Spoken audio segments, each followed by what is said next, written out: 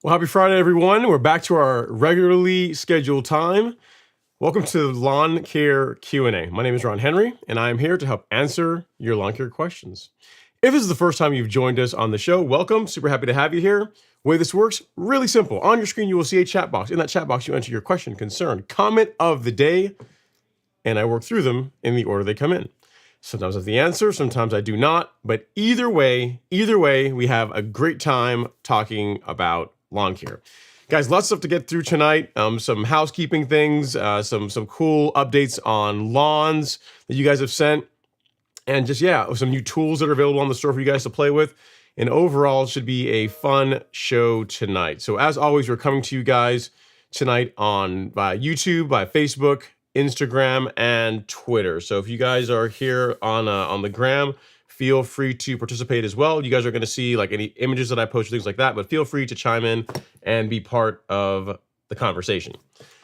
All right, guys. So 4th of July weekend, right? It's go time. So as far as like lawn care Super Bowl, if you're in the United States anyway, this is the weekend that we're really looking forward to, right? Having our lawns looking really awesome. Barbecue, cornhole, a great time just hanging out in the lawn with friends and family. So hopefully your guys' lawns is doing well, that it's improved a lot over the season. Even if it's not where you want it to be yet, hopefully it's done quite a bit of improvement from the beginning of the season until now. So we're gonna get into some of the lawns that some from pictures I've got from viewers tonight. So I'll show that off, and again, overall should be a great time.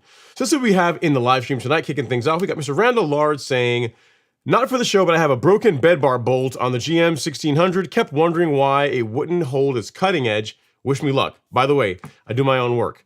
Having a broken bed bar adjustment bolt, that will do it. I'm surprised that you as far what kind of cutting issues did you have, Randall? I'm not sure if you're still in the live stream. Was it just on one side, or did you find that it overall it was causing causing a total height. In other words, was the height of cut issue limited to the side where the bolt was broken, or was it across the board? I would have think that it would have been just on the side that it was where the bolt was broken, that it would be going out of adjustment. But I mean, it'd be good to find out exactly everything that went into that issue. So yeah, sorry you're dealing with that. At least you got to the bottom of it, which is good. All right, we have a super chat. Let me get down here and grab that really quick. Our super chat from Mr. Archie Amos, starting things off. Thank you so much, Archie. I really do appreciate you. Super chat received. He says, okay, Archie, let's come out and out of the gate together. So cool. So Archie is setting it off. I think, Archie, you are currently the top, so I'll make you the show sponsor. I think we have a couple more super chats here to go through. So Archie Amos, there you go. Your name in lights for whatever that means to you. Appreciate all the love and support, sir. And you called LG, and I think he is answered. So first we got Mr. Lord Hogg. First up, actually, let's do this first.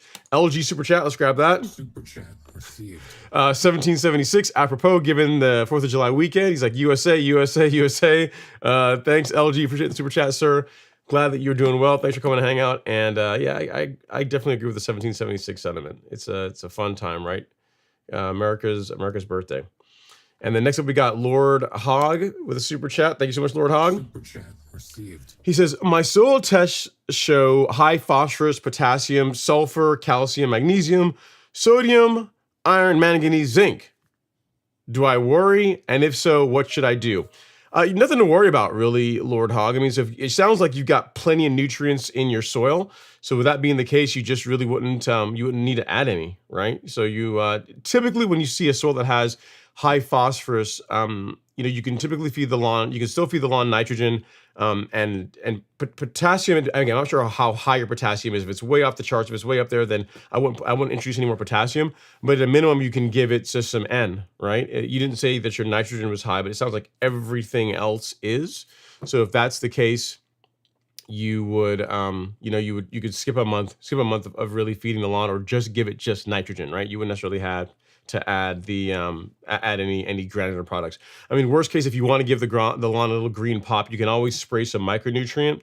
That's something you can do, like a foliar spray. But based on, I haven't seen your soil test results, but based on what you're just telling me here, you don't, like, you're good as far as your nutrient level. So if that's the case, no need to add more, which is cool, right? You can save some money.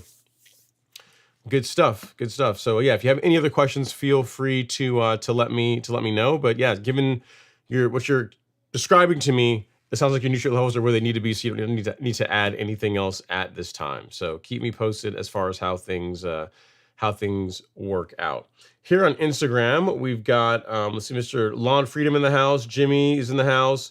Mango Stumpy, a few others here coming in to say hi. So hope you guys are doing well. Hope all is going well with you guys.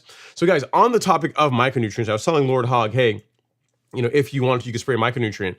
So Nutrizolve, which you guys know is one of the micronutrients that we carry on the store. It was out of stock for most of this week. It just came back in stock around lunchtime today. So for any of you guys that had placed orders, so what happened is there was some breakage which threw inventory off. So any of you guys that placed orders earlier this week and you didn't get your shipment or your tracking until today, again, I apologize. I emailed pretty much all of you, letting you know what the situation was. But again, sincerest apologies. The count got out of whack based on some breakage that we had. And yeah, so from what I understand from the warehouse, all existing orders from earlier this week you guys should have tracking information. They should be picked up today and they should be on their way to you. So again, my sincerest apologies. Again, not what we want to happen. And we've got some back in stock. So we should be good to go. So the backlog is cleared, and anyone that wants to get some, you can order some as well too. So again, Bill, Mark, a few other folks that placed orders that had damaged bottles that we weren't able to get replacements out to you. Want to apologize for that. And again, you should be made whole. Your product should be on the way to you today. You should receive tracking, and they should be picked up today, and it should be to you sometime next week. So again, hopefully if you have any questions, let me know. But again, I wanted to say that here on the live stream. I want to apologize to you guys again for that, because I really hate when there's delays on people getting their stuff, especially when there's damage. But yeah, that was the situation with that. Some of you guys may have noticed, someone already pointed out that I've got a bit of a shiner right here. If you guys can make that out. So very well address it so I don't get questions about it a bunch of times in the live stream. I'll give you guys a little close-up. You guys can see there. See?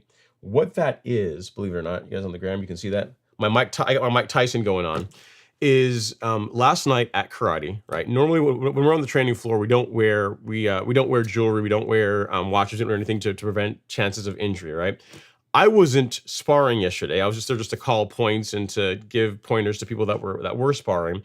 But at the end of the evening, right? So we get done with sparring. One of the instructors, myself, we started goofing around, started rolling, doing some jiu-jitsu, and my watch, got caught between my head and his arm, and literally I drug it across my face. Hence that big the little boomerang I've got on the side of my head right now. It doesn't actually hurt. It looks a lot worse than it is, but figured that the question's going to come up eventually, so that's what happened. So such is life. Yeah, that's part of it in the when you're playing, right? So all right, on to the next question. Mr. Sonny Yates is up next. He says, "Hey Ron, hope things are going well. I can't complain. It's Friday. It's 4th of July weekend. I got to get out and mow tomorrow morning, but overall things are good. Can't complain." I said, "I have 22,000 square foot lawn that is growing so fast. I'm mowing every other day and bagging each time." Yeah, it sounds about right for this time of year. What's your suggestion to slow down growth this time of year without hurting the grass? Sonny, I have the solution for you. So there's a product that I use on my lawn starting in late April, early May, and I use it every 2 weeks from May all the way to September. And it is a plant growth regulator called Primo Max.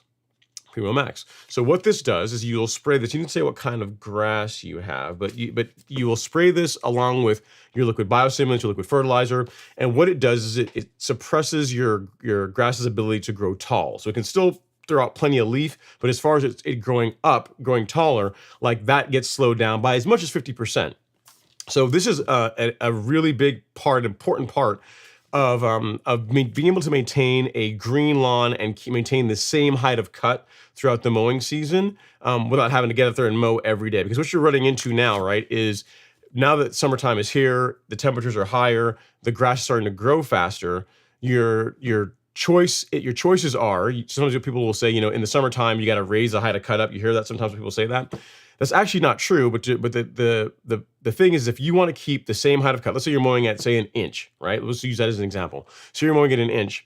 The amount that your grass grows in April or May timeframe is much slower than the time that it's going to grow, or the amount that it grows in June, July, right? So if you're not going to violate that rule of not taking off more than a third of an inch of the total length of the grass to maintain that color in between mowings, you have a couple of choices. You can either let the grass go taller, not my favorite choice.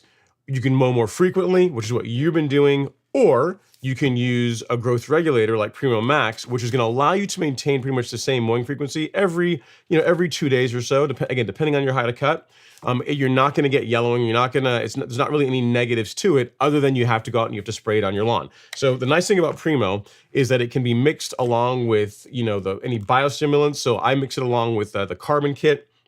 And any liquid fertilizers, any micronutrients that I'm spraying at the same time. This can go in the tank along with all of that. There's a couple different strategies for using it. The one that I like is, so I'll tell you both strategies. You could spray it once a month, which is one way of doing it. A better way of doing it, I feel, is that to spray it every 2 weeks. So spray it on the 1st and on the 15th. What that's going to do is it's going to allow you to get all the benefits of growth regulator with really none of the negatives. So one of the negatives that you get the first time you spray your lawn, especially if you don't mix nitrogen with it or you don't mix any micronutrient, is you can get a temporary yellowing called tip burn if you spray this product at full rates, which is the monthly rate. If you cut that rate in half, so whatever the monthly rate is for your lawn, let's say for 4,000 square feet, we'll make the math easier, right? For Bermuda, for 4,000 square foot Bermuda lawn, you would spray 1 ounce of Primo over 4,000 square feet, and that's the monthly rate. So instead of spraying it once per month, what you're going to do is you're going to take that 1 ounce, cut it in half. You can see there's a measuring cup that's built in here, which is really nice, very handy. And you're going to take half an ounce, mix half an ounce with 4 gallons of water. You spray that over 4,000 square feet, and you're going to do that twice per month. So the lawn is still seeing the same amount of active ingredient over the course of the 30 days, but it's getting it in smaller doses. So again, the only real negative to it is you got to be out there twice per month in the lawn, other than once. But that is the strategy that I like to tell people to use when it comes to spraying Primo, especially your first time doing it. It's a good way to go about it. So to help out with that, we've got a couple of things, a couple of resources here that I'm going to send your way. If you go to the Golf Course Lawn Store and then to our blog, you'll see that there's an article that I updated last week on how plant growth regulation can make your lawn thicker and greener. So if you hit that up, there's a section in here that talks about avoiding tip burn, the thing I just kind of explained to you. And then also a section that I also added as well that talks about the split application rate. So this gives you, this is pretty much what I just explained to you live as far as spraying the monthly rate in 2 doses. And then to make things even easier for common grass types, I've gone ahead and done the math for you and said, if you have tall fescue, half an ounce, Kentucky bluegrass, 0.3 ounces, and so on and so forth. This is the 1st and 15th rate. So you would pick one of these rates, whatever your grass type happens to be, and you would spray it on the beginning of the month. So say July, beginning of July, and then 15 days later, you would spray the same rate again. And that's going to make a big difference in, as far as you not having to mow quite as often and keep the lawn looking still looking great. So that's what I do on my lawn. A lot of other folks that are in the Golf Course Lawn Academy do that. Other people that follow my program, Growth Regulator is a big part of doing that. And something to help out with, and it's kind of cool, it's kind of a nice addition, is today we launched our lawn program calculator. So it's kind of a cool addition. So some of the most common questions that I get, right, from viewers are, what can I mix together? How much product do I need? If I'm going to spoon feed my lawn, how much of each do I need? So over the past couple of months, I've been putting a lot of thought into this and said, okay, well, I have to make adjustments or allowances for cool season grass, for warm season grass. Some people want to use biostimulants, some people don't want to use biostimulants. Some people want to use liquids, some people don't want to use liquids. All that. So all that has come together in this. This is revision 1 of it, but I mean, you guys can. I sent an email earlier, but you guys can check it out here live as well too.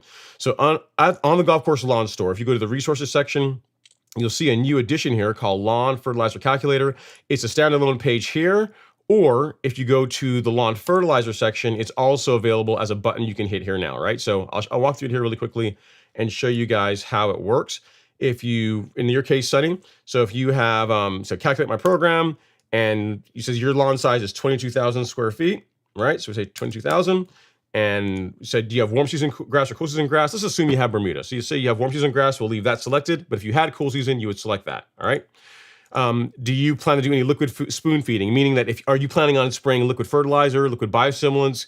I'm gonna go ahead and say yes to that. And then does your soil need phosphorus?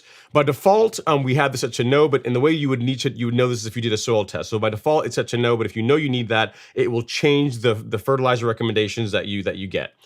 And then next up, do you want to use growth regulator? In your case, absolutely. This is what we're all talking about, so we'll leave that on. And then finally, do you want to use granular biostimulants? You didn't ask about that, but I'll leave that checked as well. So you hit next, and what it will spit out is a program showing you here's how much humic max you'll need, because again, 20,000 square feet is a big lawn. Here's how much release 901C. You're going to want to go with a 2.5 gallon sizes if you decide to do that.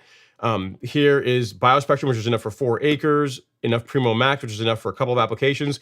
The granulars that you see in this, the granular amounts are enough for at least 1 month's application. The liquids are about for 3 months. So the way that I did the calculations on this is that you're going to have enough to do at least 3 months of applications for liquids, and then for the fertilizers, for the granulars, it's at least 1 month. So for the liquids, this is enough for 3 months. So really, this would be enough to carry you throughout the rest of the season. And given the size of your lawn, you can see you need 2 bottles of Primo. So if you want to, you can add that to your cart and then check out. It saves a bunch of time, but it's something for you guys to play with. If you have a cool season lawn, if you have a smaller lawn, it's a way to mix and match and know if I wanted to do, Essential G and a granular fertilizer and a bunch of different products, how much of each of these would I need for several months? How would I go about doing that? So that's what this is for. So hope that helps, Sonny. Again, Primo is what you're going to want to use to fix that problem that you have. I'll send you a link to that here in the chat now, just to make that easier for you. But and again, I'll also send you a link to the post that I showed you earlier, that blog post that explains how the split applications work. It's not hard to do. It really isn't difficult to do. And it's one of those things that once you start using growth regulator on your lawn, you're going to wonder why you waited so long, because there's so many benefits to it. So many benefits: great color, less mowing, tons and tons and tons of benefits. So at Sunny, and there's Primo, and then this is the link to the blog post that explains split applications and all that jazz. So cool. So there you go, sir. Hopefully you find that useful. If you have any other questions, let me know. You give me a chance to show off the new toys. One of the cool things that I want to talk about tonight to help you guys get some value out of it. As far as one thing I didn't say, as far as the lawn, the range of lawn that it'll do calculations for, it's the upper bound is 100,000 square feet. So I mean, if you have a lawn that's 100,000 square feet, it's going to be really expensive to take care of that. But that's the range. If you put a number in larger than that, it's going to bound it to that amount. So a 1 square foot lawn up to 100,000 square foot lawn is what it will do the math for. So I hope you guys enjoy it. I've got it as a pinned comment there in the comment section if you're on YouTube. So play with it. Let me know what you guys think. Anything you guys want to see adjusted, I'll take feedback and make it better. But again, this is just Rev 1. There's got some other stuff I got planned for it, but I wanted to get this first version out for you guys to try out and get your thoughts on it. All right, so we got a question here from Instagram. He says from Nepets 2609 says, "Good evening, everyone. Ron, I got a quick question. Is chelated iron a product we want to water in or leave on the blade? Thanks. Most liquid iron products are ones that you spray on the leaf on the foliar and just let dry. So an example, like Nutrizolve, which is we just got back in stock today, right, which is a very popular micronutrient that we carry. That one you spray it on the grass and you allow it to dry. There's no need to water it in. Check the label for the product that you're using, but what you'll find is most liquid iron products are just want you to spray them and not water them in. Spray them and let them dry on the leaf, and you're good to go. Good question, Nepets. If you're looking for one, I'll send you a link to one that we just got back in stocks. If you want some, I would get it. I would order it now because we have a hard time keeping it. But this is the one that I'm referring to that you can literally spray and let it dry, and you're good to go. All right. Next up, we have Mr. Alex Ristiano. He says, "Email sent with lawn photos, 2 months update. Hope you all had a great weekend." Thanks so much for that, Alex. Let me see. I think I do have your pictures here. I got them during the intro for the show.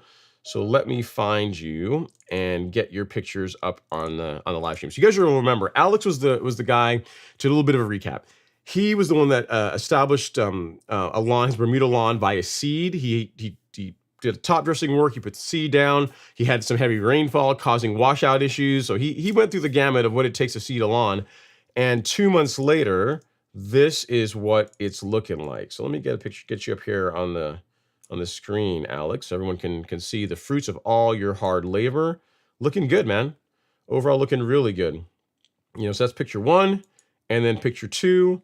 And I might have an image from several months ago. So this was 30 days ago. So you see how it looks now. This is how it looked at month 1. So you can see at month 1, that's where we were. Another shot of how it looked 30 days ago. So you see, it was filling in nicely, but it's the heat and the longer days that we're getting now really has allowed the lawn to take off to where now it's looking like that. So awesome work, man. Awesome work. So I have to ask you, Alice, I know you're not here on the live stream, you can't actually respond, but if you had to do it all over again, would you still do seed or would you do sod? I mean, I'd be interested to find out what your thoughts are, because sod is so much easier. It's just so much more straightforward to do than seed, especially everything that you went through. But glad the lawn is established, looking good. Maintain it well, mow it in good health, and keep us posted as to how it develops. Very cool stuff. All right, we have another super chat. We'll run down here and grab that really quick from Mr. Doug350Z. Thanks so much, Doug. Super chat received. He says, "Ron, how long after PGR can you mow?" So how long after growth regulator can you mow? So here's the thing. The first time I spray my lawn, I like to give it 2 days. So if I spray on a Monday, I'll mow. You could mow Wednesday afternoon, but really I like to give it until Thursday. In my case, on my lawn, I mow it every other day because I just enjoy doing it. So yesterday I sprayed Primo, and I didn't mow today, but I will mow it tomorrow. So I sprayed it yesterday evening. It got the carbon kit, the 901C carbon kit and Primo. I knew it was going to rain today, so that's why I did it yesterday. And then tomorrow I will mow the lawn. So I sprayed like a day or two early. I let it sit today we got some rainfall today, and then tomorrow I will mow it. So I have done it as quickly as the day after, Doug. So I've sprayed Primo, say, like, what is today? Today's Friday. I've sprayed say Friday morning, and then I've mowed the following day. But that's after I've already got the lawn under regulation. The first time I like to let it sit for a couple of days, a good 2 days before I put the mower back on the lawn. But this time of year, it's typically the day I'll spray it that day and I'll mow the next day, or I'll spray it that day. And worst case, I'll mow 2 days later, like a day and a half later. So yeah, because I sprayed the last time, it was in the evening, and then tomorrow morning, bright and early, the lawn's going to get mowed. So good question. I hope that helps, sir.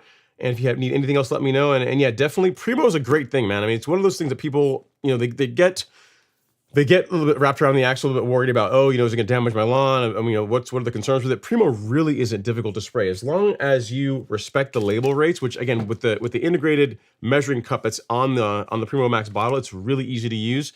The thing is, you figure for Bermuda, right? So I'll show you here's what the challenges that some people have with Primo. So for Bermuda, the monthly rate would be, if you're spraying it full, like the full rate would be, let me get a little bit more in here, would be about that. So 0.25 ounces. 0.25 ounces over 1,000 square feet is what you'll use for Bermuda for hybrid. That's not very much, you know what I mean? And if you measure that, you try to measure that in like a large, 32 ounce measuring container, it's hard to get 0.25 ounces to nail that. So having one of these where you have the very precise built-in measuring cup is a really good way to ensure that your Primo applications work the way you want them to, because you're able to measure the product out accurately. But if you do that, it's really not hard. I mean, and again, the nice thing about this is that it mixes nicely with a lot of products. Again, I've pretty much all the fertilizers that we carry on, liquid fertilizers that we carry on the golf course lawn store, outside of Greens Plus and the multi-purpose 402, I've tested spraying Primo with it. I haven't tested those two because I don't use them on my lawn, but all the ones, I'll show you. Why not? Make it easier. So shop and then lawn fertilizer, all the liquid fertilizers here. So Release 901C, Nutrikelp, Release Zero, which Turfplex, Nutrizol, Bloomplex, all of these I have personally tested mixing Primo with them, and it works wonderfully. And there's people that use this Primo with other liquid fertilizers as well, and they have great results. So as far as a product that you can mix with pretty much any liquid fertilizer that you want, and it play nicely with it, it's a great growth regulator. So highly recommend it. Highly recommend that you incorporate it into your lawn care program. Got tons of videos on how to do that, and yeah, I love it. There's life before Primo and there's life after Primo. That's all I can say.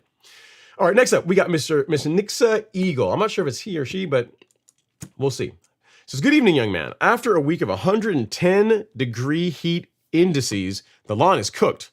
Just ordered foreplay from your store. Yeah, that's the ticket. Now, here's the thing, Nixa. What I will say this is for next season, because we're already here now, right? We can't do anything about it. We don't have a time machine. Those haven't been invented yet. But for next season, what I would say is order foreplay or hydrotane, and get that in the soil prior to when temps get to before you get into the hundreds, 110 degrees. So, if you know that starting in June, beginning of June, you're going to start getting those higher temperatures, mid-May, get that in the soil profile. That's going to help the lawn resist the drought better. It's going to make sure that it has access to water. So you're not going to be playing catch up, is what I'm trying to say. You know what I mean? Because right now, I haven't seen your lawn, but based on the way you're describing it, I'm imagining that it's beginning to suffer a bit from heat stress. If you keep the moisture manager in the soil, or you have it in there prior to it seeing heat stress, the curve or the how quickly the lawn falls off and begins to yellow and starts to trying to go dormant as a way to preserve itself, that should start happening. That should happen a lot slower. So you'll be able to put water on it and just overall keep the color of the lawn a bit more consistent than if you wait for it to get damaged and then you introduce a moisture manager. But yeah, Foreplay is a great product. I mean, people that have been using it absolutely love it. I still just use plain old hydrotane. I'm basic like that. And it works great for me, but Foreplay is Hydrotane 2.0. It's the next best thing. The thing with Foreplay is that it only comes in liquid form, and I prefer to do a granular moisture manager. So Hydrotain is available as a granular, which is why I still stick with it. But Foreplay is definitely superior to Hydrotain in pretty much every way. I mean, it's I believe it's like 70% Hydrotain, and then there's some humate, there's a surfactant, and there's some kelp in there too. So it's a great, as far as like a blend, like kind of like how Essential G is Carbon Pro G 2.0. Foreplay is Hydrotain 2.0. So it's a great product. I think you're gonna really like the results you get with it. Keep me posted as far as how the lawn develops once you get it and you get it applied. Cool. Next up is Mr. Clint Brock. He says, "Got your hands on a Rolexes yet?" Actually, I have. I have used one. I have played with one. My thoughts on it is the grip system on it is different. It's just very different than any other mower I've ever used. You know, having the handlebars like this versus like, you know, your traditional like bicycle grips, having it more like I guess there are bicycles that are that way, but a less traditional grip does take some getting used to. It's not bad. The one thing I would say about that mower, I mean, it was it moves pretty quickly, so it's like a true in compared to say a true cut. The walking pace you can get with it is pretty quick. You can do a pretty brisk walk with that mower. The one thing I didn't like about it, and again, here's the thing: you're talking about someone that made like 4 or 5 passes with it, right? So obviously I didn't get used to using it a lot, but the thing that stood out to me when I used it is that it feels like it's a bit the weight is a bit aft. So as far as the best way to try to describe is the mower kind of wants to pop a wheelie a little bit. You know what I mean? So use it, try it out yourself and see what you get. But for me, the weight feels like it's biased a little bit more to the rear than I would like. If you look at like a Greensmaster, an Owlet, a True Cut, like most other reel mowers, the weight tends to be a bit more even, a little bit more forward, a little bit more even, to where the mower isn't as prone to pop up, like the front roller isn't as prone to come off the turf. That some of that could be, here's the things I can think about too, right? Some of that could be the fact that the way where your grips are on the mower, it's further back away from it. So any kind of, it's like as far as it being like a lever, it's like you've got more fulcrum, you've got more like any kind of downward pressure is going to have a bigger result versus if the handles, your grip is closer, like more traditional mowers, right? So it could be the way the weight is set up on the mower. It could be also the way the handlebars are done. That was the one thing that I noticed about it. It cuts well, and it also throws the clippings more towards the center, which is kind of cool, right? So if you're using, it's cool, it's good, and it's bad. So if you're using the catcher, the grass catcher that it comes with, it's really nice because as far as the standpoint of it being able to fill up the grass catcher really well, it's very cool. You don't have to worry about as much compared to other mowers. You know, the clippings working towards one side and it not getting completely full, because it tends to throw things towards the center, which is really good if you catch your clippings. If you don't catch your clippings, what you end up with is all the clippings being thrown like in more like the center of the mower. So you end up kind of mulching them, which may or may not be that great. So there's a pros and cons to that setup. Again, I made like 4 or 5 passes with it whenever someone here locally had one that they allowed me to come over and play with it a little bit. And again, the mower, it feels solidly built. But the thing I noticed is that either the weight feels like it's biased towards the back, or the way the handlebars are set up. If you put any kind of downward pressure on it, it's gonna the front roller is gonna come off the turf, which is gonna cause cutting issues, right? So just something to keep in mind. Again, I wouldn't take what I'm saying as like as an endorsement or a negative, because again, I haven't had that much time with the machine. But that was one thing compared to, because I've used a lot of different reel mowers. That was one thing that was different about that one that that was immediately apparent that I don't really see or experience with other reel mowers. So something to keep in mind. Try one out, Clint. Let me know what you think about it. And yeah, I mean, I will say this: it felt like it was very solidly built. It felt like it was well put together. You know what I mean? It didn't feel like it was going to break or fall apart on you. It was very True Cut like in that regard. So hope that helps for a little 2-minute review for someone that made like literally 4 or 5 passes with the mower. And those are my thoughts on it. All right, next up is Mr. Neil. Actually, let me get over here first. We got a question here on a comment on the gram. Actually, it's just Offered NV saying, warmed up in Reno, smells like Essential G in the garage. Yeah, man, you mix some Essential G and heat, it will you'll know it's there. You will definitely know it's there, right? That is going to be that's going to be a thing. So yeah, I'm glad we don't have temps quite that hot in Georgia. You know, we may have a couple of days where it gets into the hundreds, like the low hundreds, but then that's an anomaly. It for the most part, we're like high 80s, low 90s. That's where we tend to ride a lot of the summer. And then if things would get way out of whack, we may get a few couple days, not much, a few days where it gets in the hundreds and it falls back down to normal temps again. So sorry you're dealing with that in Reno, but hey, I'm sure there's other benefits or pros to living in Reno, right? Next up, we got Superbly Awesome Lawn Care. Says, have a good one. Keep grinding. I will, man. Do my best. That's all you can do, right? Just keep pushing forward. All right, next up is Mr. Neil White. He says, hey, Ron, do you ever dread getting geared up to spray your lawn like I do when it's hot outside? Tomorrow's supposed to be in the mid-90s here in Atlanta, and I dread wearing long sleeves and pants. Not really. What I just do is I'll spray in the morning or spray in the evening time. You know what I mean? So if it's this time of year, when it's a bit warmer outside, hotter outside, it gets, like 10 o'clock in the morning, you kind of don't really want to be out there wearing like, boots and, all gowned up, to do with your PPE. Just spray in the morning or in the evening, so that's a way to get around that. I don't dread it because I enjoy it. I enjoy working on my lawn. I enjoy mowing it. I enjoy applying granular products to it. I enjoy spraying it.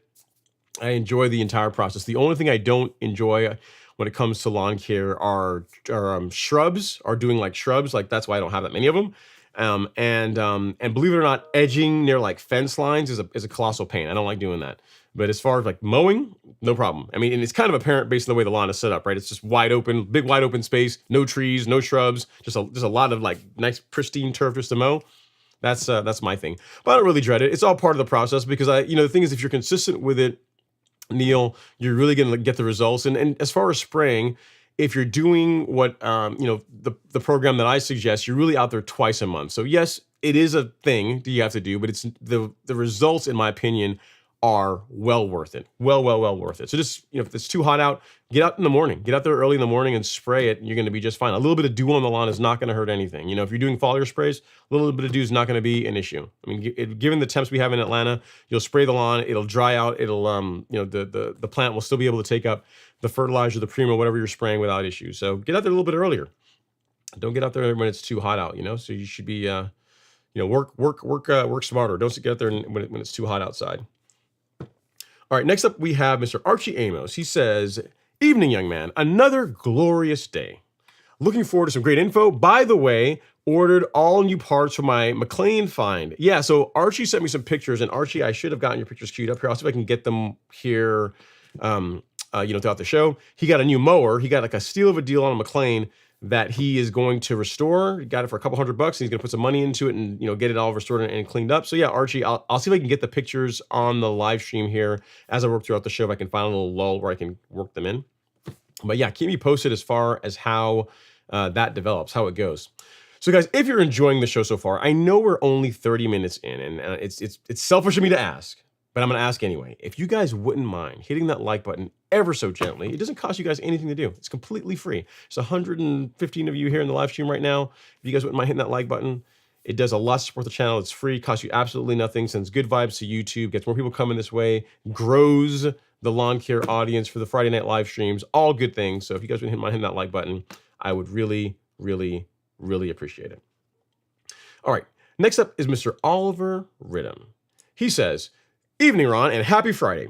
Humic Max arrived yesterday, ready to lay down with biostimulants and Nutrizolve. Let's rock the month of July. Smash that like button. Thank you so much, Oliver. I really appreciate it. Glad that you're getting you get out there. You're going to be spraying your biostim, so your carbon kit and Nutrizolve. And yeah, you also got your Humic Max. You're good to go, man, because tomorrow is July 1st. I believe that's right. Tomorrow's July 1st, the beginning of the month. So you know what that means. It's time to get out there and just make it do what it do. Get your granular fertilizer down, get your Primo down, get your liquid biostimulants down. It's go time. It's the first and the 15th. Right? And tomorrow is the beginning of the application time for the month of July. So cool, very, very good stuff, man. I'm glad to hear that you you got all your products, because Nutrizol has been kind of tough to come by these days. And yeah, you're going to be out there spraying your lawn here soon. So very nice, very nice. Keep me posted as far as how it develops. So guys, I got some pictures I want to share with you guys as well. So you guys know there's a couple of lawns we've been tracking. Matt Jackson has been sending us, updates. He was the one that did the Zoysia renovation, so he wanted to show that off. So I want to give you guys a quick update on Matt's lawn. He sent me a shorter update today on the live stream. So if you guys want to see how Matt's Zoysia renovation is coming along, here for like 20 seconds or so is what's going on with his lawn. Let's see if we can make this work. Hey everybody, my yard's looking great. My dog's super happy. The quinclorac really worked pretty well. I've mowed it twice since then, but I will be treating a little bit more as more of the little weeds, the little grass weeds pop up. But overall, I'm pretty happy. I've been leveling with a top dressing, and it's coming along well, and I'm pushing it really hard right now. Thanks for the help, everybody. Very cool, Matt. Thanks for the update. We appreciate you, sir. And keep us posted on how the lawn does. So Matt's like, it's a segment of the show now, right? Because he does what Matt is doing. If you remember, he had a St. Augustine lawn, and he decided to do a renovation where he went to Zoysia, and he's been mixing carbonized PN along with some screened topsoil and sand that he's using, his own particular blend, and he's top dressing, doing some spot top dressing here and there, and overall, lawn's coming in really nicely. So keep going, Matt. It's looking really good. I like it. I dig it. All right, next up is Stan G. He says, "What's up, Ron and live stream crews? What's going on, Matt? I'm sorry, Stan. Hopefully you're doing well." And you said what? You mean what? Okay, I got you. So the autocorrect got you. I see what's going on there. You're just correcting yourself. All right, Stephen John Thompson is up next. He says, "Hey Ron, I'm tackling a very compacted, dry soil with Dallas grass and common Bermuda. One of those things is good. I'll let you guess which one I think it is. Common has been taking over a lot of the bare spots, but I was wondering if I could aerate multiple times a season." You can, Stephen. Yeah. So the Dallas grass, I believe we've spoken before about this. The best way to get rid of Dallas grass, if you got a residential lawn, dig it out. Just physically remove it. That's going to be your best bet to get rid of Dallas grass. As far as aerating multiple times in a season, sure. I mean, you can do it a couple of times. It's along the lines of top dressing, right? As long as there's still time for the lawn to recover from it, which this time of year, if you were to aerate, it's not going to take long at all, because the grass is growing really quickly. We got plenty of heat. It's not going to take long for the the damage from aeration to recover in your lawn. So yes, if you wanted to aerate now, given that you said by your admission your soil is very compact and you want to help relieve some of that compaction, by all means go for it. What I'll tell you is if you can either water the lawn, water the soil to make it a bit softer so the tines will penetrate better, or if you can time your aeration, after when there's some rainfall in the forecast. If you're going to have 2 days of rain, then you can figure, I'm going to go out and you can rent the aerator the day after when the rainfall is going to stop. That would be good because it's going to work better. It's going to penetrate better. You're going to get a better result with your aeration if the soil is just a little bit soft, and just a bit of moisture, a bit of rainfall, or a bit of irrigation will go a long way towards making that process quite a bit easier. But yes, to answer your question, absolutely, you can absolutely still aerate your lawn. You can do it multiple times a season. Again, the last time I would aerate, if it were me, aeration, you could go a little bit later in the season than top dressing. So I'd say August, like the first week of August, for warm season turf. I'm talking about a warm season lawn here because that's what you have. You have Bermuda.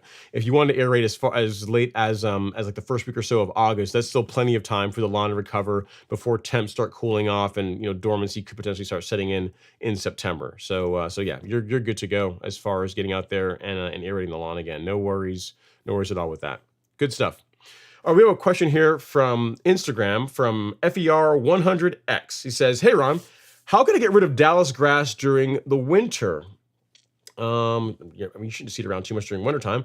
Is it too late right now to control it? I'm in Alabama. So as far as getting rid of Dallas grass, FER100X, your best bet is to physically remove it. Just dig it out. So if you're seeing it now in your lawn, if you can get out there with like a hand weeding tool or a shovel or something, whatever you want to use to get to remove it, that really is going to be your best bet to control Dallas grass. There's not a selective herbicide that is labeled for use on residential turf that to control Dallas grass. There's one in the past, but you're not supposed to be using on a residential lawn anymore. So I would say it's not too late to start making headway on cleaning up the Dallas grass in your lawn, and the way to do that is to physically remove it. There's not really a herbicide that you're supposed to be spraying on residential lawns that will control it. So so hope that helps.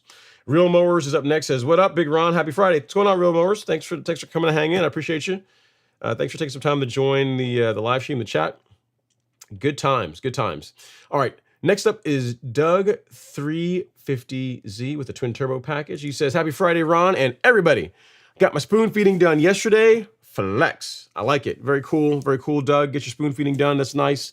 That's nice. You do the same thing. You and I are on the same wavelength. I didn't send you an email. I didn't text you and say, 'Hey, man, Doug, I think today, a day early is probably the way to do it.' It's just there's rain in the forecast today. Tomorrow I got to get my mow in. Supposed to have fireworks tomorrow evening, so I don't really have time to. I don't want to go out and spray the lawn tomorrow and all this kind of stuff. So I want to get done earlier. So you and I were on the same wavelength, Doug. Very, very nice. And again, guys, check out if you guys are just now joining the live stream. If you're on YouTube, anyway, you will see. And actually, I can probably post this. I can do that. I can post it to all platforms other than Instagram.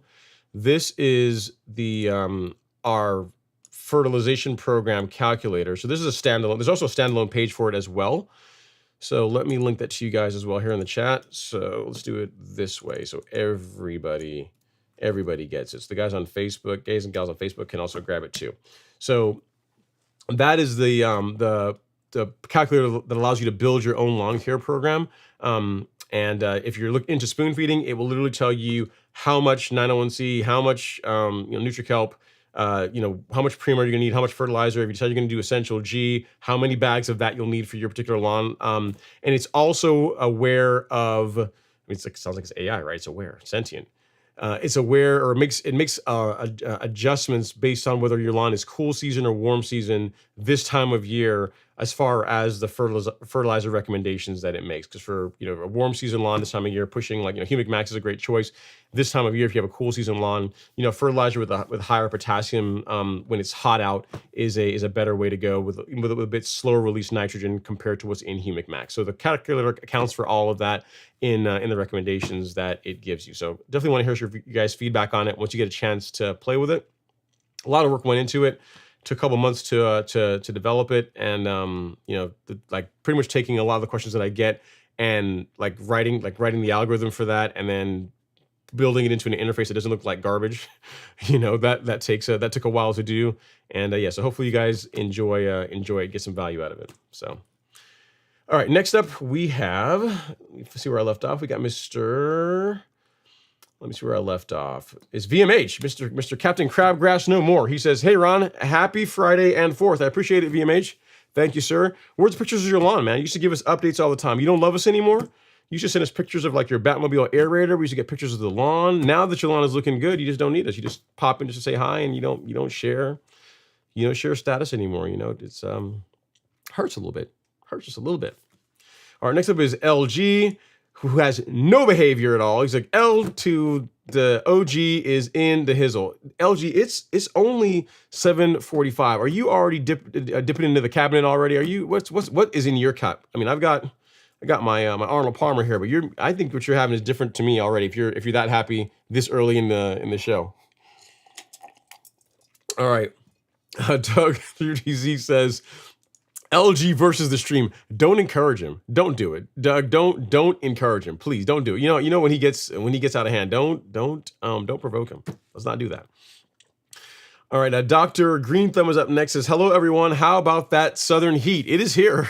It is here. You wake up in the morning, you walk outside, and it's warm. It is warm. It's toasty. It's a good time. It's a great time of year. You figure if there's any kind of damage to the lawn, it's going to heal faster from that. It's going to recover faster from it.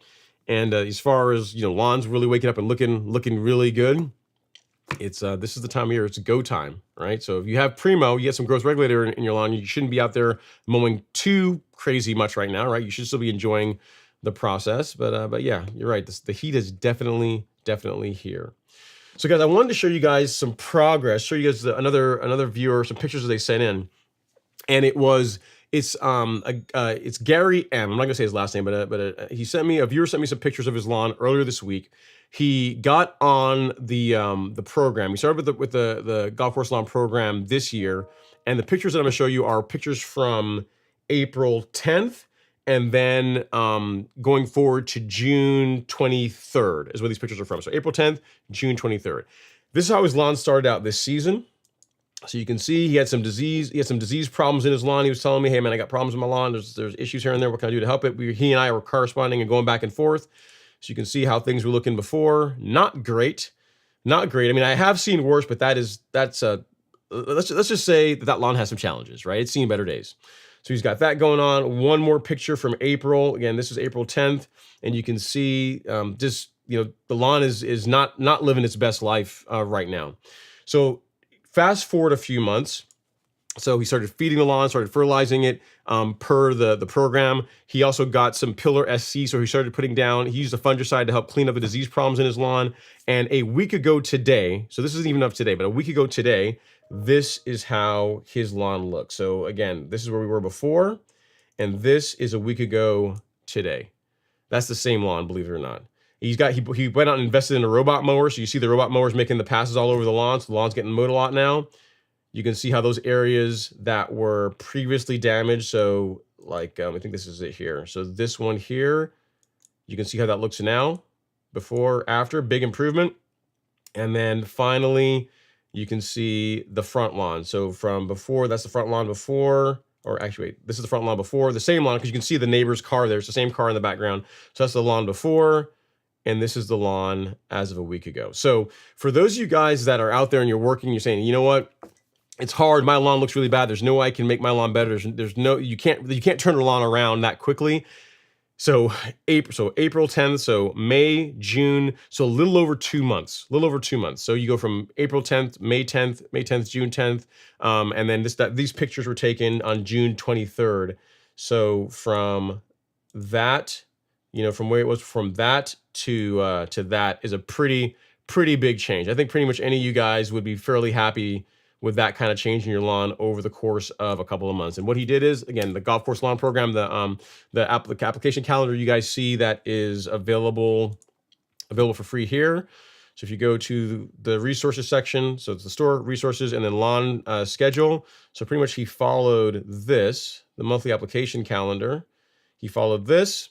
And then he also used Pillar SC as his fungicide to clean up the disease problems he had. And then again, here we are just a couple months later, and the lawn looks incredible. So got to clap it up. You got to award a pretty awesome lawn. Very, very proud of all the work, Gary. Nicely done. That's it's one thing for me to show off my lawn and say, oh, my lawn looks great. But what's really cool is when viewers can take the same information, can take the program, and can get incredible results in the course of a little over 2 months, how they can completely transform their lawn. So great work, keep going. Lawn looks awesome. Very proud of you. Thank you for sharing the pictures, and now everyone else can see that it is possible. It is possible. If you're consistent, it can be done.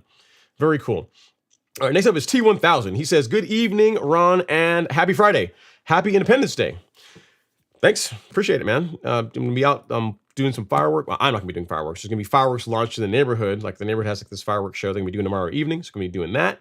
We'll be, doing some, here's the guys, I'm kind of, you may have to take my man card, because we are going to have some friends over, some people come over to hang out, and I'm just going to get it catered. I'm going to get like and by catered, I mean the fine Southern cuisine of Chick-fil-A. So bring some Chick-fil-A in and do that and just hang out and play cornhole. And I don't feel like firing up the grill. I'm just being lazy. I don't feel like doing that. I don't want to slave over the grill tomorrow. So, but yeah, thanks for the well wishes, T1000. Happy Independence Day to you. And hopefully you guys are going to have a safe weekend. If you guys are out there, shooting off fireworks, be safe. Don't be one of those people that ends up in the ER with an eye issue or burn or something like that. So just be careful when you're out there, if you're going to be out there shooting fireworks off in your lawn. All right, so we have a question here. I've got a couple of them. From let's see here, from Instagram. He says, Ben Zito says, my buddy Deuce was all night digging out.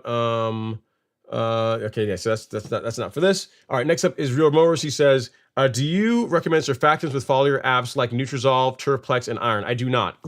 Real Mowers. I do not recommend that. Big reason is that you can, as far as the increasing the likelihood that you're going to burn the lawn or cause damage, it does go up with whenever you're using a surfactant with liquid fertilizers. And it's just not necessary. Surfactants with herbicides, yes. If the herbicide calls for it, but with foliar apps, no, I don't recommend mixing surfactants along with that. We have that. That's actually one of the questions that's in our FAQ. So one of the questions that I get, as far as, because it's one that I get emailed a lot, is do you recommend mixing surfactant along with fertilizer? I think I can find that here really quick. Let me show you guys that are not on Instagram.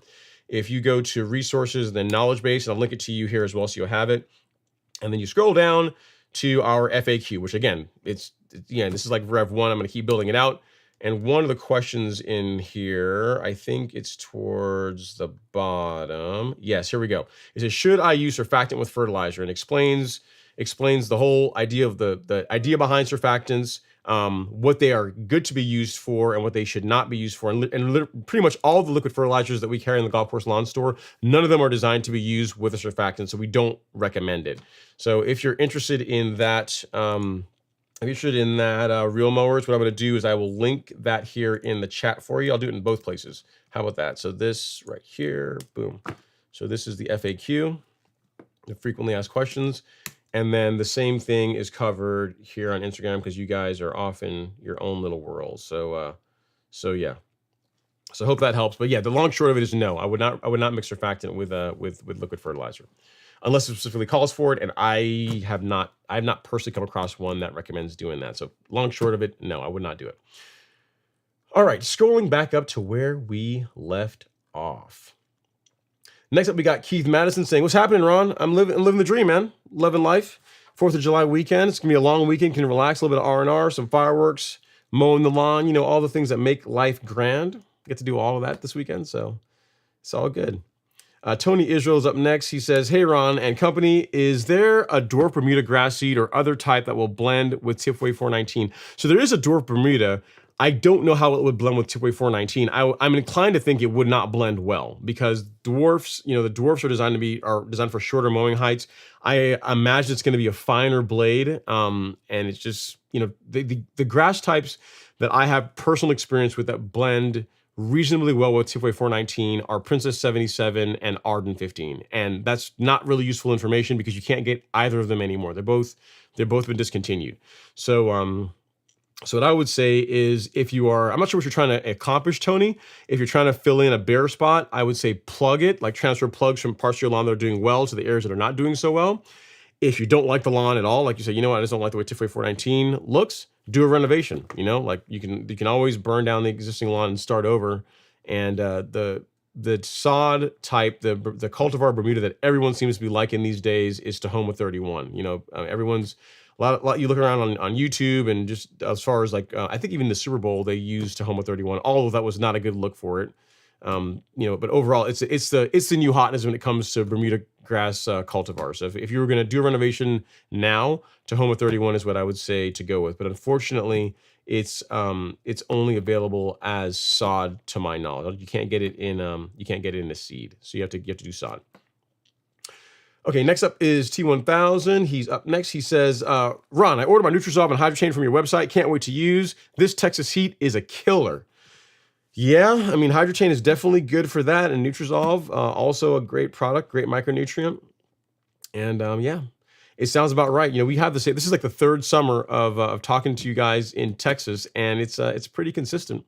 It's either for you guys, it's either a flood where everything's washing away and oh, this is it, we're done, or it's a desert, and it sounds like right now you're in the hot part of the year. All right, next up is Diamond Shotties. He says 3400 ammonium put down today. Either grow it or burn it. Okay, all right. I guess that's one way to look at it. Diamond Shotties. As long as you applied it per the label, you should be all right. But I guess it's glad to see that you at least know it's either going to go really well or it's not going to go well. So you're going in with the right expectations. Next up is Mr. Charles Westmoreland. Charles Westmoreland. He says, "Hello, Ron and crew. Looking forward to some good turf talk. One question. How long should I wait to cut after an application of PGR? The first time, Charles, I'm a fan of waiting at least 2 days. So again, to use my example, if you sprayed Monday morning, you could and this is the initial application. You could mow Wednesday afternoon, Wednesday evening. But if you could wait, mow Thursday morning. That gives it plenty of time. You know you're going to get really good absorption. Just give it more time to work. Once it's in the plant, you could spray. What I've done very successfully is I'll spray the day before, and I'll mow the following day. So I don't typically I don't mow and spray a primo on the same day, but they can be separated by a day. So in this case, for this month, this application is going to be, I sprayed yesterday, and then I didn't do anything today because it rained today, and then tomorrow I'm going to mow. So you have like a day in between. For the mid-June application, I sprayed and then I mowed the following day. So it was like it was sprayed that the morning before, and then I mowed the following day. So really, once it's in the plant, you can the next day you can get out there and mow it. It doesn't take very long for primo to be taken up, but you know, if it's the initial app, I like to give it a few days. So I hope that helps. I just would not do it on the same day. I wouldn't like spray primo in the morning and then go mow in the afternoon. I would give it a full day before you put the mower back on the lawn again. So hope that helps, sir. It sounds like a good question. You know, I'm going to screenshot that because that's something I'm going to add to the FAQ, because in the live stream, we've already gotten 2 people that have asked the exact same question, which means probably more people have the question, but they just haven't asked it yet. So good one for the FAQ, right? All right. Next up, we have a super chat from Mr. Ted Rogers. Now, Ted, are you ahead of Archie? I think you are, maybe. Thanks so much, Ted. Super chat received. He's like, got my 14.714 down yesterday. Thanks for helping me with my soul test. My man, you are very welcome. Very welcome, Todd. Ted. Todd. Very welcome, Ted. Glad that you got your fertilizer. Glad you got it applied. Hopefully I'm not sure if you're in the Atlanta area. Hopefully you're able to get it watered in with some of that free rainfall we had today. But if not, you know, you can always water it in yourself. I'm trying to find Archie's super chat to see if you are ahead of him or not. Let me see. I got LG, got this. Yeah, you are. By a penny. By 1 penny, you hath dethroned Archie. So here we go, Ted. Let me get you up here. You are now the show sponsor. I appreciate all the love and support. So Ted Rogers, your name in lights for whatever that means to you. Thank you for all the love and support. I really do appreciate it. I'm glad the 14.714 made it to you and that you got it applied. Keep me posted on the results. I think you're going to be very, very pleased with it. It's a great product. Next up, we have CPIMS. He says, what's up, Ron? I was curious if you had any experience with McLean reel mowers, looking into possibly getting one. I do. I've never owned a McLean, but I've used them on, like Reel Rollers has got like an assortment of mowers. Like, you know, they've got a lot of different mowers. Some of them you've seen, some of them you guys haven't seen. They've got a lot of cool stuff there. And a McLean is one of the ones I got to try out. It's not a bad mower. I am not a fan of the propulsion system for the McLean. I don't like that about it. But that's purely preference, because there's people that have McLeans and absolutely love them. They would not part with their McLeans. They love them to death. They want to be bared with their McLeans. So there's people that love them, right? For me, out of the True Cut, the California Trimmer, and the McLean, I like the propulsion system, the operation of the True Cut the most out of those 3 mowers. But that is my personal preference. That's all it really is. Just my personal opinion, right? If it's set up properly, you can get a great cut with it. So the most important thing with a mower is that it's sharp, and if it's set up properly, meaning that, you know, the on both sides of the mower, you're cutting paper all the way across.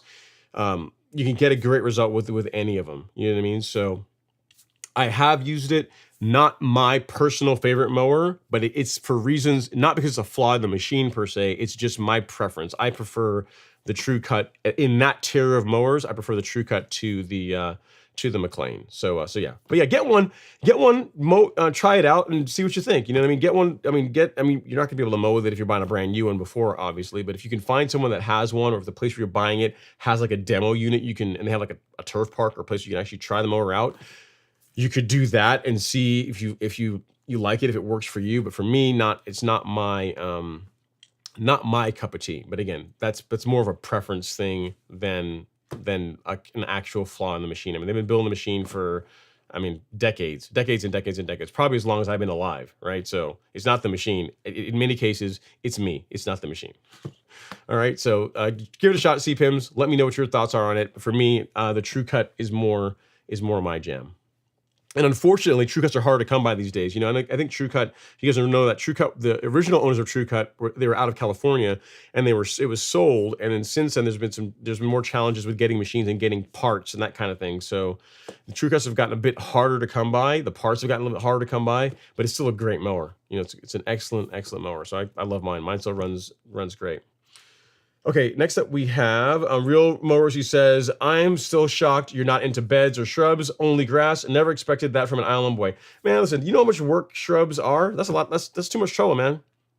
You gotta, because here's the thing, like grass, unlike grass, whenever you go and you trim shrubs, there's all the cleanup work when you're done. You know, unless you're willing to put down like a tarpaulin or something to catch all the, all the leaves and the little twigs and everything that comes off it when you're trimming the shrubs.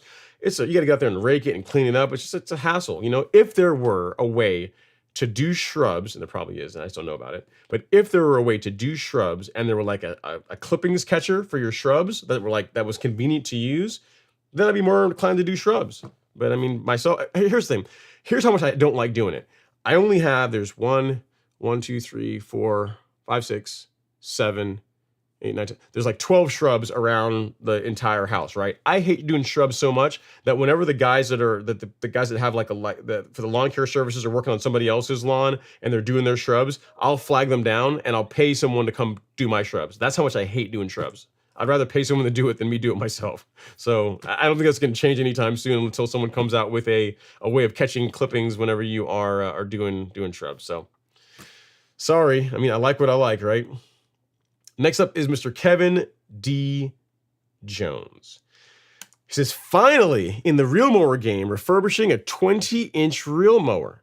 You didn't say which one, Kevin. What's up with that? You just said a 20-inch. You didn't say which one it is. But you know what? Before I read on, you got a new mower. You're refurbishing it. We are going to clap that up. Congratulations. He says, too small for my yard, but we'll practice and learn on the vanity strip before jumping to a wider cut. I dig it. So it's a training wheels. It's one for you to see, hey, is this my thing? I want to see if I can get into this and I can enjoy working on it and mowing the lawn at the frequency that real mowing demands. And then you can move up to something like a 25 or a 27 inch or 26 inch to get you a 1600. Highly recommended. Great mower. But yeah, man, congrats on the new mower. Keep us posted on as far as how it does.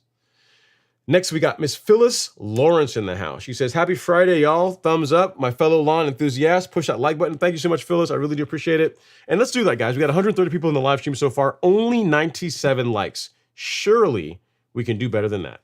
So if you guys are here, you're enjoying the show so far, please hit that like button. It costs absolutely nothing to do. It's free.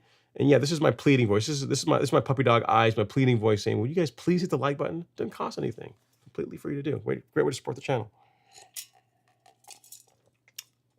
Great times, right? All right, we got Todd Gleaves in the house. He says, happy Friday. What's going on, Todd? Hopefully you're doing well. And next up is Vince Deloreto. He says, should you ever roll your yard level after laying down leveling soil? So the only time I've ever done that, Vince, and when I say roll it, I've used my Real Mower to do it, is on the front lawn, because the front of my lawn is a slope.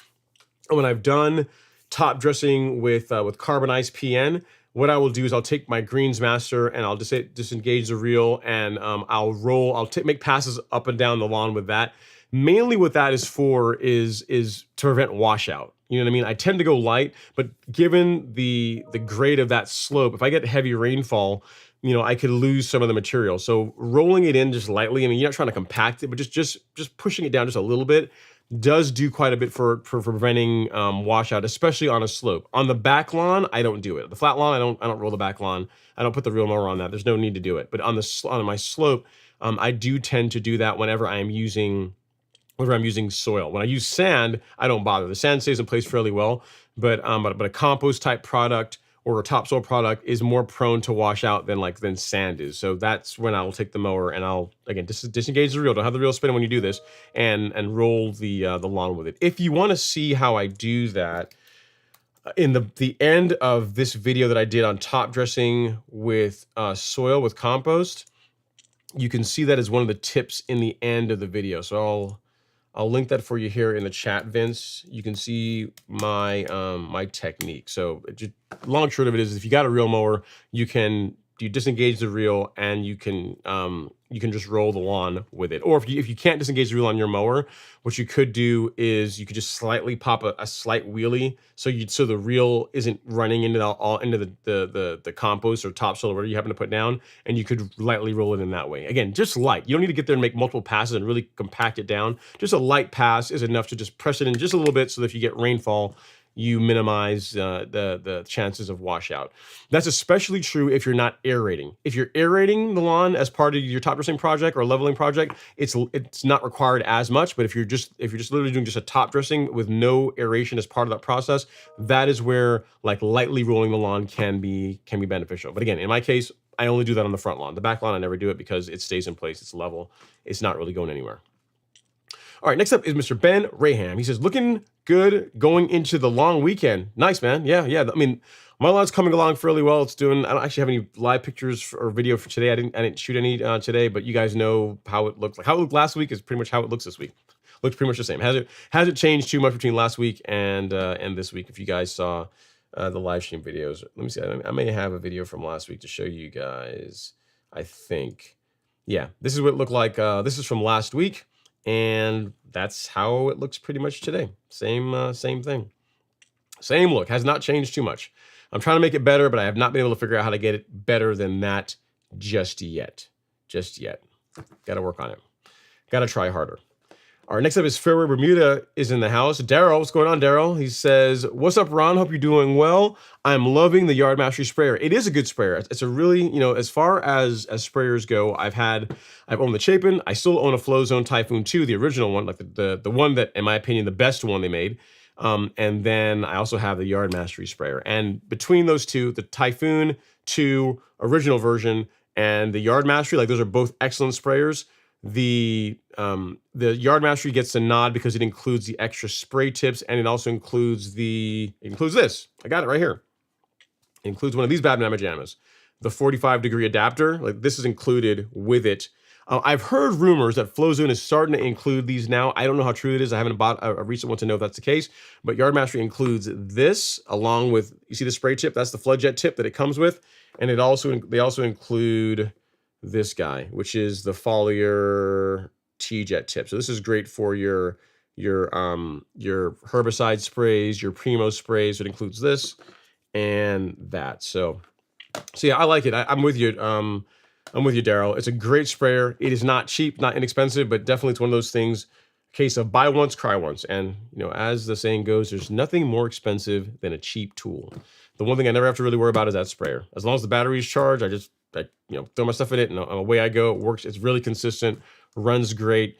And you have a lot of different battery options. It comes with a battery, but if you had like a Typhoon, like a Flow Zone, or if you want a longer runtime, the batteries that the Typhoon takes, it's the same ones. It's the same mounting system, the same battery that works in a Flow Zone sprayer will also work in the Yard Mastery. So I interchange between my Typhoon 2 battery, which is a bigger battery, and the Yard Mastery battery that it comes with, which is a little bit smaller one. I mean, it's adequate.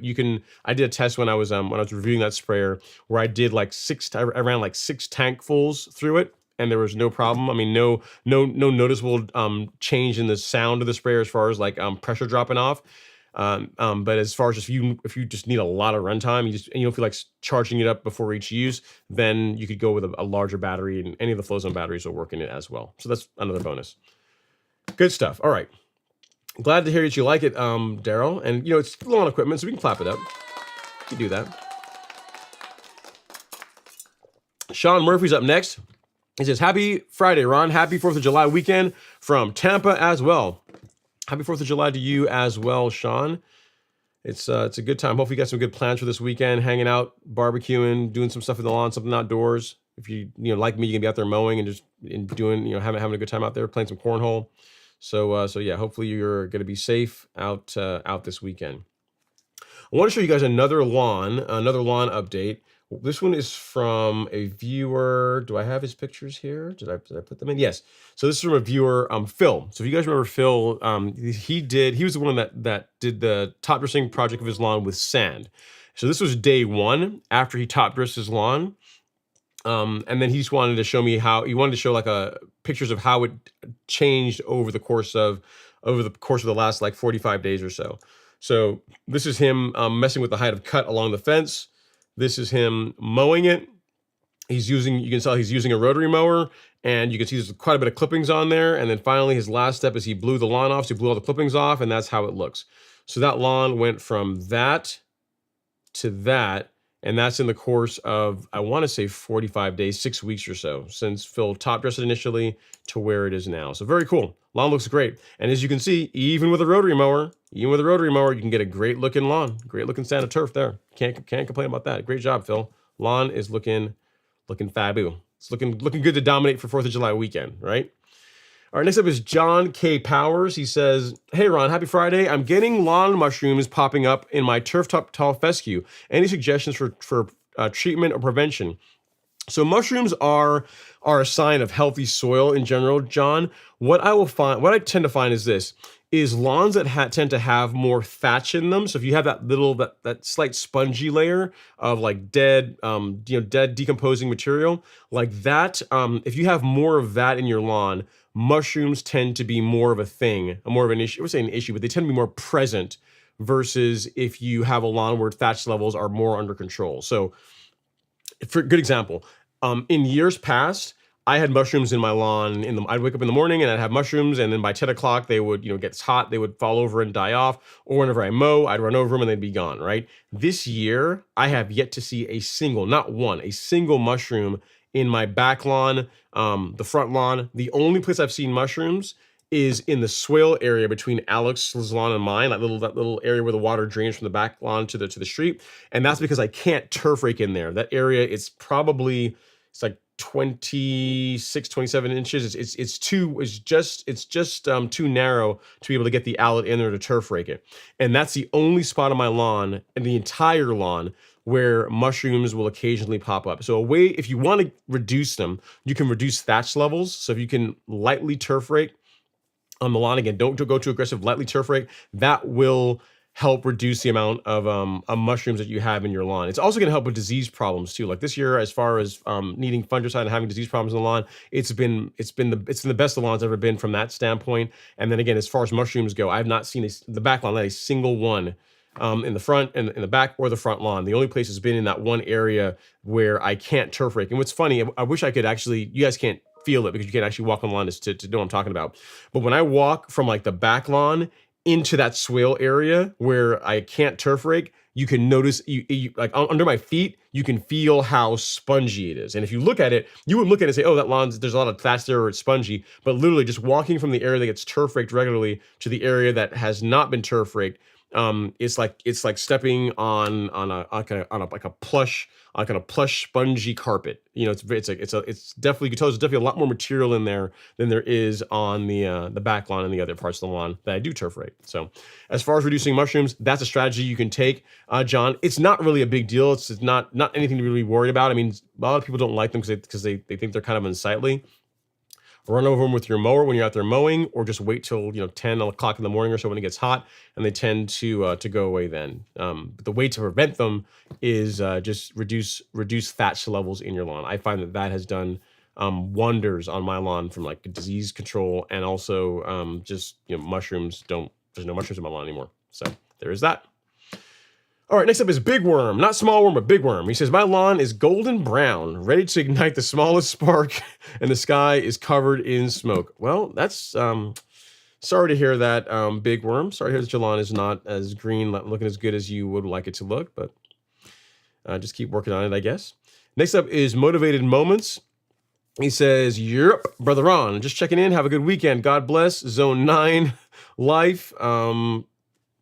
Coach, I guess the Vulcan, can I do it? The Vulcan symbol. Coach J. Cool, man. Very nice Motivated Moments. Thanks for checking in to say hi. I appreciate you. And then next up is Jeremy Espinoza. He says, what would you suggest to help eliminate Bermuda mites? I'm in Dallas-Fort Worth, and it seems like every lawn is getting it now. There's a product called Delta. I think it's Delta Guard. Delta Guard will get rid of Bermuda grass mites. Let me make sure I'm not telling you a lie here. Make sure I'm not fibbing on you, Jeremy. I'm pretty sure Delta Guard will do it though. Let me check here. Check the label. Bermuda grass mites. I'm pretty sure. I've gotten this question. It's a question I get like 2 or 3 times a year, and it's about time of year for that question. So, but yeah, Delta Guard will take care of that. I'll send you a link here really quick to where you can pick it up. It's available. I'm spelling, like in my link, it's spelled wrong. It's Gard, not like guard, like to guard, to guard a safe. But yeah, if you click this link, it'll take you to the right area. So at Jeremy Espinoza, that is what you need for, say, 4 mites. That will take care of it. Hope that helps, sir. Next up is Mr. Tom Richter. He says, South Texas needs rain so bad. Yeah, man. I mean, you guys either feast or famine. I'm sorry that, you guys are dealing with a drought. It's a great time. I mean, really 6 weeks ago would have been a better time, but getting a moisture manager down your lawn is really going to do a lot to help it resist heat stress from the drought conditions that you guys are dealing with in Texas, Tom. So, we have a set of moisture managers here that you can use. If you go to the golf course lawn store, you go to shop, and then go to soil moisture management. You've got Hydrotane in both liquid and granular form, or you have the new kit on the block, Foreplay, which is basically Hydrotane along with some seaweed, some humate, and a surfactant. So it's like 4 different products in one, the most of it being Hydrotane. So if you're looking to help the lawn manage heat stress, this is a great option. It comes both in a hose end sprayer and a gallon. So depending on which way you want to go, you got different options. What some people do is they will buy, they actually get both of them. They'll get the hose end sprayer and the gallon, and they'll just use the hose end sprayer up when this gets empty, and they'll just refill this with the gallon. Because as far as being able to put out plenty of water to water the product in, which is what Hydrotane and Foreplay needs, the hose end sprayer is very convenient. It's a convenient way of doing that. So some people take that strategy where they get the hose end and then the actual gallon, and then they'll just refill the hose end unit to apply more of the product. So that's what I would say to go with. I will send you a link to the moisture management section on the golf course lawn store, so you can check out the different options for yourself. But that's what I would do, because it's going to get hotter, and if it's better to get ahead of it before things get too much worse, and your grass starts going brown from the heat stress. So moisture managers. There we go. Forgive my spelling. All right, next up is Mr. Lindrick Butler. He says, happy Friday, lawn fans, and happy 4th. Thanks for the app, Ron. Yeah, man, thanks. I appreciate it, Lindrick. You know what? You'd be surprised. Like, it's explaining something, you'd be surprised how hard it is to take how you explain something and putting that into software that works reliably. So yeah, so what Lindrick's talking about is our new app for building out your lawn care program. So if you were to go to the golf course lawn stores, there's 2 ways currently for you to access it. You can go to the dedicated page, which is under resources, lawn fertilization program calculator. Or if you want the version that's kind of cool, kind of fancy, same thing though, you just go to shop and then lawn fertilizers, and you go to calculate my lawn. And let's say you have the typical 4,000 square foot lawn, right? And you have Bermuda grass because Bermuda grass. And you said you want to do spoon feeding or not spoon feeding. We're going to say yes. If you want to use, does your soil need phosphorus or not? That will change. If you say yes to this, it will change the granular fertilizer recommendation. And the default you guys will notice is no, because if you don't know, it says, I don't know if I need phosphorus or not. And if you click on that, it'll take you to the soil test kit, because that's how you know whether or not you need phosphorus or not in your lawn, right? So once you get the answer to that, you can move on. And growth regulator, of course, got to have that. And then granular biostimulants. So for a 4,000 square foot lawn, it will build out a program that says, hey, so for a month, you're going to need your humic max. And then for 3 months worth of liquids, you've got the 5,000 square foot carbon kit. You've got Primo, which is enough for 3 months. And then Essential G, right? So it builds, as far as the liquids go, you've got enough for several months. The granular are based on a once per month calculation. So it's an easy way to figure out, what you want to, what products or how much of each product you need for your particular lawn. Again, if we go through this and you swap this to, like, let's say you do need phosphorus, it should change. And we said we don't want Primo because we don't want Primo for some reason, right? And you also don't want granular biostimulants. You'll see the fertilizer recommendation changes to one that contains phosphorus, and so we recommend the carbon kit, and then you go. So it's just the fertilizer and the carbon kit. So you can have it your way, kind of like Burger King. You can have it however you want, your way, based on the questions, how you answer the questions. It will give you a couple of options for products. And again, the liquids are enough to treat for 3 months. The granulars are for 1 month. So it's kind of a cool cool app that again took a while to build, and hopefully you guys get some value out of it. And hopefully it'll just save me some time. I'll be able to say if versus people emailing me saying I got a lawn that's this big, how much of this do I need? How much of that do I need? I say, you know what? Go here. Go click on this, because literally what I would tell you, like my brain is literally written into that app. Like that was the hard part, like taking my thought process around it and putting that in software, and that's what you guys have there. So enjoy it. If you guys have any feedback or things that could be different about it or can be made better, there's some other updates and some other things I'm planning for it that are going to be in the next revision. It's going to continually being worked on. But if you guys have anything that you want to see different about the current one, let me know, and we'll do our best to make that happen. All right, Sonny Yates says Bermuda. It's Bermuda, and thank you for that. You're very, very welcome, Sonny. Yeah, use the calculator. And again, given you have 22,000 square feet, you're not going to want to use a carbon kit. You're going to want to go out and invest in those 2.5 gallon jugs. Like value for money, like as far as like coverage for money, that's really the best deal. And you're going to have enough. Like if you bought like what I showed you in there, that's enough to cover you for the rest of the season. Like each one of those jugs, you're not gonna go through all that throughout the rest of the season, which is going to be good. Only thing you have to buy are just fertilizer, and then also the granular biostimulant if you decide you want to do that. But for liquids, you'll be covered based on what that the app is gonna spit out for you. Cool. Oliver Ridham says the calculator would also be great to include how many bags of carbonized PN for top dressing. That's a tough one, Oliver. The reason being is that every lawn is different, right? Every lawn is different, and how much it takes to adequately top dress a lawn is going to be different from lawn to lawn. That is something that I did think about as far as putting together a calculator for top dressing, but the general rule of 1 yard of material per 1,000 square feet is still, it holds pretty well. That's gonna work fairly well. When it comes to carbonized PN, if you're not putting it down that heavy, right? Because that'd be kind of expensive to do that. But if you're not putting it down that heavy and you're mixing it, then you have to count for how much carbonized PN are you mixing with sand? Like, how much are you cutting it to be able to before you apply it on the lawn? There's so many permutations to be able to account for that.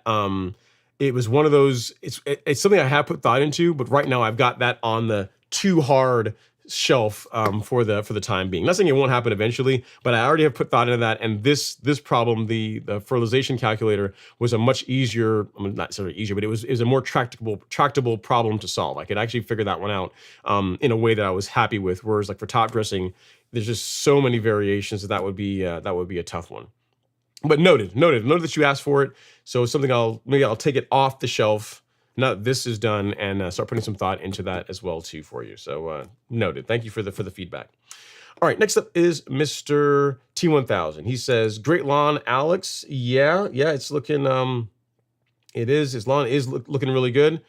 Lawn is coming together nicely. And then next up we got Matt Jackson. Matt, we just showed off your lawn, man.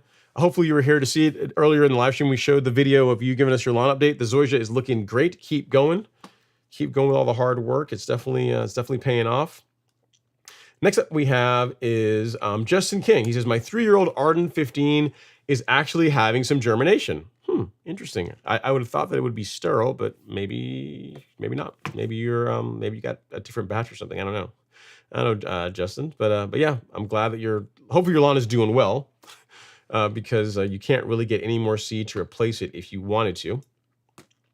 Next, we got Doug350Z. He says, okay, great. I did pre-mow yesterday and I will mow tomorrow. Yeah, if you've already got it in the plant, if the Trinexapac ethyl is already in the plant and it's under regulation, again, the way I've done it this particular time is different to usual. Normally it's the primo goes down again after the first application, of course.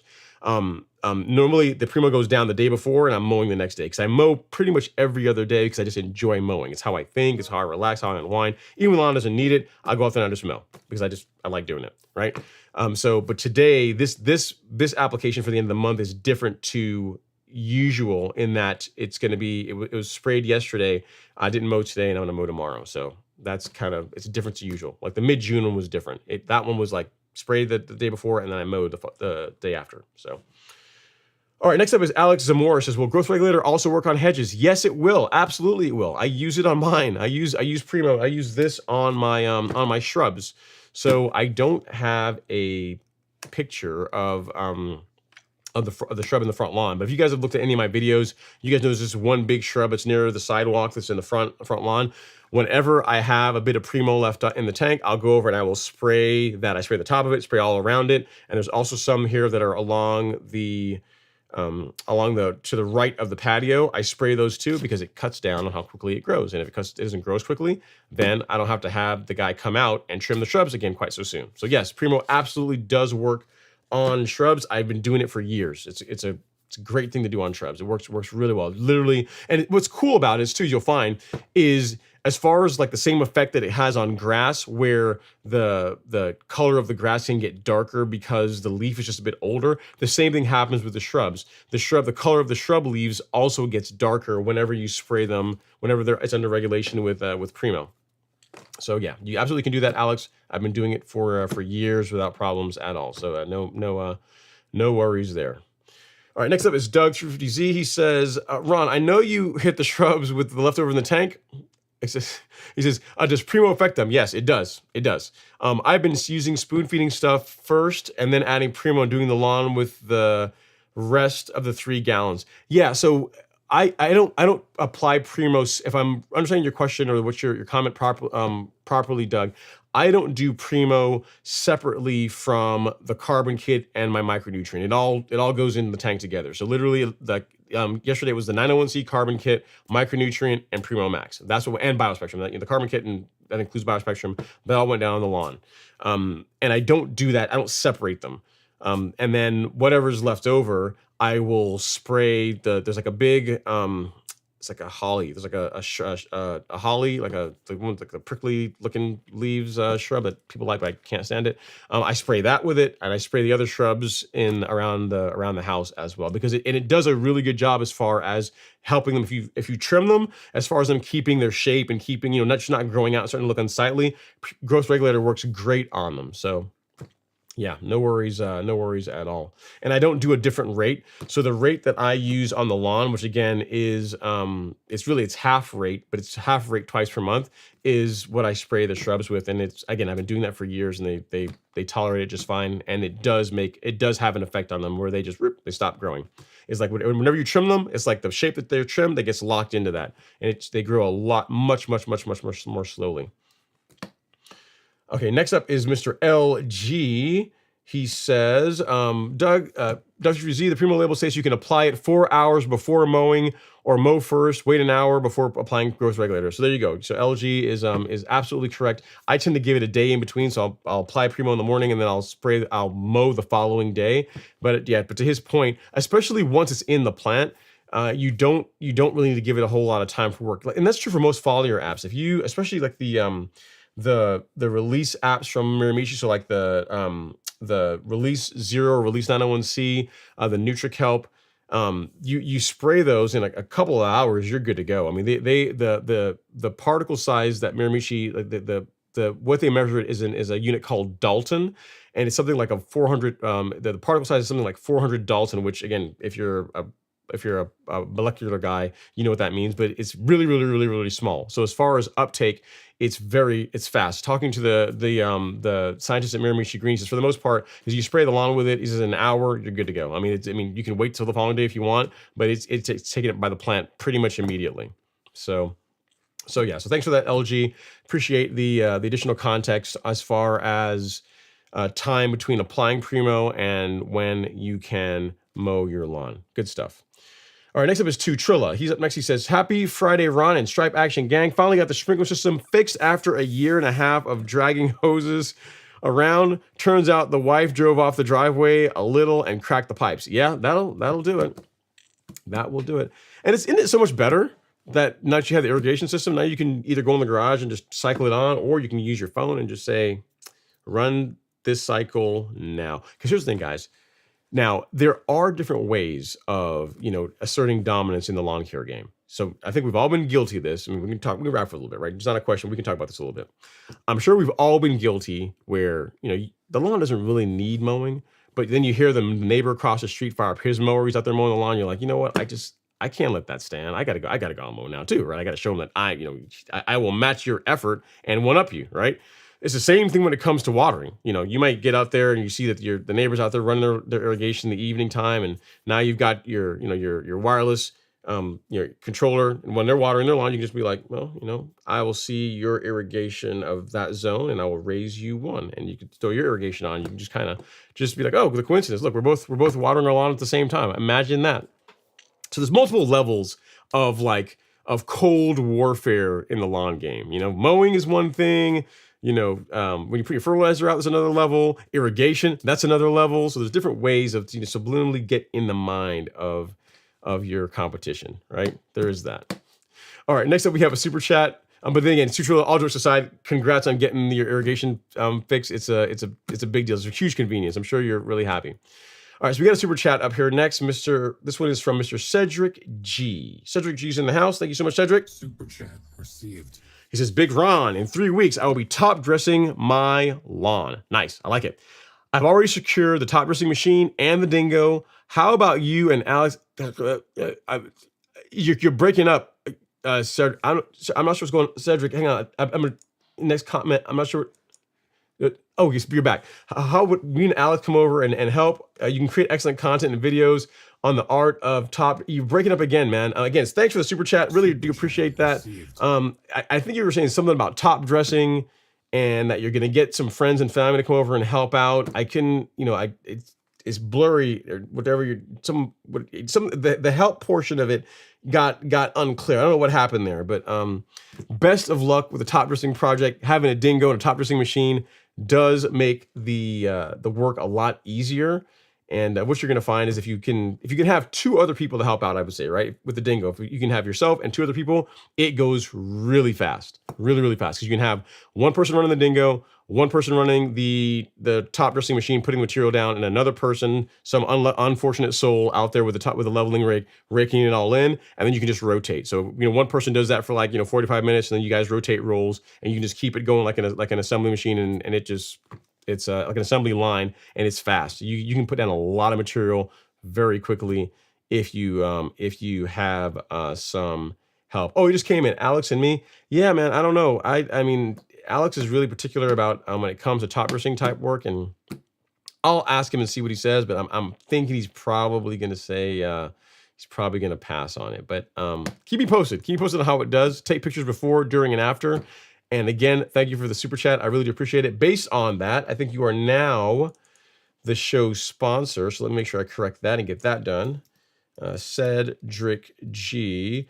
And Cedric, if you've ever top dressed before, if you've never top dressed before, you don't know you don't know how good you're going to have it. If you have top dressed before, using a dingo and a top dressing machine actually makes the process fun. So yeah, if you first time you're doing it with style is the way I would recommend doing it, especially if you have a larger property. Keep me posted on how it does, man. All right, next up is Justin King. He says, "Hey Ron, have you ever seen Yukon in person? How does it look in comparison to Arden 15? I have not.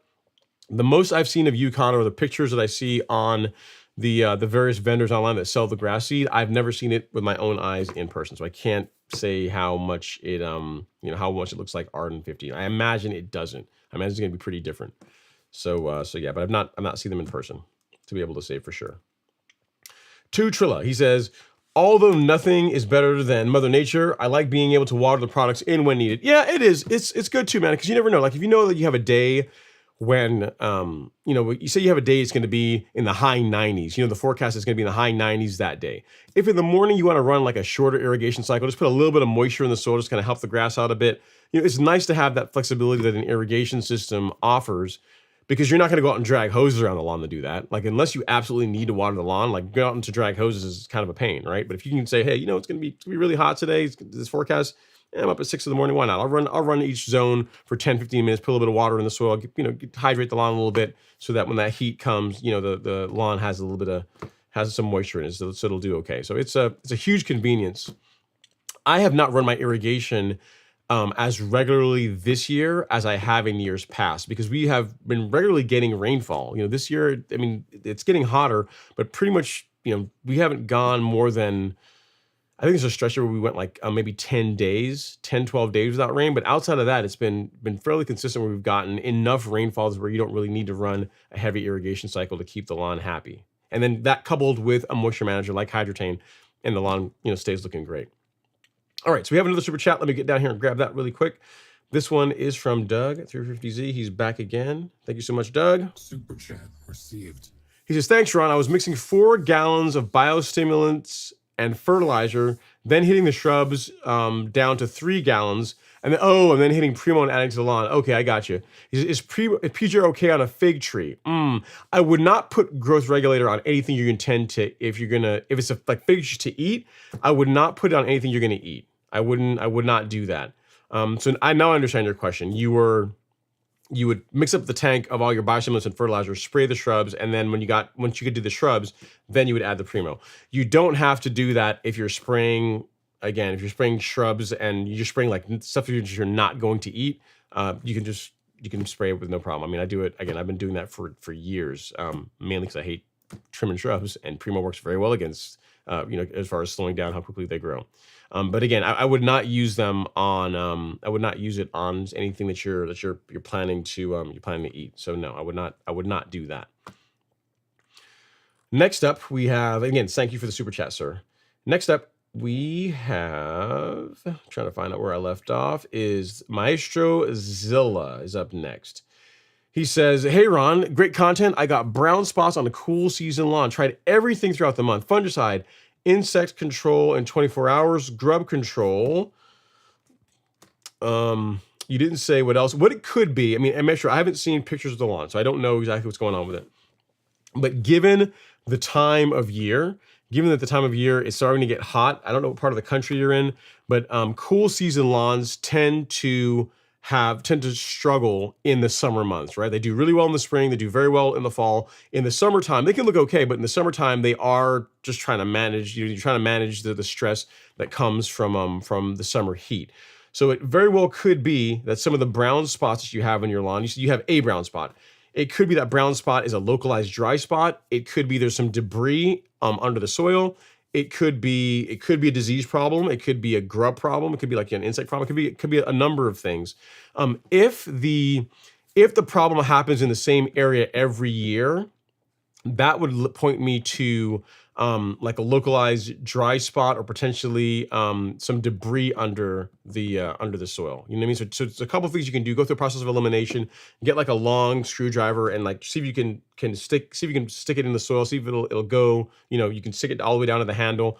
If that's the case, if that's working well, then you can go on to the next thing. But if the lawn was looking fine before, and it's starting to look, this brown spot started forming now that the temperatures are getting warmer, it's more than likely like a water issue, a heat stress issue. So you can use a moisture manager like Foreplay, like Hydrotain, to help correct that, and it'll help the lawn recover from that localized dry spot area. Again, I don't have a picture of it, so it's hard to say for sure.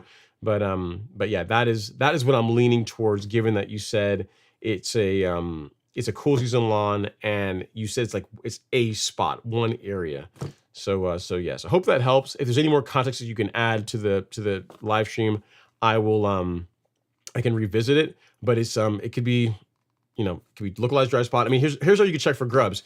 Walk over to the area that's dying, or that's looking a little bit off. Grab it with your hand and see if you can pull it up. If it pulls up very easily, that's a sign of grub damage. If you can't push a screwdriver all the way down into that area, it could be debris. There's a lot of different things that could be causing the problem. It could be a disease problem. It very well could be a disease problem too. Without pictures, it's really hard to say for sure. If you want, let's just do this. If you want, you can take a picture of it and you can send it to me here, ron@golfcourselawn.com. Once I get the picture, I can take a look and I can give you, a more informed answer, because I actually can see what you're dealing with. But it could be one of those. Could be one of those things. It sounds like you already did fungicide. You already did grub control. But again, here's the thing to keep in mind too, Maestro. Even if it is grubs, let's say for example it is grubs, right? And you did use some kind of a 24-hour grub control, the damage is already done. So even if you did grub control today and that grub control kills, gets rid of the grubs, eliminates them, it's all it's going to do is prevent further damage. The lawn is still, that particular area is still going to need time to recover, which is going to take, depending on how the extent of the damage, it could be a couple of weeks, could be a month. So just because you went out and you put fungicide down, you put an insect control down, that doesn't reverse the damage. It eliminates or suppresses the thing that was causing the damage, allowing the lawn to recover. But you don't think that fungicide or insect control is like a magic, like a magic pill that you apply that and then whatever the problem was now goes away. You know what I mean? So hope that helps. Send me a picture of it if you want, and I'll, after the live stream, I'll look at it and I'll give you some more thoughts on there. Next up, we got Frenchie Jojo in the live stream here on Instagram. What's going on Jojo? We got Ron J. Henry as well hanging out in the live stream. What's going on, sir? Appreciate you. We got, who else? We got Octavio Gonzalez. Hopefully you're doing well. Having a good time. Thank you guys for coming to hang out on the show. Appreciate all the love and support. Next up, we got Rod Kyles. He says, thumbs up. Appreciate you, Rod. Thank you so much, sir. And then next up is Latanja Moore. She says, hello, everyone. Happy Friday. Already hit the like button. You're doing it right, Latanja. You're doing it right. How's that new mower working out? I know you said last week. Was it last week? I think it was last week. You said you got a new push mower. You got to update us on how that's working out for you. Are you enjoying it? Is it everything you thought it was going to be? Do you hate it? Keep us posted as far as how the lawn develops. It was looking pretty good even before you started real mowing it, but now that you got that push reel mower, keep us posted on how the lawn does. All right, next up is Devin. Devin's in the house. Zamir91. He says, "What's up, Ron? Happy almost 4th. I'm sure your lawn is ready. It's all right. It's getting there. I'm working on it. It should be another great night of turf talk. Hit the like button. I appreciate that, sir. Yeah, I got to mow it tomorrow. Company's coming over tomorrow afternoon, tomorrow evening for fireworks and to hang out a little bit. So of course tomorrow's I'm gonna have to double cut it. Guys, here's the thing. I don't want to double cut. I really don't. It's more work, but it's got to happen. It's got to be in top form. So when folks come over, it's looking fabu. So that's the plan for tomorrow morning. Lord Hog says, like button press. I appreciate you, Lord Hog. Thank you so much for that. Next up is Nathan D. He says, what do you think about 2 light 2-minute waterings during the day when temps are very high for Bermuda? I can't hurt. I don't do it. I don't tend to run my irrigation in the middle of the day. And my lawn tends to maintain its color fairly well. I've heard of people doing that. I've never done it on my lawn to be able to say that there's any merit to it or not. I mean, I can't see that. I can't see how it would hurt anything, Nathan. I don't see what harm it would do, but I don't. It's not something that I do on my lawn. When I run irrigation, it tends to be in the morning or in the evening. That's when I typically do it. I don't run it like in the middle of the day when it's super hot, because I got moisture managers. I use kelp. I use biosims. I do a lot of things to help the lawn manage this stress of heat stress, and my lawn tends to weather it fairly well. So I don't have to do that. All right, next up we got Jeff Bowden. He says, are you sure it's not Poania burning out with the hot weather? It looks like brown spot too. It could be. It could be a lot of things. Without pictures, it's hard to say for sure, Jeff. You're right. It could be POA that's dying off, and that area is now it's now dead and brown. But without pictures, it's hard to. I assume that based on what he's telling me, it's like a part of his lawn that at one point looked good, but now it doesn't look good. So I'm thinking, but again, without pictures, it's really hard to give you a good answer. So if you see me, email me a picture here, I will get you an answer this evening after the show's over, once I get a chance to look at it. All right, we got another super chat. This one is from Sean Campbell. Thank you so much, Sean. I do appreciate all the love and support. Super chat received. He says, how can I kill goosegrass that's taken over my cool season lawn in California? I don't know the answer to that one, Sean. I believe Revolver will kill goosegrass, but that won't work on your cool season lawn. I don't know the answer to that. Let me, if you don't mind, let me take a screenshot of that and make it a talking point for next week. I don't know. As far as goosegrass in cool season turf, I'm not sure. Devin, if you're around, I'm not sure if you ever dealt with goosegrass. If you have any thoughts, if you can give Sean some ideas as far as herbicide that can control goosegrass. What kind of grass do you have, Sean? You said you have a cool season lawn. Is it fescue, rye, Kentucky bluegrass? What kind is it? Because that might make a difference as far as herbicide options, because even though those are all cool season grasses, some tolerate some herbicides certain better than others. So it might be good to know that as well if you put that in the chat. But I don't know the answer to your question. But I will again, I've got a screenshot of it. I will research it and I will get you an answer. Also, Sean, if you want, if you will email me here, like ron@golfcourselawn.com, you send me an email saying, hey, this is Sean Campbell from the live stream. Once I find the answer for you, I will email you with what I find out. So you don't have to wait till next week to get an answer. I can email you sooner than that, but I don't have your email address. So if you can email me, say, hey, this is Sean, I will when I get an answer for you, I'll get it in an email to you. So hope that helps, sir. Sorry I don't have an answer on this one. Sorry I don't have more help on this one. But good. It's a cool opportunity for both of us to learn something, right? I will find out for you. I will absolutely find out for you. Next up is Mr. Alex Ristiano. He's back. He says, if you're on a budget, go the seed route. The extra work saved me quite a bit of money, and I ended up in the same place. But if you live in an area where you get spring downpours or the weather looks poor, then sod. I hear you, Alex, because you went through the ringer on this one, man. I mean, there's a point there, man. We had to talk you off the edge. You were really worried when you got that really bad downpour and the lawn was all messed up and you had a bunch of washout. And look, the Bermuda recovered just fine. It grew in just fine, and it's looking great. The color looks great. Lawn is looking really good. It's filled in nicely.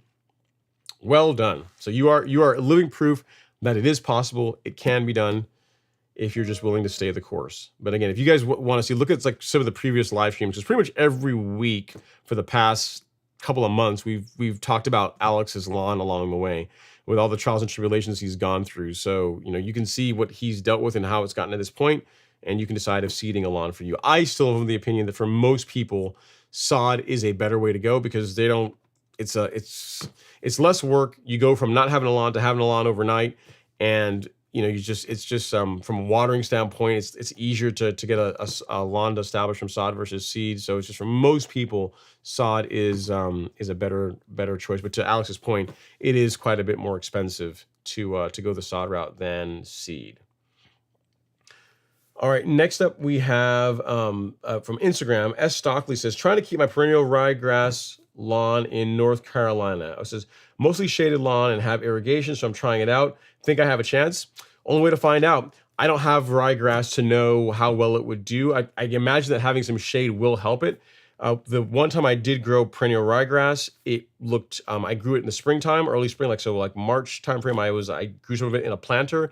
It looked amazing in March, in April, in May, like towards the end of May, not looking so great. And then when the temperatures hit here in June timeframe, it like shriveled up and it all pretty much died off. So, but then again, that was ryegrass that was exposed to direct sunlight. It was getting the same kind of sunlight like my Bermuda and my zoysia plot were getting. So if yours is getting a bit more shade, it might do better. But ryegrass tends to do better in cooler temperatures, right? Where temperatures are milder. The summers aren't quite as hot as we get here in the southeast, but the shade might help you. The shade might help. So just try it. I mean, the thing is, ryegrass grass seed tends to not be too expensive. So it's a cool experiment. If it works, great. If it doesn't work, you learn. You can always go to like a fescue or something else, which does do better. Like there are quite a few fescue lawns around here, and like a fescue in a shaded area in North Carolina, that should do fairly well. But if you want something you can mow shorter, like ryegrass, then we're gonna find out. You're doing the experiment. You have to report back and let us know how it does, man. So yeah, hope that helps. I will tell you though, direct sunlight, ryegrass, Southeast United States, no good. Summertime does not work well. But in your case, it might be okay because you have shade. So keep me posted as far as how it does. Okay, next up we have Maestro Zilla. He says, I have just two areas, about 2 feet by 4 feet, huge backyard. Got stray cats around the house going there thinking. So you said it's a 2 by 4 foot area in just the middle of the yard. I don't know, man. I mean, if it's having pictures would be better. Having pictures would make this easier. It could be a disease problem. It very well could be a disease problem. It could be large patch. It could be a fungus problem. It could be, the way to tell if it's grubs is literally, like I said, walk out there and grab like the area that's brown with your hand, like grab a fistful of it and just try pulling it up. And it should come up pretty easily, almost like grass that's not attached because the grubs have been destroying the root system. So you can try that. That's one option. If it is a disease problem, the fungicide will arrest the spread of the disease. It'll prevent it from getting worse, but it's not going to revert it. It's not going to like change or fix the problem overnight. You know what I mean? So if it was a disease problem, the fungicide app that you applied over the course of the next few weeks should allow that area to recover and begin doing better. You know what I mean? But it's not a magic pill where it undoes the damage that was caused by a fungus, by a lawn disease issue. So, and the stray cats, I guess it could be, but I mean, do you think the cats, it would be weird if the cats only go in just these two sections. It's possible, but I mean, it could be that too. But I mean, cats don't put out that much, whenever they urinate, they don't put out that much to where they would destroy a 2 by 4 foot area. You know what I mean? That seems like a fairly large area for to be responsible for, to put that on cats is what I'm trying to say. So yeah, if you can, send me a picture of it. I'll look at it. I'll give you my thoughts on it, and we'll figure it out. All right, next up is Anna Duran. Anna Duran, she says, I applied Tenacity, Speed Zone, Blue Dye, and Surfactant at 4 p.m. 12 a.m. it rained. Was that enough time for it to dry? If not, when should I reapply? It should be fine, Anna. That should be a plenty of time. So you applied at 4 in the afternoon. You know, really, as long as it should be rain fast within a couple of hours. And if you got rain at midnight, you're good to go. I would not do another application, not for 3 weeks. You know what I mean? And what you'd find is within this time of year, within a week to 10 days, you should start seeing the weeds that you were spraying. They should begin discoloring.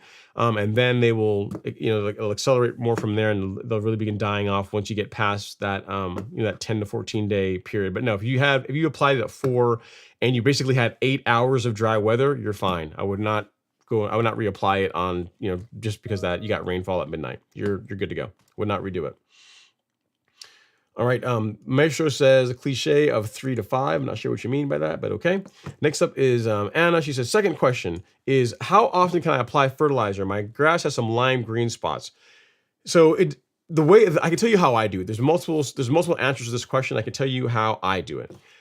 I apply granular fertilizer once per month, and I apply liquid fertilizer twice per month. So I get about 2/3 of the nutrient, like the NPK demands of my lawn from granular, and then I spray liquids on the 1st and on the 15th. So like yesterday, whenever I applied I did both. I did my granular, and I also sprayed my liquids and Primo. And then 15 days from now, so the middle of July, I will spray just the liquids again. So that is what I do. So I'll show you here really quick, Anna. If you go to the golf course lawn store, any of these, like the Cubic Max, the Complete 14714, or the Stress, any of these are designed to be applied every 4 to 6 weeks. I apply them once per month. So once per month is when I would apply any of these. And then the liquids, I spray every 15 days. So hope that helps. In the way you can know if you've not done a soil test, it's a good thing to do to know what your nutrient deficiencies are, so you can make sure that the fertilizer that you're applying is the best fit for your particular soil. But once you do have the answer to that question, then monthly is what I do for granulars, and then every 2 weeks for liquids. As far as where you can get a soil test, we have them on the golf course lawn store under shop, and then soil test kits and pH adjustments. The one that I would say to get if it's your first time is get this one, the starter pack. This one includes the soil test kit, and it includes this probe tool, which makes it very easy for you to collect samples. Once you only need to buy this version once. If you do soil testing in the future, you can just get the standalone kits, because you won't need the tool, because you only need the tool like one time, right? But to answer your question, once per month for granulars is what I do, and then twice per month at low rates for liquids is what I do as well. So hope that helps. Lines, green spots could be a couple things. Could be too much water. It could be nutrient deficiency. That's possible as well too. So either of those two things can be responsible for light green spots in your lawn. If people overwater, that can cause lime green areas in your lawn too. But once per month. Hopefully that answers your question as far as how often to apply fertilizer. And if you want some help with that, as far as building out your program, if you go to shop and then lawn fertilizer, we have a new calculator here that will build out based on your lawn size, tell you like what granular, what kind of liquid, what how much primo of what you need to be able to have enough product to be able to take care of your particular lawn. So you've got it there on the lawn fertilizer section, or if you just want just a standalone, you can go to resources and it's here on a standalone page as well. It's the same thing. The only thing you have to do is enter your lawn size and just answer some questions. Warm season, cool season. If it's cool season, we'll just pick that. Spoon feeding or not, we can say no. Phosphorus will say yes. Growth regulator will say no. And then biostimulants will say, say you don't want biostimulants, we'll say no. You hit next and it'll spit out and say, hey, for your lawn in the summertime, cool season lawn, go with that.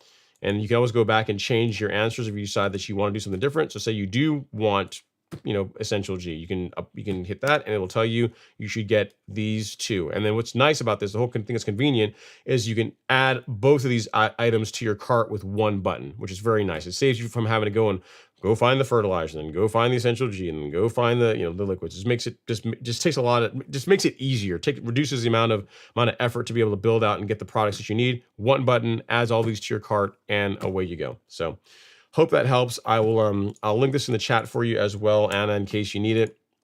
But the answer is once per month is what I do for granular fertilizers. Okay, next up is Alex Cristiano. He's back. So here's the thing. So Alex, Alex is now like a he's now like a lawn seeding expert. You know what I mean? Here's the thing. My man, like 2 months ago, we had to talk about a clip, but now he's got some success. So now he's like, I can tell you guys a thing or two about seeding, growing a lawn from seed. I can, I've been there. I've been through the through the headache and heartache of that, so I can tell you how to do it. He says, also, if you're going to do a full reno and you got to level it, and you don't want to do a big leveling jobs again, go sod, no roots, plus rain was a disaster. I fixed what I could, but next year we'll be doing a lot of work. So cool. Yeah. So he's also talking about the negatives as well of going the reno route using grass seed versus sod. Again, for most people, sod is what I would say to go with. It's a better, for most people, you're going to be happier with the result, because most people are impatient. They want what they want and they want it now. And so sod is a way to go from no lawn to lawn in literally a day. You know what I mean? And you can't get that with grass seed. All right. Jeff Bowden says, sounds like POA die-off. Fooled me last year being a new cool season lawn addict. You very well could be right. It could be, Jeff. That's a good call. It very well could be POA that's dying off and that's leaving a bare dead spot in his lawn now. That very well could be it. That's a good call.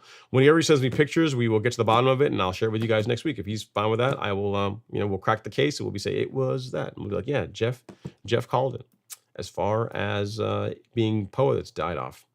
Noic95 says, evening, gents. What's going on, Noic? Hopefully you're doing well.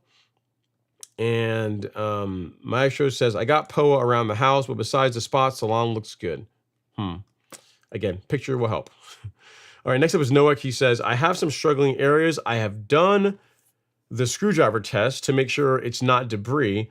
But what I noticed is there's an area is a lot more compacted compared to the rest of the lawn. So yeah, so the area that you that's struggling is more compacted than other areas. So yeah, so that's a good sign. You might want to consider doing an aeration. Like aeration will help with that. That will help relieve compaction. And you follow up. He says, I aerated in April, so I'm wondering what else I can do to fix this. So if the area is still compacted after aeration, and it's noticeably more so, right? So if you take a screwdriver, if you walk 6 feet over, the screwdriver goes in like butter. But in this one area, it gets hard. You can try aerating it again, but something else we want to consider too is the area that is compacted on Noic, is it, when you run your irrigation, does water get to that part of the lawn? Is it on some kind of a crest or anything to where whenever rainfall, when rain falls, water doesn't stay on that? Meaning, in other words, does that area of your lawn have a hard time holding on to water, holding on to moisture? That could be some of the reason too as to why it's drying out, it's more compacted, and then by extension, why your grass it might be struggling in that area compared to other areas. So I get the same thing in my lawn. So I'll show you, for example, let me get the video up here really quick. If I can find it. Yeah, this one right here. So if you look at this video we stop it right now. Well, let's pause it. Hang on a second. There. Wait, nope, wrong one. Let's not do that. So if we pause it right there. Okay, cool. So if you look all the way in the background, it's kind of hard to see. But you see in the lawn, like you see where Alex's houses are in the background, the wrought iron fence there. You see how the lawn kind of slopes up. So it's flat and then it kind of like slopes up to his lawn. along that crest, all along my lawn, that crest there, where the lawn, where that small little plateau, as far as when the lawn dries out, like as far if there's any part of my lawn that will turn brown throughout the summer, it will be there. Like as far as heat stress in my lawn, it shows up in that location before anywhere else. And the reason why is because even if I run irrigation or it gets rainfall, water stays there the least amount of time compared to any other parts of the lawn. So it could be that, Noah. I'm not sure, we can't, you're not live, so I can't talk to you back and forth on it, but I would look into that as well too. If that area is higher, like it's a crest, it's like a high spot in the lawn where water just kind of lands and runs off, that could also lead to that area being drier, more compacted, and the grass, not doing as well there. So you can aerate it again. You can do some things to water it. What I will tend to do is if that area starts showing any kind of heat stress, I'll just get a 5-gallon bucket. I'll just take a couple 5-gallon buckets of water and just walk up there and just pour water, just spot water those areas with like just a drench, and that seems to help it. So something you can do as well if you find that area that you're having that's compacted is a high spot in the lawn. So just something to look at. All right, next up is Louis P86 says, how can I send my pictures info on my lawn? You can email them here, ron@golfcourselawn.com. That's my email address, Louis. If you send your pictures of your lawn right here, I will look at them. I mean, along with your question, right? Like, don't send me just pictures of your lawn. Send me pictures of the lawn and say, hey, I'm dealing with this. This is what I've tried. This is my grass type, all those kind of things. Send all that to that email, and then I'll work through it, and I'll get you an answer. I'll get you a response. It might take a day or two for me to get back to you. Typically what happens is if I get an email during the live stream, I do my best to answer emails that I get during the live stream once it's over. So I try and answer them right then because it's fresh in my mind and I can just get it done. Because I figure if you guys show up Friday night to hang out here and talk about lawn care, then I also want to answer your question the same night if at all possible, which I know is kind of crazy because sometimes this goes all the way to like 11 o'clock Eastern or later. And even if I email you guys at like 11:30, you're probably not up reading it. But when you wake up in the morning, you got your answer. So I say all that to say, Louis, is send me an email, ron@golfcourselawn.com with the pictures and then any questions you have, and I'll do my best to get an answer for you. All right. Next up is Carlos Bob. He says, let's see here. He says, hey, Ron, I have Bermuda in Georgia. My issue is I just completed a leveling job with the Soil 3 compost. However, after a rainstorm, I noticed that the sand is now turning green in some areas. Might be algae. It could be. I mean, if you have a low spot in the lawn or an area where a lot of moisture is holding on, it turning, getting like that dark green algae looking color. I mean, that's like it very well could be a thing. But the thing, Carlos, is with temperatures getting warmer now, getting just downright hot in Georgia, that should go away here fairly quickly. I mean, again, assuming that area that it's happening is not a low spot that whenever you irrigate the lawn or whenever you get rainfall, water just kind of stays there and takes a long time to go away. If that's not the case, the higher temperatures that we're getting these days should help that go away here fairly soon. So I wouldn't worry about it. It's not something that I would be too concerned about. It should be a temporary thing. Like on my lawn, whenever I top dress the back lawn, there's an area to the left of the patio, it's like a foot off the patio, that will happen. And then once the grass grows through or temperatures get hotter like it is now, it's no longer the case. So that I don't know if it's algae, but that moss or algae look that the soil can get, that goes away during the summertime. So I really wouldn't worry about it. It's this time of year as temperatures get warmer, it really shouldn't be a problem. So nothing to be too concerned about. Again, assuming that it's not like a low spot in the lawn where water just pools and stays there for an extended period of time. If that's the case, you need to fix the drainage problem. You need to do something to make sure the water can drain away from that. And again, outside of that, I really wouldn't worry about it. All right, next up, we got Higgy Pop. Higgy Pop says, hey, Ron, I have a small area of what I think is Dallas grass. Oh, Lord, that's not good. How much certainty should I mix with a gallon of water? I'm not trying to make too much because it's a small area I need to treat. So you're going to want to spray it at the higher rate. But here's the thing. Certainty is labeled to suppress Dallas grass. And by that I mean it's not going to kill it. It's not going to get rid of it. It's not going to, be completely honest, Higgy Pop, as expensive as certainty is, I wouldn't waste it on Dallas grass. It's not going to get rid of it. I really wouldn't. If it were me, I would just take, 15, 20 minutes every evening and just go out there and just dig it out. Just physically remove it. That's the best way to get rid of Dallas grass. I would not waste, I would not use a expensive, a very good herbicide, like Certainty on Dallas grass. Again, it is labeled to suppress it.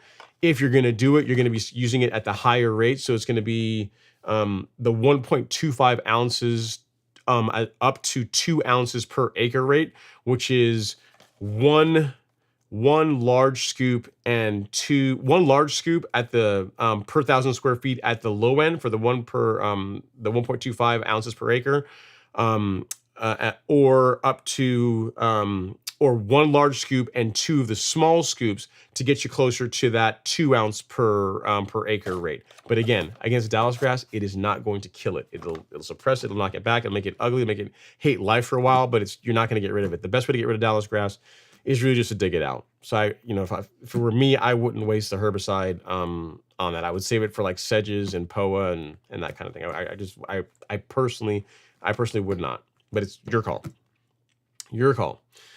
All right. Next up is Isaac 5013 5013 says, "Hey, happy Friday night. Any recommendations on the best place to find chlorothalonil to kill algae black soil here in Georgia?" I don't know. I don't know the answer to that one.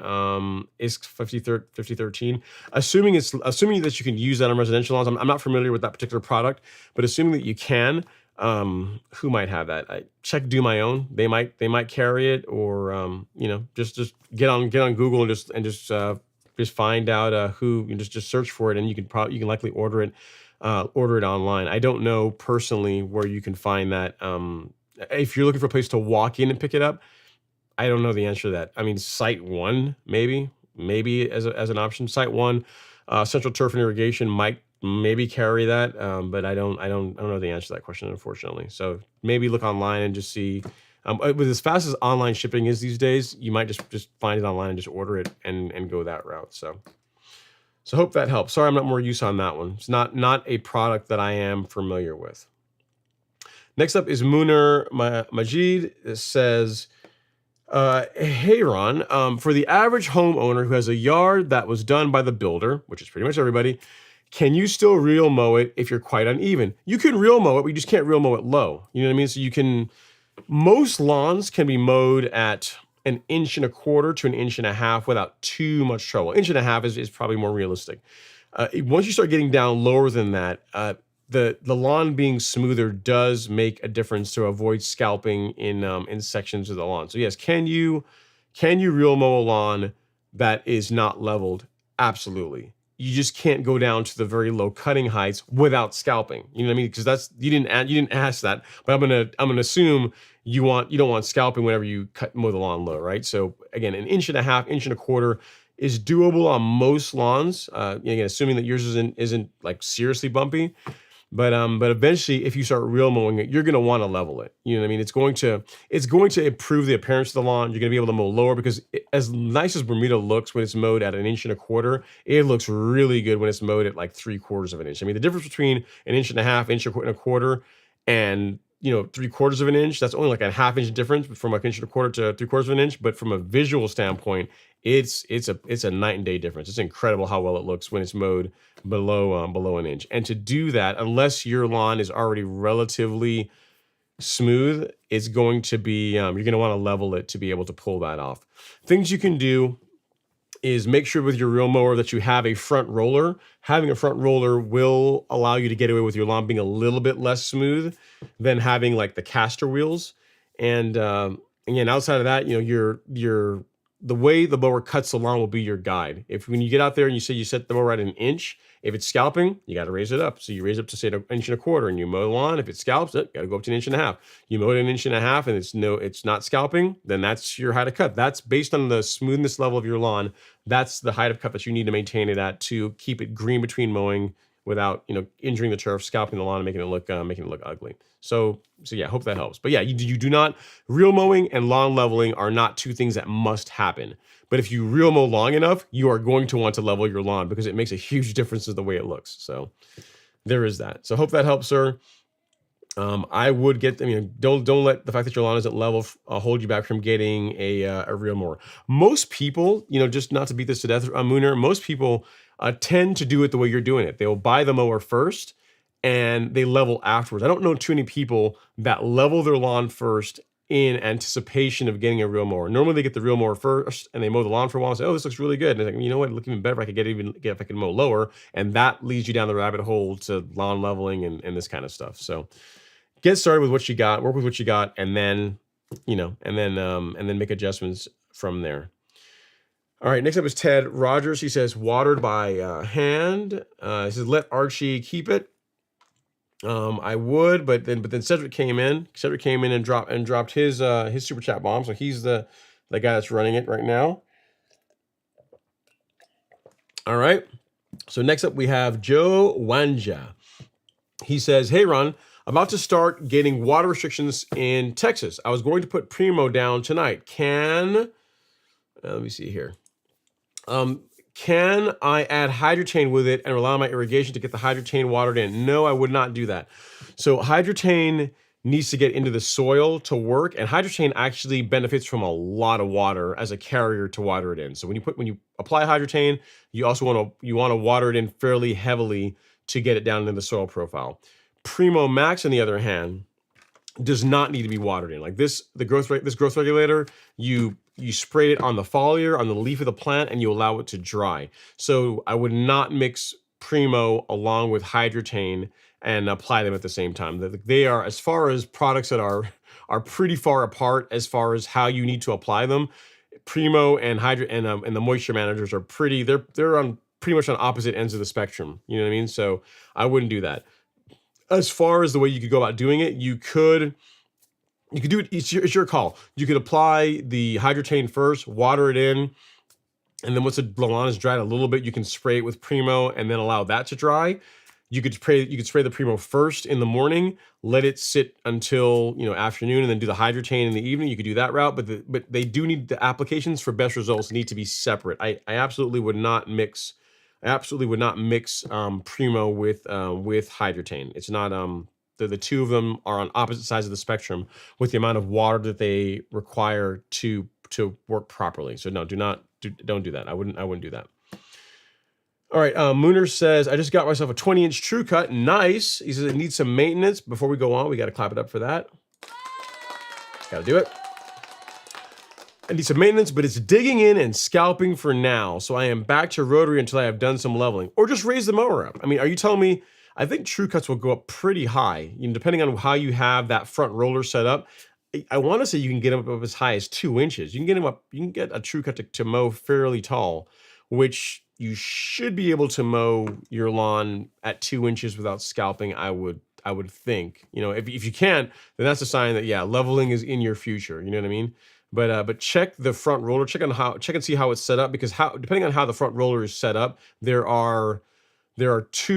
four bolts that hold it in place, and depending on where it's mounted on the frame, that will dictate how high or low that will dictate how high you can take the height of cut up to with a True Cut. So check that. You should be able to mow your lawn with a True Cut if you set it on the higher end of its adjustment range. That makes sense. So yeah, don't give up just yet. Don't go back to the rotary just yet. You might be able to make that True Cut work. And if not, level your lawn. All right, Ted Rogers is up next. He says, how do we like it? How do we like it in case I haven't already done so by accident?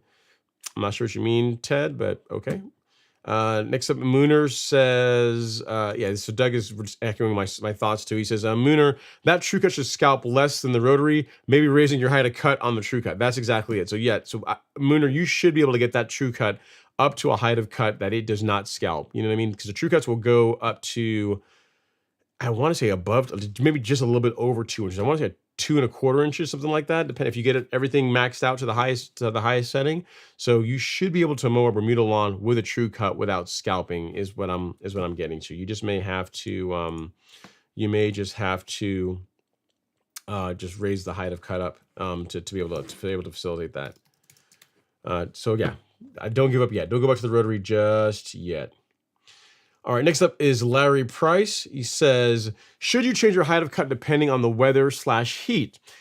It's not strictly necessary, Larry, and it really depends on you. So if you probably weren't here earlier in the live stream, but a viewer earlier, name was Sunny, was talking about having to increase his mowing frequency now, given that the temperatures are higher. And that's a thing if you want to maintain the same height of cut as the grass begins growing faster because it's hotter now. So strictly speaking, do you need to raise your height of cut when it's in the middle of the summer because the grass is growing faster? No. My lawn is at the same height of cut it's been. The same height of cut it's been at since April is the same height of cut it's been at during the summer. And it's going to be the same way all the way throughout the season. What I do to be able to pull that off is, one, I use growth regulator. I use Primo Max. It helps with that. And then second, I just really enjoy mowing my lawn. So I mow it every other day, which is a way to ensure that I'm not taking off too much material at one time, which allows the lawn to stay green between mowings. So if you want to maintain the same height of cut as the weather gets hotter, your choices are a couple of things. You can either, one, mow more, or two, you can use a growth regulator to slow down how quickly the lawn grows. Those are your two options. If you don't want to mow more, then raising the height of cut is a way to keep the lawn green between mowings, because, like, you think about it, if your lawn's at an inch, right, a third of an inch is 0.33. If your lawn is at 0.75, like where my lawn is, like 0.70, 0.75, that height of cut, a third of an inch or a third of the height of the length of the grass is a quarter of an inch, right? So the shorter you go, the more frequently you have to mow it. And as the temperatures get hotter or get higher and the grass starts growing more aggressively, your mowing frequency has to increase if you want to maintain the same height of cut. So, so strictly speaking, no. The grass doesn't care. You don't have to mow it. You don't have to let it get taller in the summertime. It's more a question for you. Do you have the time or desire, for that matter, to mow more frequently when it's hot out, when the grass is growing more aggressively? So it's really up to you. You don't have to if you don't want to, but you just have to get out there more and do it. And again, Primo, a growth regulator, can help with that quite a bit. So hope that helps. If you have any other questions, let me know. And again, on my lawn, I maintain the same height of cut throughout the entire season, but I also like mowing my lawn a lot. So depends on you. Depends on you is the best answer to that question. All right, C. Hill says, mow, and mow some more. And when you think you've mowed enough, mow one more time. I tell them on Google, Ron Henry Lawn Store. Yep, that's it. That's what I would say, mow and mow some more. And when you think you mowed enough, mow one more time, just one more again. And that's it's copied. I got that here in the in our infographic. So if you go to the golf course lawn store and just click on shop, and people ask, well, how do I get a great looking lawn? What's give me the high level.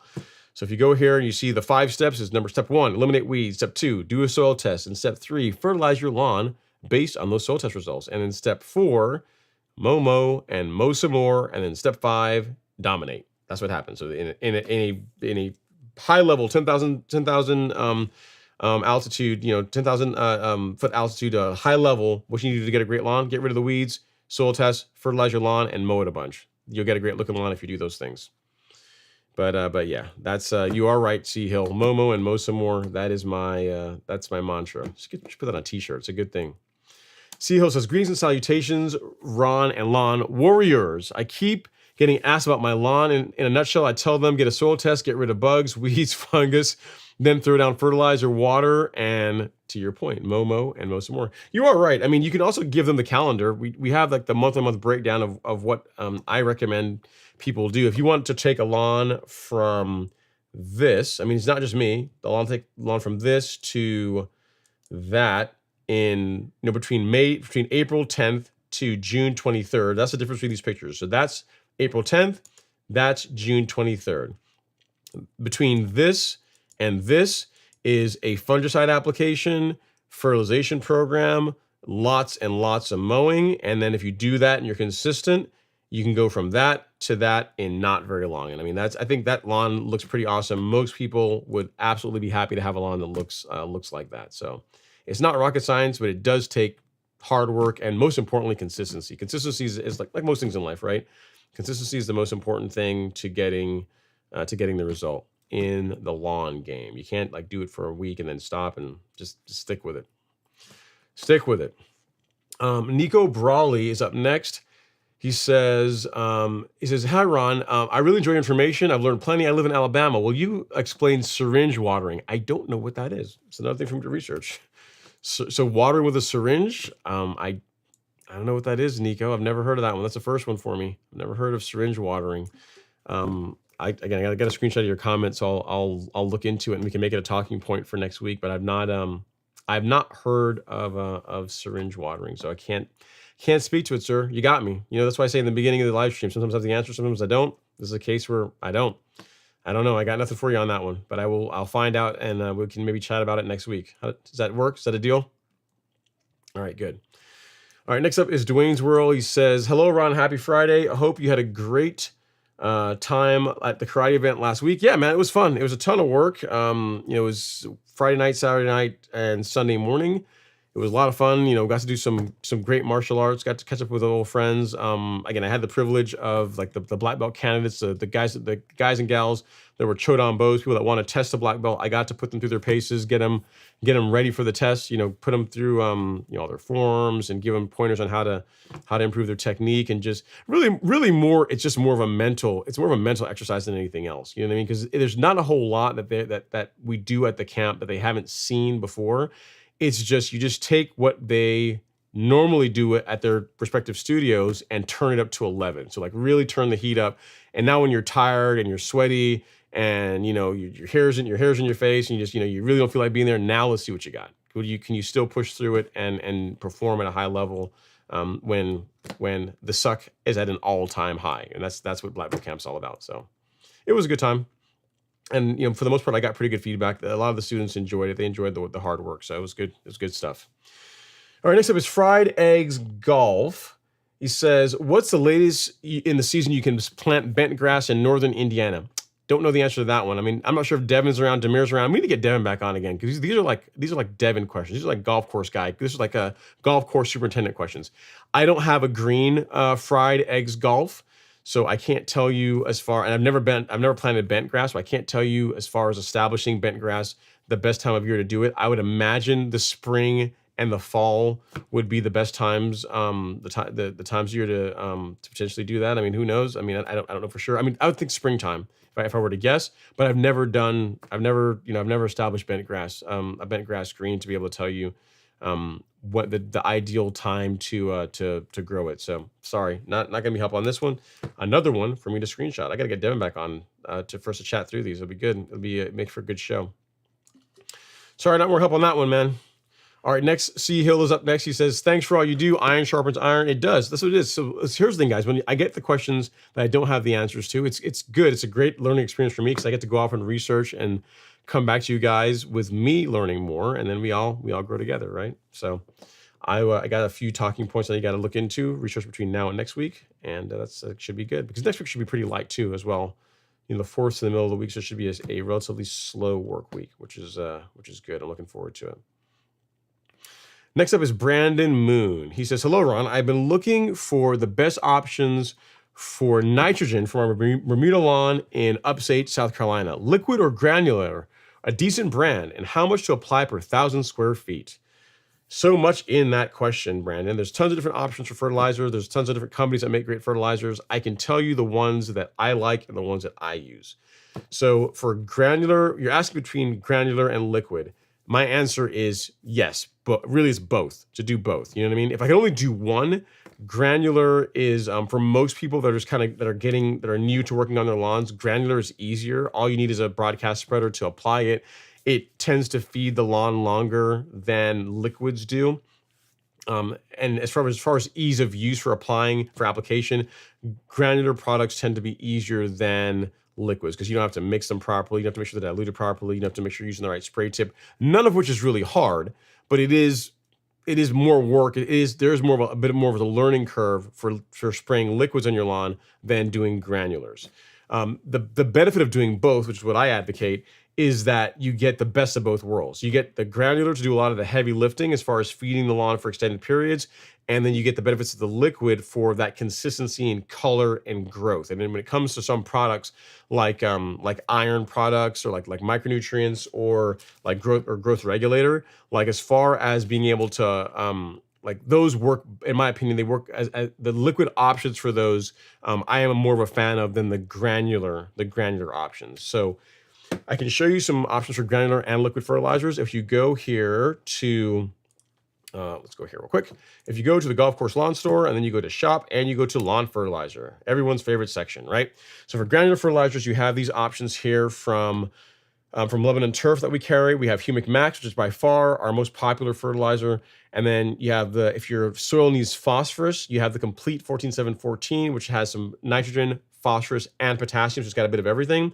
And then finally, for a higher potassium fertilizer, this is a great option for a warm season lawn in the early spring or warm season lawn in the late fall. So like to open up the season or to close out the season for warm season lawn, or if you have cool season turf, in the middle of the summertime, whenever temperatures are hotter, this is a great option because the nitrogen in this is slower release than what's in Humic Max. And it has a higher percentage of nitrogen that releases slower over time than Humic Max or the 14714. So this is a great option for summertime if you have a cool season lawn.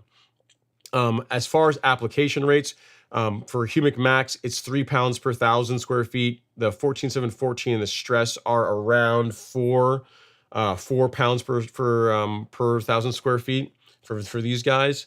And then, so these, as far as your granulars, those are your options there. For your liquids, the Release 901C is an excellent product. This is what I sprayed on my lawn yesterday, along with NutriKelp and BioSpectrum. And then a micronutrient is a good addition as well if you want to get some iron in there to give the lawn, you know, boost of color. So to answer your question, you can do liquids or granulars. I do both of them. If you want, say you want to do that, you say, yeah, I want to do liquids or I want to do both of them, and you want to have a program built out for you, use this new calculator that we put together. So say you are in South Carolina, right? So you have let's say you have like a 2,000 square foot lawn, right? And you decided, you know what, I'm just starting out. I've got warm season grass and I don't know that I want to do liquids yet, so I'm going to skip that. I don't need phosphorus and I'm not ready for primos yet, but I do want to do a granular biostimulant. So that will tell you, hey, for your lawn size, you need 1 bag of Humic Max, you need a bag of Essential G, and you can add both those to your cart using one button there. If you want to do liquids, you can add that to it, and then if you work through the calculator, it'll then add the carbon kit, which is what I do. So as far as what I do on my lawn, it is Humic Max, the carbon kit, and Primo Max as well. So I also add a growth regulator as well to my lawn. The application rates, again, for these guys, it's 3 pounds per 1,000 for Humic Max, around 4 pounds per 1,000 for these two.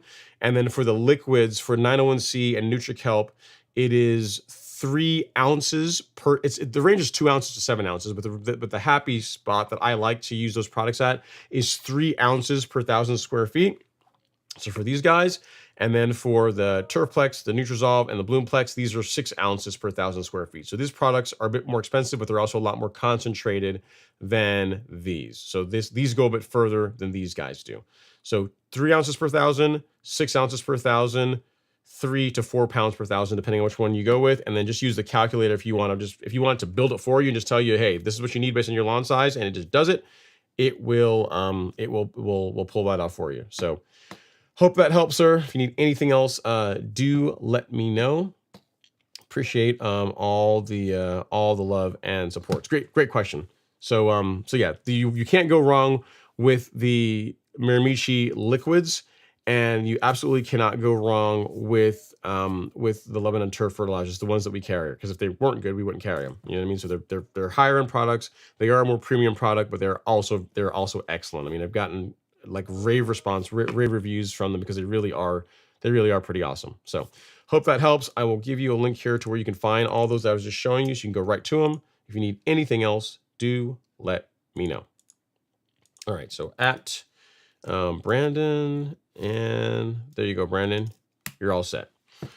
All right, next up is Raymond Jefferson. He says, hello, Ron. What's going on, Raymond? Hopefully you're doing well. Thanks for coming to hang out in the live stream. Appreciate you. And then next up, we have Timo Tio says, hi, Ron. What's going on? Hopefully you're doing well, Timo Tio. Appreciate you coming to hang out in the live stream. Next up, we have Ben. Let's see here. Ben Horton. He says, if you have 56,000 square foot of lawn, how should I go about implementing your program? It's going to be expensive.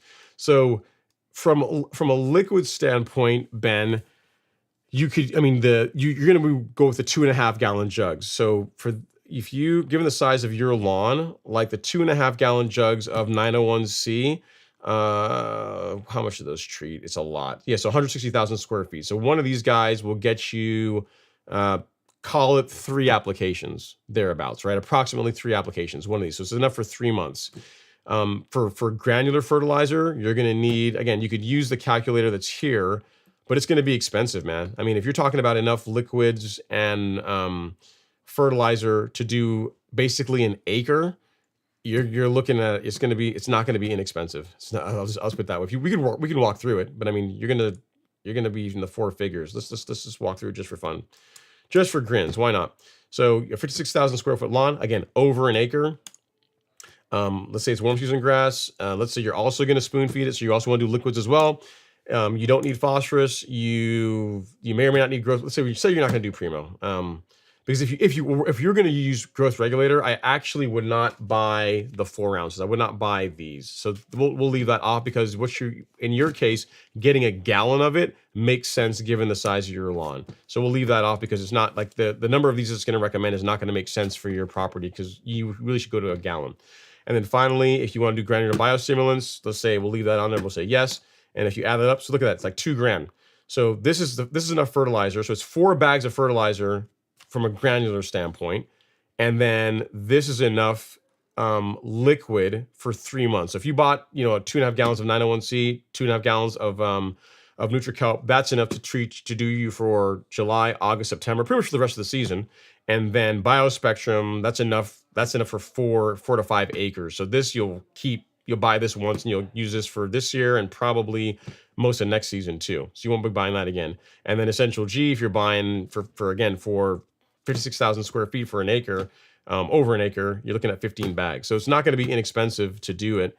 But the calculator will give you an idea, and you can select options, add and take things away depending on what you want to do. But given a property that size, nothing that you do is going to be inexpensive. You know what I mean? If you do granulars, it's going to be inexpensive. It's going to be pricey. So use the calculator, play with it.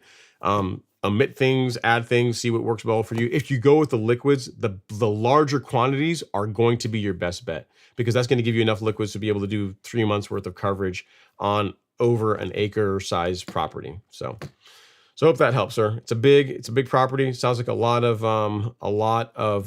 to take care of, but it's and by extension, it's going to take a lot of product to be able to take care of it. So I'll send you a link actually, Ben, to where you can find just the calculator, a direct link to it. See, at Ben Horton. Let's see. You're not related to Tony Horton, are you? The P90X guy? Or no relation? All right. So there, at Ben Horton, there's the calculator. And play with that, and it'll give you some options as far as what it's going to cost you to do what I do on a lawn, on a property your size. It's not going to be inexpensive. Okay, next up we have Bermuda Guy DIY. He says, have someone come out and trim your shrubs. Blasphemy. Man, listen, there is no, whatever. I don't like trimming shrubs. Listen, you can hate on me. I don't care. I do not. I reserve the right to do the stuff on my lawn that I like to do, and the things that I don't like to do, I'm not going to do them. And trimming shrubs is one of those things. So if I can, between growth regulator and timing it properly, if I can just have to get the shrubs trimmed a couple of times per season, 2 to 3 times per season tops, I'm doing good. That leaves me more time to mow the lawn, which is what I really enjoy doing. You know, kind of like the guy King of the Hill says, why would you want to go trim shrubs? I mean, he says about something else, but he says, why would you want to go trim shrubs when you could mow a lawn? There you go. That's me. All right. Cedric is like, cray. You guys give me a hard time. That's fine, guys. I can take the abuse. I can take it. Mark Romano says from Hawaii, aloha, Mark. He says, gently tap the like button, folks. Definitely do that, guys. I appreciate it. It's a free way for you guys to support the channel. Definitely hit that like button. Doesn't cost anything to support the channel by doing that. Let's see. Mooner is up next. He says, let's see here. He says, just under an hour to sunset. It's growing. It's growing mowing hour again, but this is golden information as well. Yeah. Well, I mean, you can. Here's the thing. I mean, I'd appreciate if you continue to watch the live stream, but you can just put it in your earphones in, your headphones in, and mow the lawn while you listen, or you can go mow your lawn and then catch it on the replay. That's fine too. I mean, I love for you to watch it live, but I mean, you know, if you want to go out and mow, I'm not going to. I'm not gonna to try and push you away from that. I mean, mowing your lawn is important. That's I would almost say that is the priority. All right. Next up is Geek Girl says, "Hi, 1 year into 1 year in a new build and lawn and North Carolina and heavy red clay, and it appears the Miramichi Green Premium Organic Fertilizer, and fertilizer is working. Plan on doing a soil test next spring. But your thoughts on? I don't know what the rest of your question is. It is gone, so I can't help you out there, Geek Girl. I'm not sure what you're asking, but I'm glad that it's working and it's producing the results that you're after. If you want to go out and add more, you know, put the rest of your comment in there, I can revisit it, but it got cut off because there's a limit of how long the comments can be, unfortunately. Let's see here. Ben Horton says, "Is your warm season weed kit enough for 56,000 square feet?" Yes, it is. Well, let me think about this. Yes. So what you're talking about, Ben, is this. You are talking about the Celsius. Let's go. If you go to shop and you go to Weed Killer, you're talking about this guy, the Celsius Certainty Kit. Yeah. So there's enough certainty for 1 acre. So 43,500 square feet, 43,000 square feet. And there's enough Celsius for 2 acres. So there's enough Celsius for your property. And certainty, there's not quite enough if you're gonna blanket spray the entire thing. So you may have to get like another box of certainty if you're looking to have enough to do equal amounts. In other words, if you want to be able to use up all the Celsius and have enough certainty to go with the Celsius, you're going to want to have you want to add another box of this in addition to the kit. I mean, the kit is definitely the best deal as far as a way to get all these while being like as economical as you can, because these herbicides are not inexpensive, but they are great. But in your case, given just the sheer size of your property, you would do the herbicide kit, and then you would also add.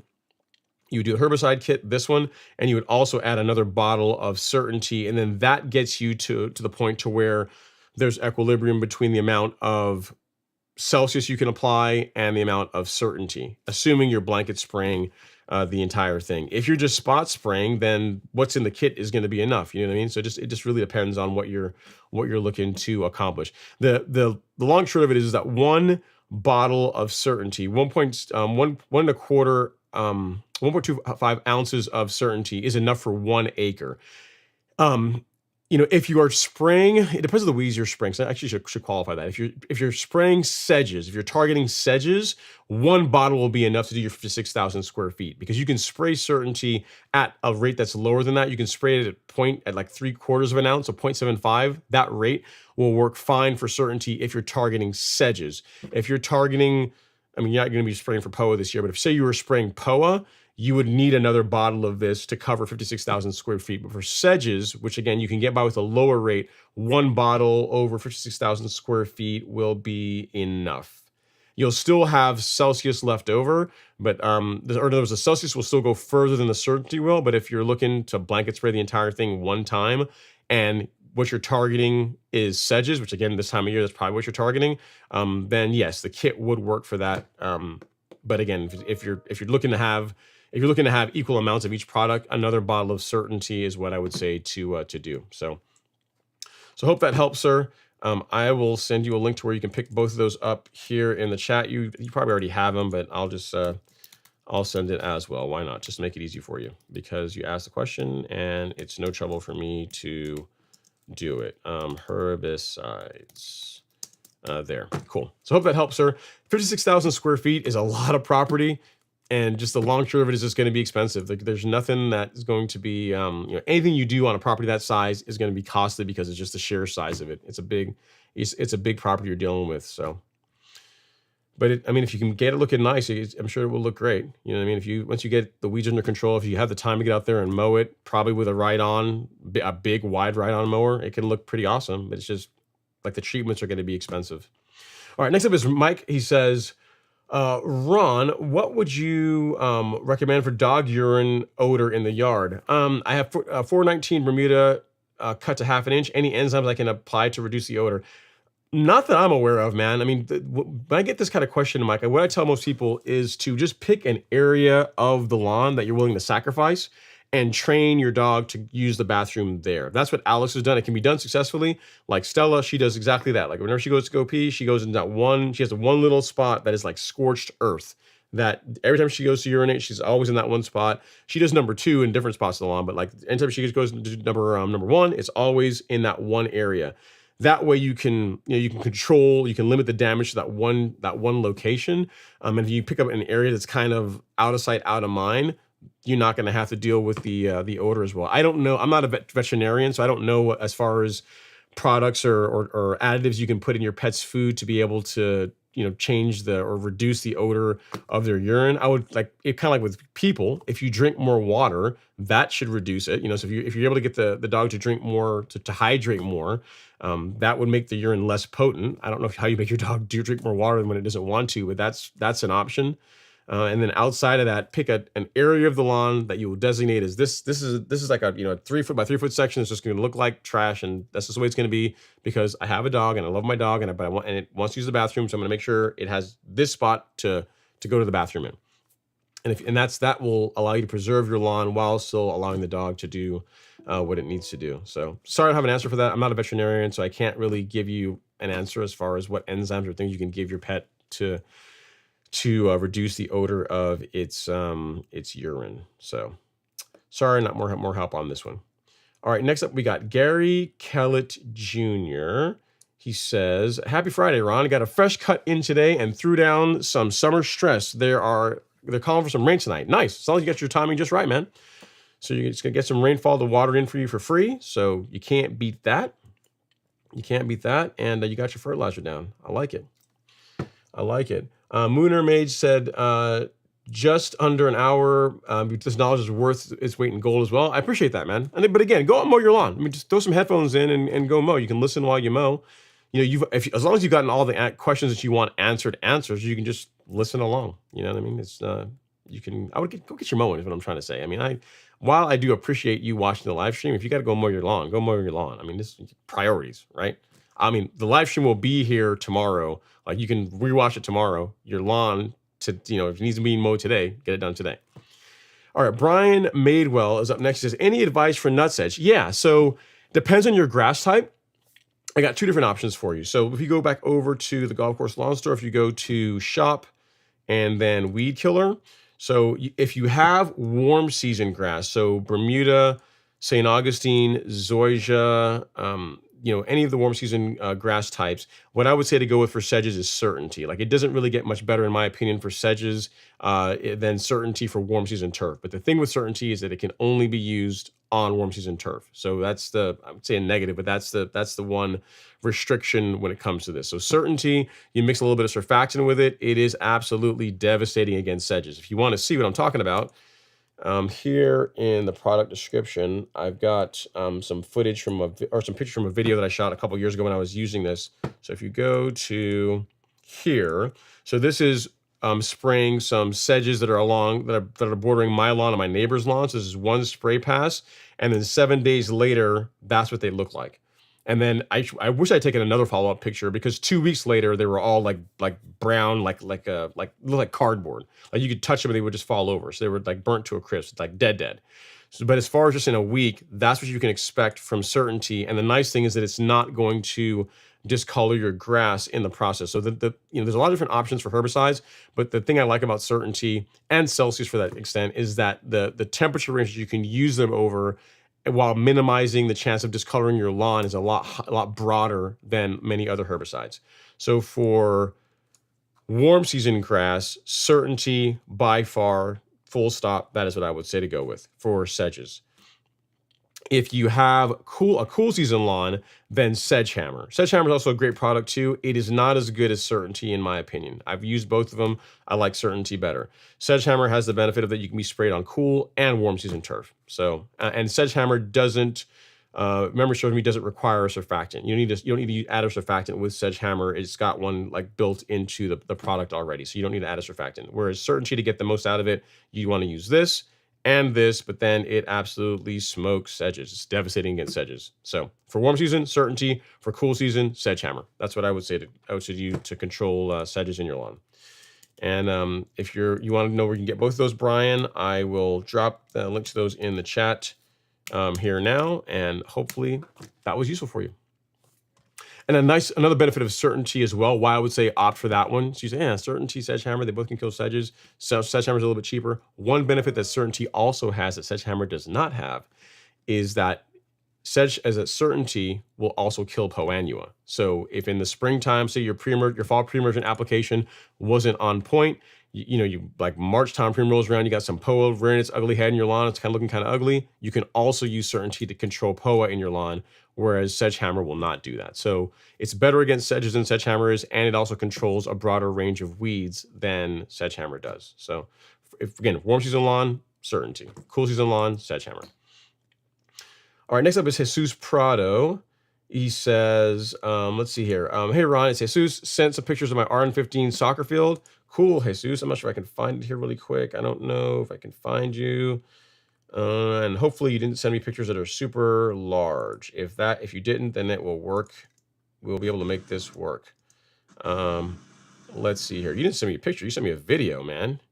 You sent a video. I like video. That's cool. All right, so let's see if we can make this work, Jesus. Let me save it here really quick. And let me check it here really quick, make sure that it will work. Cool. So this is Jesus Prado's. So you want to see Arden 15 on a soccer field? I'm not sure what height you're mowing this at, Jesus. Did you say? You didn't say you didn't say how high you're mowing it, but it's this is some video of his Arden 15 soccer field. So there's that, which is pretty cool, pretty slick if I do say so myself, looking good. And given that it's a soccer field, dude, why you got it? Now, here's the thing. This is a serious, you talk about flexing. This is a serious flex, man. So he sent me the video of his soccer field, but that's not the best part. I mean, the field, the grass, the turf looks good, right? I mean, here's a static picture of it. Here's a static picture of the soccer field. But then the question you have to ask is, man, look how wide those stripes are. How is this man achieving that kind of wide stripe action? So, of course, unsolicited, he sends a picture of his hardware, and this is pretty sweet, man. I gotta admit. Look at that. Look what my man is working with. Nice, very nice equipment. That will do the business. Very, very cool, man. Very nice. So that is allowing the lawn, his soccer field, to look like that. Very cool. Thank you for the picture, sir. I know it's not new equipment, but because it's a nice ride-on mower, we're gonna clap it up for that anyway. Lawn is looking very awesome. Keep up the great work. It looks really sweet. I like it. I like it. I like it a lot. Arden 15, doing the business. Let's see. Dan the man says, working on correction. Any suggestions? I'm not sure what you mean, Dan. Like, what are you working on correcting? What's the I don't remember seeing a comment from you earlier, so I'm not sure what you mean by working on correcting.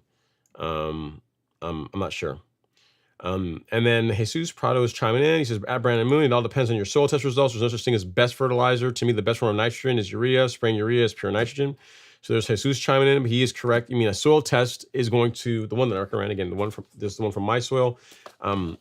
That's going to tell you exactly which fertilizer is the best fit for your particular soil type. And then once you do that, then you can get into different options. Or do you want like ones that have a biostimulant package added to it? Do you want one with a micronutrient package added to it? So you can get all these other add-ons. But as far as like the major most important parts of the fertilizer, the NPK, like do you need nitrogen, phosphorus, potassium? And if so, in what quantities? That's what a soil test is going to tell you. All right. Next up, we have Zach Daly Fost. He says, any advice to help Bermuda take over in a cool season lawn? Macros are all beyond normal levels, watering 3/4 of an inch every other day. So if you want to get rid of the cool season grass and you want Bermuda to take it over, just why not get rid of, like, eliminate the competition? You know what I mean? So doing this is going to make the lawn look a little bit ugly for a while, but if you if you have a lawn that's a blend of cool season and warm season grass, and you want the Bermuda, the warm season grass, to become the dominant grass, if you spray a selective herbicide like Celsius or Certainty on, because Certainty or Celsius will kill pretty much will kill most cool season grass types. If you do that, now you're eliminating the competition for the Bermuda, and it makes it easier for it to spread and become the dominant grass in your lawn. The negative to doing that is that it's going to look a little bit ugly in the meantime. So if you spray your selective herbicide, that's going to, the areas where the grass dies off is going to be brown, but then that's going to make it easier for the Bermuda to spread through it faster. If you're trying to say that you just want to just give it time and just let Bermuda just slowly over time spread it and become the dominant grass, that's the long game. It could take years for that to happen, depending on a lot of factors. If the area, like say the grass you have that your cool season grass is a fescue, because you didn't say what it is, right? Like fescue will grow like in Georgia. Like there's places around here that have fescue lawns, and they do all right. As long as you put water on them, they'll be just fine. So saying as far as like getting Bermuda to overtake a fescue lawn, that one, it may never happen, but it could be years and years and years to affect that. So if your thing is that you want Bermuda, I would get rid of the fescue, or if you want the fescue, I would get rid of the Bermuda. But I would pick one, get rid of the competition, because it makes it easier for the Bermuda to then spread and become the dominant plant in your lawn. Like just waiting it out is it's hard to say how long that would take, if ever. You know what I mean? Let's see what you have next. We have Lej has a question. He says, what would you use to get rid of centipede in Bermuda? You would use quinclorac. Use quinclorac. So quinclorac, Bermuda tolerates quinclorac well, but centipede and St. Augustine do not tolerate quinclorac. So if you use quinclorac again in Bermuda, if you spray centipede in Bermuda with quinclorac, the Bermuda should tolerate it. It will tolerate it just fine, but the centipede will not. It will injure and or kill it. So quinclorac will be your jam for that, Lej. So I'll get you a link to the stuff that I recommend. Be sure to read the label, and then this will get rid of it. This will take care of the centipede in your Bermuda lawn. At Lej, and there you go. Hope that helps. Next up is DeMarculus Thompson. He says, "Greetings, Ron. Does Bermuda does PGR stop runners? No, it does not. I still have spots where runners are filling in. Yeah, no, it doesn't. No, nope, it doesn't. It doesn't hurt lateral spread. It doesn't hurt the lawn from filling in. Nope, that's not a problem at all. I can actually take a picture of an area of my lawn that the one area that typically gets damaged from spring dead spot. This year was a much smaller area, and you can see the runners that are covering over that area, that are covering that section where in other words, the surrounding grass is spreading into that area. And my lawn's been under regulation since May 1st, beginning of May. So you should be that's just fine. It's not gonna be a problem to use Primo. All right, next is I'm not sure what your question is. Yeah, so it says like Jesus is having a sidebar with Zach. And then Jacob Smith says, "Hey, Ron Henry, thank you so much for all the information. You are very, very welcome, Jacob. Thank you for taking some time out of your Friday to come hang out and chat." And then he says, "What camera do you use for your live streaming?" I use a couple of cameras. So the one that's on Instagram is an iPhone. This one that is here is a Sony. It's a Sony A1. And then my main camera, this guy, is an Alexa. It's an Arri Alexa. It's a very good camera. It's people talk about cameras being a cinema camera. This is truly a cinema camera. It's one that you could use to shoot a Netflix special if you wanted to. It's a very, very, very good camera, which is why you can tell the way I look on this camera compared to the way I look on this camera. This looks looks good, but it's very sharp. It's almost like too sharp. Has almost like a digital look to it, whereas my skin on this looks, to my eye, much better, much more pleasing, more natural looking. So typically, the better the camera you get, the better the glass you put on the camera, the better it looks. So I have some pretty good equipment because I'm really into that. All right, next up is Sean Fry. He says, pull Dallas grass or Roundup. Yep, so get rid of it. That's correct. If you want to get rid of Dallas grass, your best bet is to physically remove it. That's your best option. Then next we have Jacob Smith. He says, how often should I be applying fungicide? So I can tell you how I do it, Jacob. I apply fungicide twice per year in the spring, and then twice in the springtime, and then twice in the fall. So late spring, early summer, and then again in the fall. So in May timeframe, May and June, I will do a preventative fungicide app. So those 2 months, and then I'll do a fungicide application in October and November. So here's why: the spring and then early summer fungicide application is done in May and June timeframe, because that's when we tend to have a lot of water, a lot of moisture from all the rainfall in the springtime, late spring, and then that coupled with the heat creates conditions where if your lawn is susceptible to having lawn disease problems, that is when it's going to begin to manifest itself. So getting a preventative fungicide down in May, June, I think is cheap insurance to be able to prevent those problems in the first place. Because if you do have a disease problem in your lawn, it's not gonna, it can take a while for the lawn to recover from that damage once you do get a fungicide down to arrest the spread. So the spring fungicide is to help prevent like large patch, brown patch, dollar spot, prevent those types of lawn diseases in the spring and summer months. The fall fungicide app is really all about, in my case, is all about preventing spring dead spot. Given that I have Bermuda grass, the fungus, the disease that I have to worry about that begins developing in the late fall, but that doesn't manifest itself. You don't see the actual effects of it until the springtime, is spring dead spot. And the way you treat for that, or you try and prevent that, is by using a preventative fungicide in the fall months. So you do a couple things. You limit how much nitrogen is going into the lawn as the lawn begins to go dormant. So like October, November timeframe, you really want to be pulling back or not putting any more nitrogen into the lawn. And then using a couple of fungicide apps does a lot for keeping spring dead spot out of the lawn. So the next question you didn't ask, but I'll show you anyway, is what fungicides do I use? So if you go to the golf course lawn store, you go to shop and then go to the fungicide and insecticide section. Really, there's two options that I would say to go with. You've got, if you like granular fungicide, go with Headway G, great product. If you like liquid fungicide, if liquids are your jam, go with Pillar SC. Both of these are dual action fungicides. They both have two modes of actions. They both have a group 3 and group 11 fungicide in them, which all that means is that it's like two different fungicides in one product. So with Headway G, you have azoxystrobin and propiconazole, and then with Pillar SC, it's I can't remember the names of it. It's pyraclostrobin, and the other one is, I forget the name of the other one. Let me look here. Yeah, tritaconazole. So pyraclostrobin and then tritaconazole is what's in Pillar SC. Pillar SC, as far as application rates, like this 43 ounce bottle will treat an acre. The nice thing about Pillar is that there's only one application rate. So it's super easy to use. For preventative or for curative, there's one rate. 1 ounce per 1,000 square feet is how you're going to apply Pillar SC. For Headway G, the rate that I use is around 2 pounds, about 2 pounds per 1,000 square feet is what I like to use for a preventative. If you have an active disease problem in your lawn, you're going to want to bump that up to 3.5, closer to the 4 pound range. And it varies depending on the disease. So you need to read the label, and it's going to give you a different range. If you're dealing with like large patch, it's this much. If you're dealing with dollar spot, it's this much. If you're dealing with root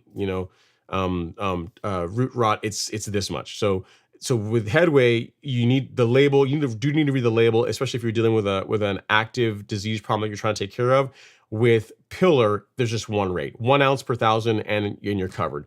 This year, I used, in years past, I've used Headway, and I've loved it. I've gotten great results with it. This year, I used Pillar, and I love the results I got with that.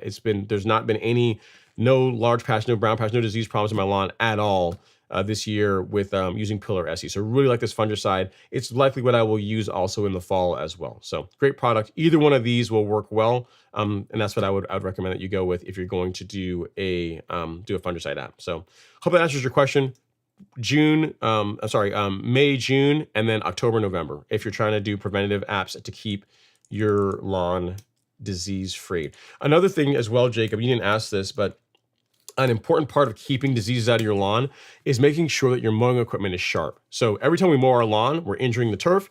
So the more we can ensure that that cut of the grass is nice and clean, it's a nice clean cut. So we're minimizing injury. We're not tearing the turf. We're not tearing the lawn. We're not like pinching it and just doing this additional damage that takes it longer to recover from. Doing that, like making sure your equipment is sharp, also goes a long way towards helping keep diseases and damage out of your lawn, and also makes it look better. Like the appearance of your lawn's gonna look better if you cut it with sharp equipment. But a side effect is also that you minimize you reduce the chances of having disease problems if you use sharp equipment. So hope that helps. You know what fungicides I use and the frequency that I use them. We also have some blog posts on fungicides as well that you can find here on the Golf Course Lawn Store. I don't know where the fungicide one is, but there is one here for that. Here we go. The most effective fungicides on your lawn. Talks all about fungicides. Talks about watering, what that role that plays in lawn disease, what fungicides are, how to identify common diseases, and different options for taking care of them. So if you're interested, I will also link that to you as well. So you've got some reading material as well. So you're covered. You know, you can get reading material, you got an application, you got a calendar, and you got the products as well. So you're good to go. Got you all covered. All right, next up we have, Jesus Prado says, in my experience, runners fill in at the same rate as if there were no PGR. Yep, so I've seen the same thing, Jesus. Growth regulator does not negatively impact how quickly the grass spreads laterally. It just doesn't grow tall. So yeah, I'm with you on that one. All right, we got Mooner Mahid is up next. He has a question. He says, that's my next comment. Coming up 2 comments down. Should elaborate more. Nope, no worries, man. It happens. No worries. No worries at all. Okay, next up this is a question from Will Covey. This is a good one. He says, I'm in Northern Virginia. I have 14,000 square feet of gorgeous tall fescue. You didn't say gorgeous, but I'm going to just put the gorgeous on it because I'm sure you're very proud of it. He says, it's got some washboarding and mower ruts, and I've previously used topsoil, but it never fixes the issue. Should I try sand? So if you're getting washboarding, is your mower, so the thing I would check, Will, is the thing I was just talking about. Is your mower sharp? Because if the mower blades, if your equipment you're trying to cut your lawn with are not sharp, you can get all kinds of weird cutting problems. You can get washboarding, you can get tearing, you can get discoloration. So I don't know that sand or leveling is going to be the way to fix that. That's going to be the way to fix that. Like whenever I've gotten washboarding in my lawn, like if I mower in years past when I wasn't as religious about making sure my equipment was always sharp, a telltale sign that my equipment, like my mower was getting dull, is that, or the reel and bend ups were not as sharp as they should be, is cutting problems. Like you start getting like a washboarding type effect, like what you're describing. I don't have a picture of it, but if I'm envisioning what happens with Bermuda when you're reel mowing it with non-sharp equipment, I guess you're using a rotary because you got fescue. I would look at your equipment. I don't know that topsoil or leveling is going to address that. Like washboarding is a cutting issue, and it's not really, putting down like compost or any kind of leveling medium really shouldn't make a big difference on that. So check your equipment. Make sure your mower is sharp. That's, again, there's a lot, like you think about it. You mow. But the things that we do the most of, we want to make sure we do as correctly as possible. And your mower, you use more than any other piece of equipment, more than your backpack sprayer, more than your broadcast spreader. If you're taking care of your lawn well, you're out there mowing it at least once a week, really twice a week if you're really serious about it. So having your equipment be sharp is important to achieving a good result. So I would check that. If it were me, that's where my mind is leading to as far as what could be causing your cutting problem with the washboarding. So hope that helps. All right, Amphibious is up next. Sorry, Ron, I know you've answered this earlier, but how do we send pictures and a question? Well, a question, you just do this, what you did right here. You ask a question and I answer it. So here's the thing, guys. I unfortunately, for better or worse, I do tend to be kind of a bit long-winded. So if you want to get your question answered earlier, like the earlier you could join the live stream, then your question is going to be answered sooner. But I do work through all of them before the show ends. I try and make that a habit that, I don't sign off until I answer everybody's question, because you took your time to show up here, and I figure, why not answer your question, right? It would be rude not to. But as far as sending me a picture, you would send them here to ron@golfcourselawn.com. That is my email address. If you send me a picture there, I will get it. And if you have a question about some lawn issue, or just to be able to say, hey, look at my lawn, I've been using your program, or I've been trying something new, or I've been doing this kind of stuff, and my lawn looks awesome, I'd like everyone to see it, feel free to do that, and I will get it on the show. Maybe not this week, but next week I'll be able to put it in the queue to do that if you want. So no worries. But use that email address is where you can reach me. And then questions, just like what you just right now. You just ask one. You got it figured out. Let me check here on Instagram. The gram is quiet tonight, man. We got Doug Flanders. Doug, what's going on, man?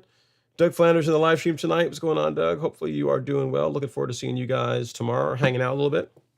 The karate crew, man. Karate bunch. They're sitting here supporting the live stream, so I appreciate you. Thanks. Then next up is Muner Mahidi says, there's no front roller, but I'm getting one soon. That will make a big difference. Okay, so that answers the question. So if I remember, Mahid, you were saying that you got the True Cut, or you got a 20-inch mower, you were having cutting issues, scalping issues, and so you went back to your rotary. If once you put a front roller on it, it's going to be a night and day difference as far as the amount of scalping you're going to be dealing with in the lawn. Scalping is going to go way down once you have a front roller on that mower. So once you get that, give the real mower another shot. I think you'll be pleasantly surprised at the reduction in scalping, because typically, I'll put it this way, at the same cutting heights, a real mower with a front roller on it is going to scalp less than a rotary mower. Even without a front roller, it should scalp less than a rotary mower if the heights are still the same. But once you put a front roller on there, it's going to be a night and day difference. It's not going to scalp nearly as much as a rotary will at the same cutting height. In other words, if you're mowing your lawn at 2 inches with a rotary, you'll probably be able to go to 1.5 inches with a real mower if you have a front roller on it, because but because of the way the weight gets distributed and how the front roller helps keep the cutting, the reel and bed knife more parallel to the turf, the chances for you scalping they just go down, just reduced quite a bit compared to a rotary. So yeah, keep me posted as far as how that works out for you. I think you will really enjoy how your lawn looks once you get that front roller on it. Next up is Promo Sam. He says, what should I do if my Bermuda grass, what should I do if my Bermuda is stressed because of heat? It's 100+ degrees here in Texas. Can I push it with high nitrogen fertilizer? I would not do that. So as far as helping the lawn manage stress, you can use a moisture manager. Like, let me show you here. If you go to shop and then go to soil moisture management, you can use a moisture manager like Foreplay or like Hydrotain. Either of these will work well. So that's how you can help the lawn deal with the fact that you're just not getting as much rainfall.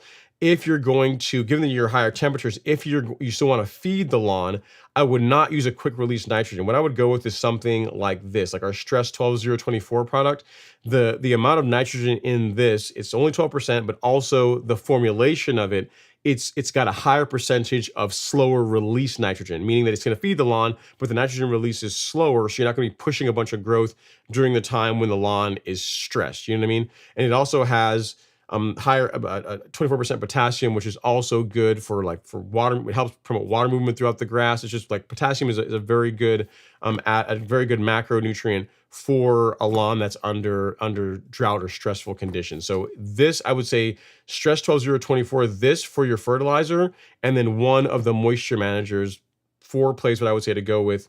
Between those two, that will help materially improve the look of the lawn. I would not use a fast release, a quick release nitrogen fertilizer. I would not spray your lawn with straight urea or anything like that. That's going to be bad news. I would not do that.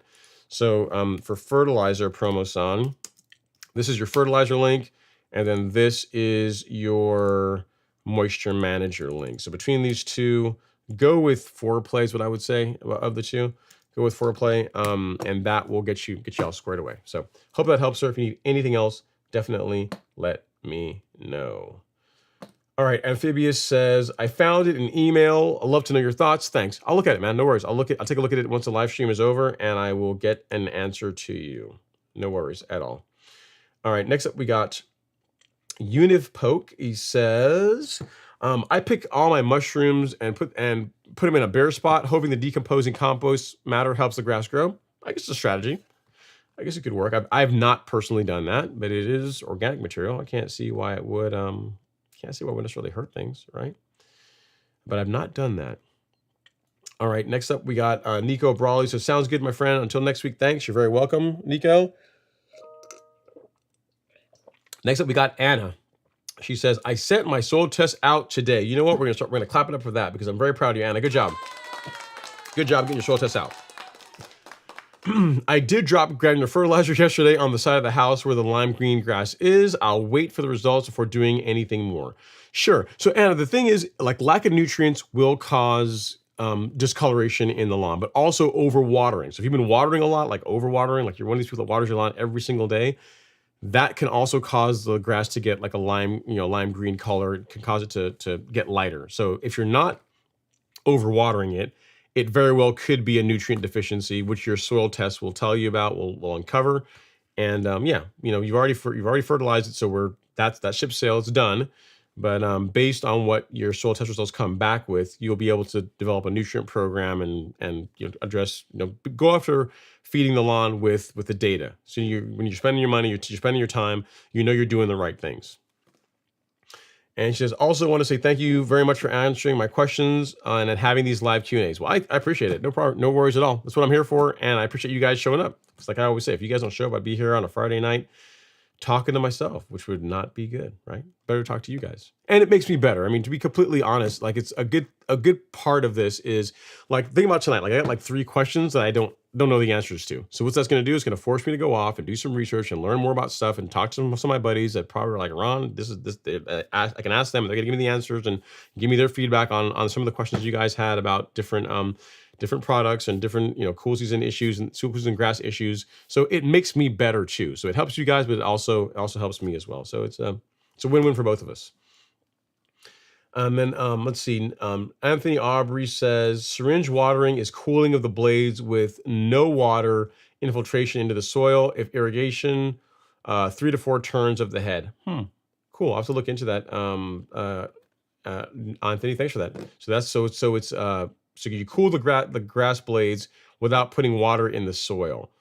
It sounds kind of like almost like hydroponics. I mean, not hydroponics is completely different, but that's interesting. It's got to take a special setup to do that, I would think, right? Like I don't think that most people are going to be able to pull that off on their home lawn unless you're talking about literally you turn on a zone for 30 seconds, so it just runs and it just puts a little bit of water on the grass, just on the grass blade tips, and then you shut it off and go to the next zone.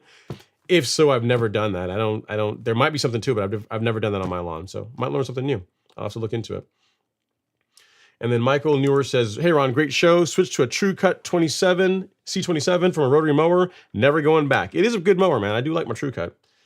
It is a good mower. And I will tell you, Michael, if you like your True Cut, if you can put a grooved roller on it, like call the guys up, call up Lee at Real Rollers, they'll get you set up. It will make, here's the thing, I would not have believed it myself. But if you have like the standard solid roller, it cuts great. But the difference between that, when you go from that to a grooved roller, is there's a noticeable difference in the quality of cut. So if you want to make your C27 cut even better, invest in a grooved roller. I think you'll be pleasantly surprised. I thought, you can't make that much of a difference. But I put one on, I was like, man, this is good. This is like approaching the Greensmaster. I mean, not quite there, but it's getting closer. It's closing the gap. It's closing the gap between the Greensmaster. The GM 1600 is still better though, but it's better.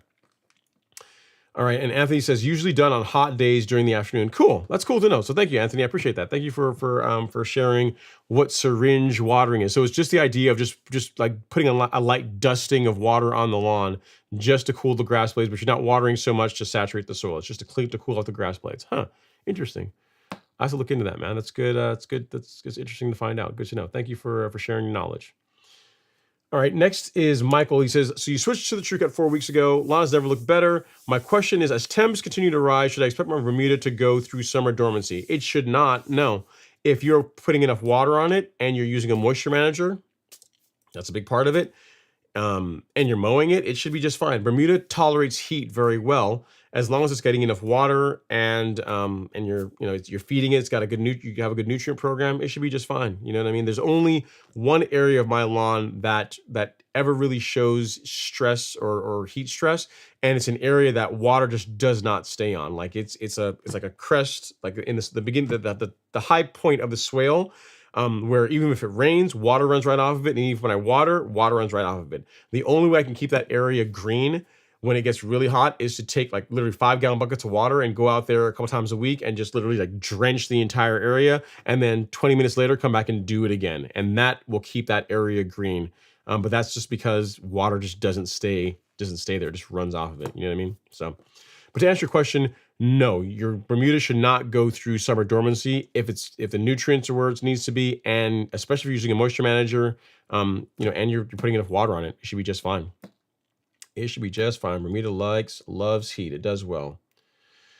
All right, LT Sullivan. He's giving me a breakdown of syringe watering. He says, okay, here's the breakdown. He says it is 30 to 40 minutes of watering every other day. For example, you start at 4:30 a.m., 20 minutes, and then 10 minutes at 10 a.m., and then 10 minutes at 2:30. And if you want another again at 4:30 for 5 minutes. So it's just like putting out doling. It's almost like spoon feeding for your watering. Is that the idea behind it? Huh. Interesting. I'll have to look into it. I've never done that on my lawn, but it's I'll have to look into it and find out what the benefits of doing that are. Maybe there are some, and maybe something to try and see if it makes a difference in the appearance of the turf. Cool. Learn something new. So now I don't have to research it because you guys already gave me the answer to it, right? All right, next up is Chris Ferguson. He says, how do you kill Dallas grass? I have spots everywhere. Dig it out. Your best bet is to physically remove it, Chris, if you have a residential lawn.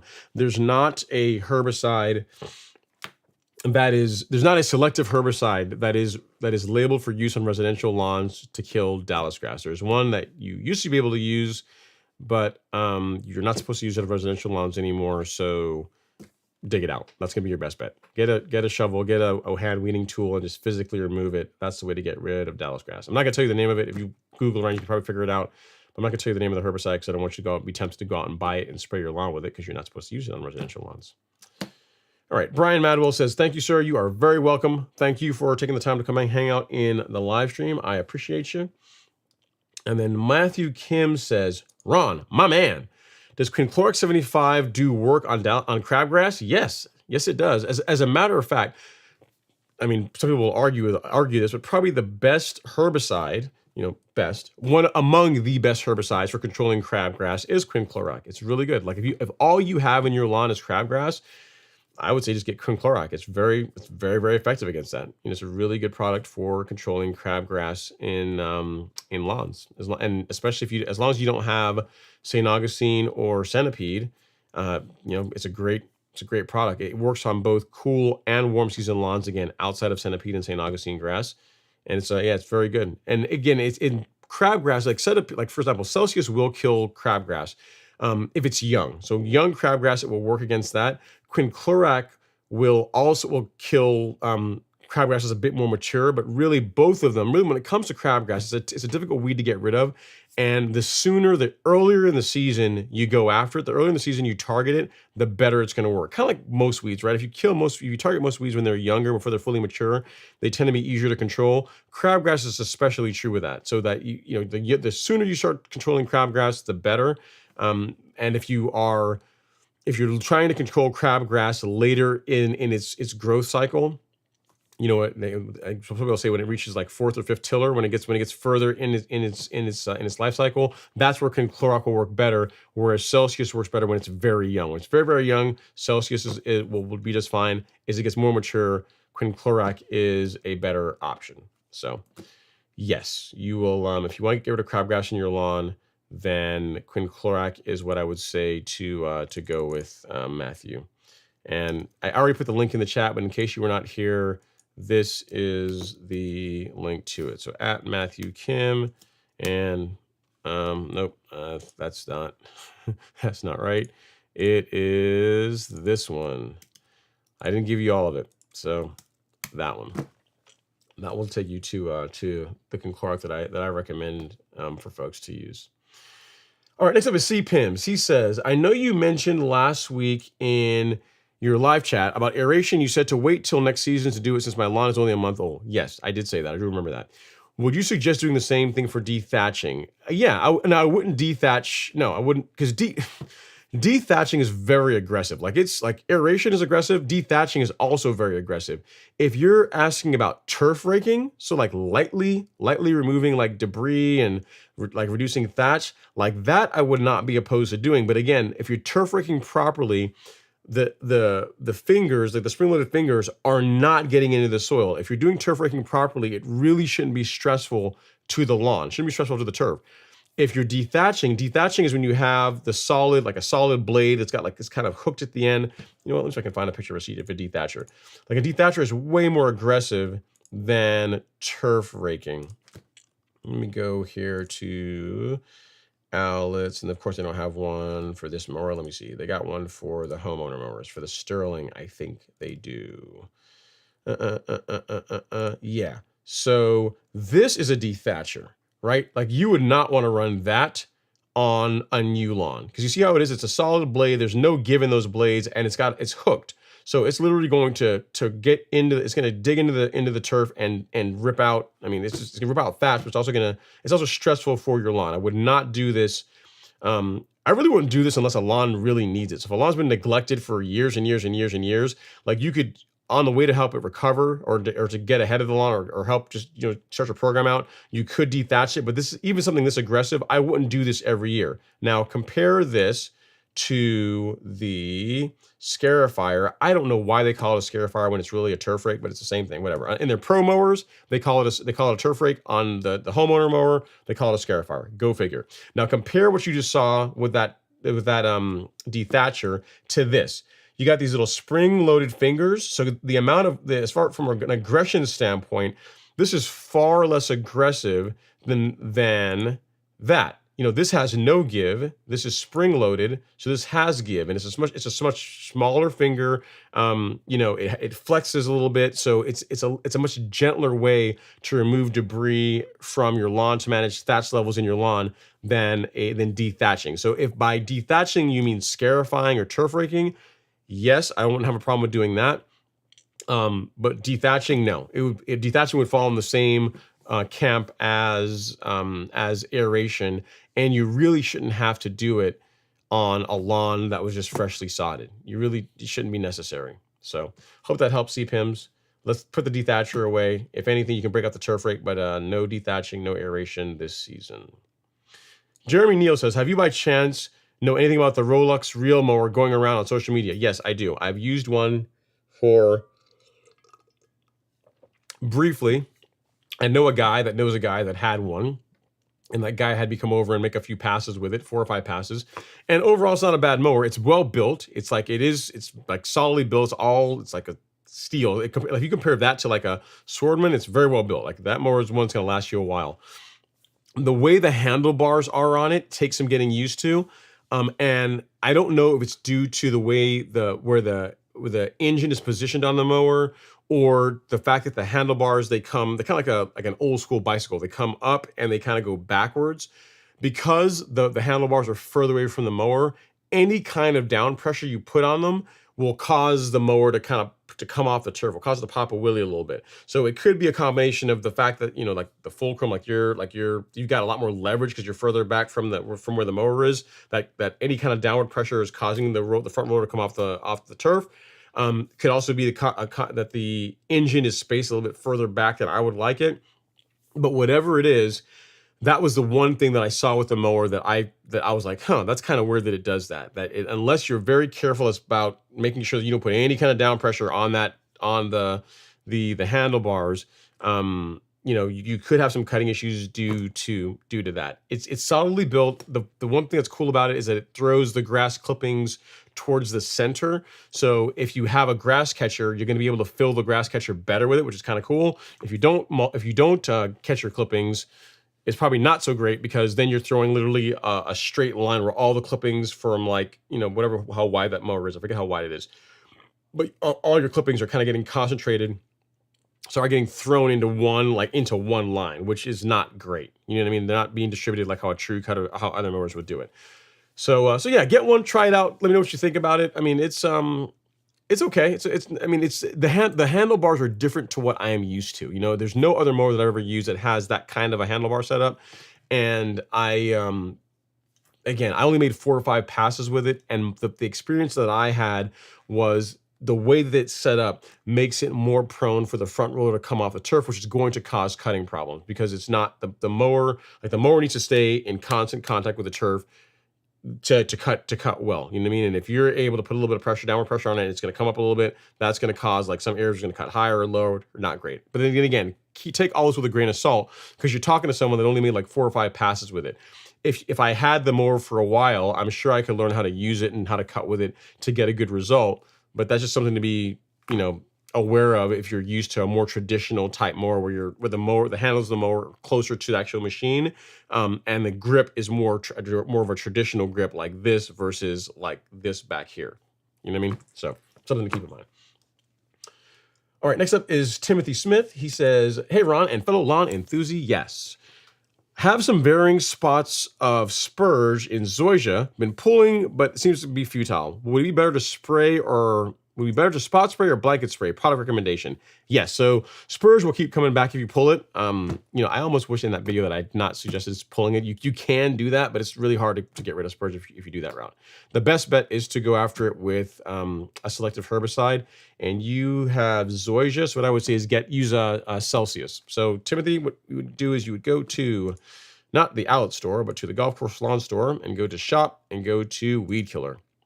And if all you're dealing with it is in just a small area. So for me, what I tend to find is spurge tends to grow where I have it on my lawn is near the sidewalk. So near sidewalks, near driveway, anywhere where pre-emergent doesn't work as well because it always gets the soil is always being disturbed in that section with the stick edger. So spurge tends to grow in those locations.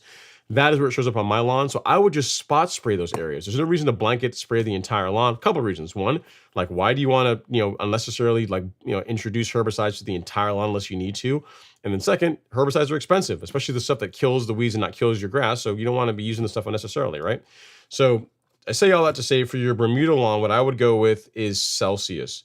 So you can go with the 10 ounce, which is enough for 2 acres, or you can get with the single dose packet, which is enough for 2,000 square feet at the high rate or 4,000 square feet at the low rate. So if all you're doing is some spot spraying, maybe just this one little single dose packet is the way to go.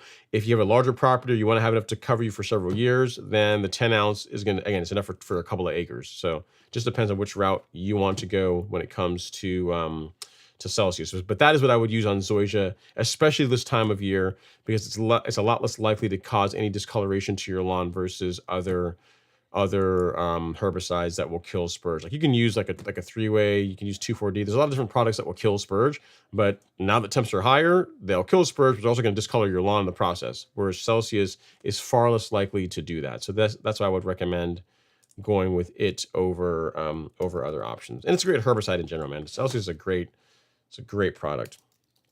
Love it. If I could only have one post-emergent herbicide for my lawn, it would be, for warm season turf, it would be Celsius. And if I could have a second one, it would be Certainty, which is why I put them together in a kit, right? Because they work so well together. So there you go. Let me know if you need anything else, Timothy. Hope that helps. Next is Andreas, Alex and Andreas Playtime. It says, can I use Primo Max on cool season lawn on the summer time down here in Connecticut? Yes.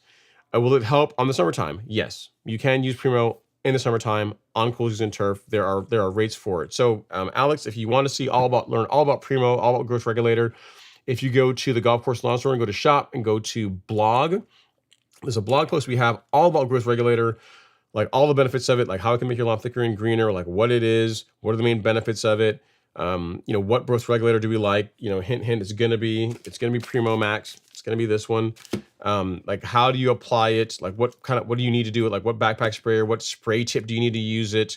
What are some tips to get a good results where you don't injure your lawn when you're spraying it? So like basically spraying it at reduced rates twice per month versus spraying it at the monthly rate once per month. And then because I'm a nice guy, there are the split application rates for Primo Max for both warm and cool season grass. So depending on the kind of grass you have, you didn't tell me, you said it's cool season, so you're going to probably be right in here. So tall fescue, Kentucky bluegrass, or ryegrass. But of course, read the label, check the label. Whatever the rate is on the label, you can cut that in half and spray it twice per month, on the 1st and the 15th, and your lawn should tolerate that just fine, and you'll get all the benefits of Primo that all the awesomeness that you get with using a growth regulator. So I'm going to do two things for you. I'm going to give you a link to this blog post so you can check it out. And then second, I'm also going to give you a link to Primo Max because, but to answer your question, yes, you can absolutely use Primo on your lawn in the summertime. Just make sure you spray it at the right rates. Kind of like anything else, right? If you can use herbicides on your lawn in the summertime, yeah, as long as you spray at the right rates. Can you use fertilizer on your lawn in the summertime? Yep, as long as you spray it at the right rates. It's all down to application rates. As long as it's applied properly, you can use it during the summer and get a great result with it. So nothing to worry about there. It's a great product. I love Growth Regulator. It's literally one of my favorite products to spray on my lawn because of all the benefits that it has. Love this stuff. It's great stuff. All right, next up is Jeremy Neal. I already answered your question, Jeremy, about the Rolex, so I gave you my thoughts on that. I also got your question as well, Timothy, on getting rid of the spurge in your zoysia. You're very welcome, Thomas. I'm sorry, Jacob. You're no worries at all there. Thanks for the question. I appreciate it. And then next up, we have Gary Kellett Jr. He says, "Hey, Ron, I put down a summer blend today after my cut. I'm cool season outside of Chicago. It's been dry and hot. Can I put down your summer blend in July and August?" Yes. So yeah. So here's the thing, Gary. What you will find, right, is the this actually took a while to figure out, but the in the calculator, right?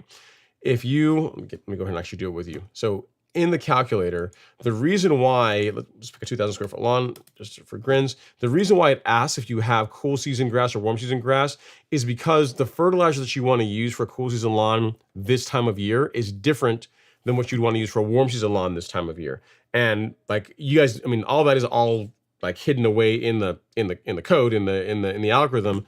But if you were to go through a good example, if you were to go through this entire calculator for warm season grass for this time of year, it's going to recommend Humic Max, assuming you don't need phosphorus. If you ask the same question this time of year and you have a cool season lawn, it's going to recommend the Stress, the 12024, because for a couple of reasons, that fertilizer, as far as the amount of slow release nitrogen that's in it, it's got a higher percentage of slow release nitrogen, so it's not going to try and push a bunch of fast growth in the lawn this time of year.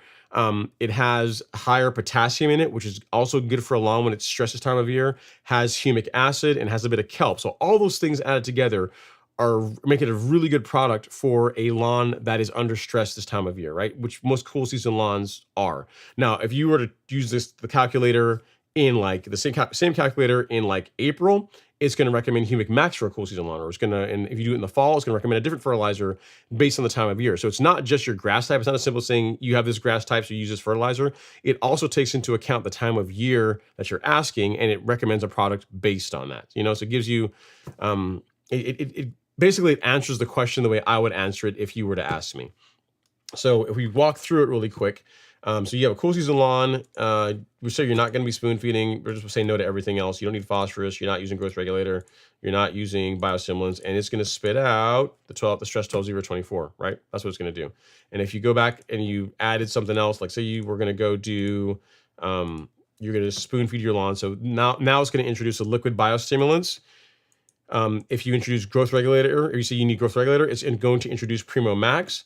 And then if you are also opting for a granular biostimulant, it's going to introduce Essential G. So it's going to give you enough of all of those products to where for the granulars, it's enough for a month. And then for the liquids, it's enough for 3 months. So if you get next, it says, 1 bag of Stress will take care of you. This is enough, given the size of your lawn, which I think I put in like 2,000 square feet. It's enough for 3 months. 1 bottle of Primo Max is all you need. And then 1 bag of Essential G is all you need. So yes, the calculator, like what it recommends for cool season turf is based. It's not just saying, oh, you had a cool season lawn, use the Stress. It's cool season lawn and the time of year. It takes that into account based on what it will recommend for your in your particular bundle. So yes, to answer your question, yes, you can use the Stress 12024 this time of year. That is what I would use if you have a cool season lawn. It is what I would recommend. So hope that helps. And if you don't have it, I will send it to you so you can have it nice and convenient in your in the chat. So at Gary Kellett Jr. Cool. And there you go. Okay. Next up is Will Covey. He says, I'll check my mower blades out. I appreciate it, Ron. Yeah, check that, Will. I think you'll be pleasantly surprised, man, because like mowing, even when it comes to real mowing, you'll be surprised at how much how much of an effect having sharp equipment makes in the way your turf looks. If you're, especially with a real mower, if you're real mowing a lawn and the real mower is not sharp, like just one time, the next, like you mow the lawn and then the next day, it's going to have like a dull appearance. It's just going to look, the colors is going to go out of the lawn. It's not going to look good. With a rotary mower, I imagine you're going to have the same thing, but then you can start having issues with like washboarding. You can make the lawn more prone to having disease problems. So given that you have a fescue lawn, I am leaning more towards the cutting issue that's due to your mower not being sharp. And if you can't, I'll put you this way, Will. If you don't remember the last time you sharpened your mower blades, then it's probably the mower blades. Like if at the beginning of the season you didn't put a fresh blade on or you didn't sharpen it, so if you've not sharpened it this entire season at all, then it's more than likely your equipment needs to be sharp. So you can either sharpen it or you can put another blade on it. But I think once you put a sharp edge on your mower, your mower blades, you'll notice a difference in the appearance of the turf. Next up is Cooper's dad. He says, Ron, do you have any problems watering your slope? I do. Zoysia on a slight slope, not doing well while the rest is fine. I think is because the water struggles to soak in. Top dress with sand this year. Thoughts? Yeah. So I do have issues with my front lawn slope holding water. So what I do is for the front lawn, I run the irrigation for 10 minutes and I'll do that a couple of times. Whereas in the back lawn, a cycle for each of the zones 3, 4, and 5 are 25 minutes. So for the back lawn, it's 25 minutes because it's nice and flat and it'll hold all that water with no problem with that running off. If I try and do a 15-minute water or a 25-minute water on the front lawn, I'm wasting a bunch of water because literally it just runs all off. So 10 minutes a couple of times is what I've done, and I find that gets enough water on the front lawn to keep it looking nice. But so yes, you'll probably have to do something similar on your zoysia with a slight slope. Just introduce the water over a couple of sessions. So it's like water and then give it like 30 minutes and then water again. And then by doing that, you're able to get enough water into the soil while minimizing runoff. So it's more work. If you have a programmable irrigation controller, you can automate all of it. But if you don't, then you may have to go and do it manually. You know what I mean? But that's going to be your best bet for getting enough water into the soil where your zoysia is on a slope while minimizing runoff. Ryan Wolfel is up next. He says, hey, Ron, I have a 30 by 20 foot area that was heavy weeds and mixed with Bermuda. I did Celsius plus Certainty app 2 weeks ago. It is working great. Imagine that. Love to hear it. Anything I should do to help that area fill in and take over the dead weeds? So the fact the weeds are gone, that is going to allow the Bermuda to spread. If you can also transfer plugs from parts of your lawn that are doing really well, because you said you have a 30 by 20 foot area. I imagine there are parts of your lawn that don't have weed problems and the lawn is looking great. If you can take some plugs out of that area and transfer those plugs into the area that was infested by weeds that now Celsius and Certainty have gotten rid of, that is going to help that area fill in faster, because then you're going to have like little splotches of Bermuda that are spreading. You're going to have the new plugs that you put in the lawn that you're transferring in there are going to help it spread. You're going to have the grass on the outskirts are going to try and spread in there. So overall, you're just maximizing the amount of little islands of Bermuda grass that will begin taking off and spreading and filling in the area that was once occupied by the weeds. But I'm glad to hear that, man. I'm glad to hear that you're getting great results with Celsius and Certainty. It is not an inexpensive combination, but it is very good. It's very good. It also has pretty decent fudge factor. So, it's as far as like the application range you can use on those products and still get a good result, it's fairly forgiving compared to other herbicides, and it works over a broad temperature range, which is why I recommend it so much. You know what I mean? Like I can recommend Celsius and Certainty to someone with a warm season lawn, and if they're spraying their lawn in April or they're spraying their lawn in July, I can be relatively, not too concerned that they're going to damage their lawn. In comparison, if I told them to go use like a 3-way or use 2,4-D on their lawn, which again is a great herbicide, but you just got to be a lot more careful with it, especially as temperatures go up, because you'll kill the weeds, but your lawn's also going to get a little ouchy in the process too. So Celsius and Certainty allows me to sleep well at night, knowing that your lawn is not, people aren't gonna damage their lawns using it. So glad to hear you're having great results, sir. Keep up the great work. If I can help with anything else, definitely let me know. All right, so we have a super chat that came in from Chris Styles. Thank you for the super chat, Chris. It's a good question. Received. He says, how long does a 10 ounce Celsius last the average homeowner with an average lawn? Depends. It depends on how many weeds you have, how the application rate you're using it, that you're applying it at. But I'll tell you this. I'll put you this way, Chris. A 10 ounce bottle of Celsius will treat around 2 acres, so around 90,000 square feet. If you apply it at a higher rate, it will treat less than that. But up to 90,000 square feet is about what you can expect. If you have a 5,000 square foot lawn, it's going to be enough for years and years and years. If you have a larger lawn, like you have a lawn, let's say my size, right? It's like 12,000 square feet.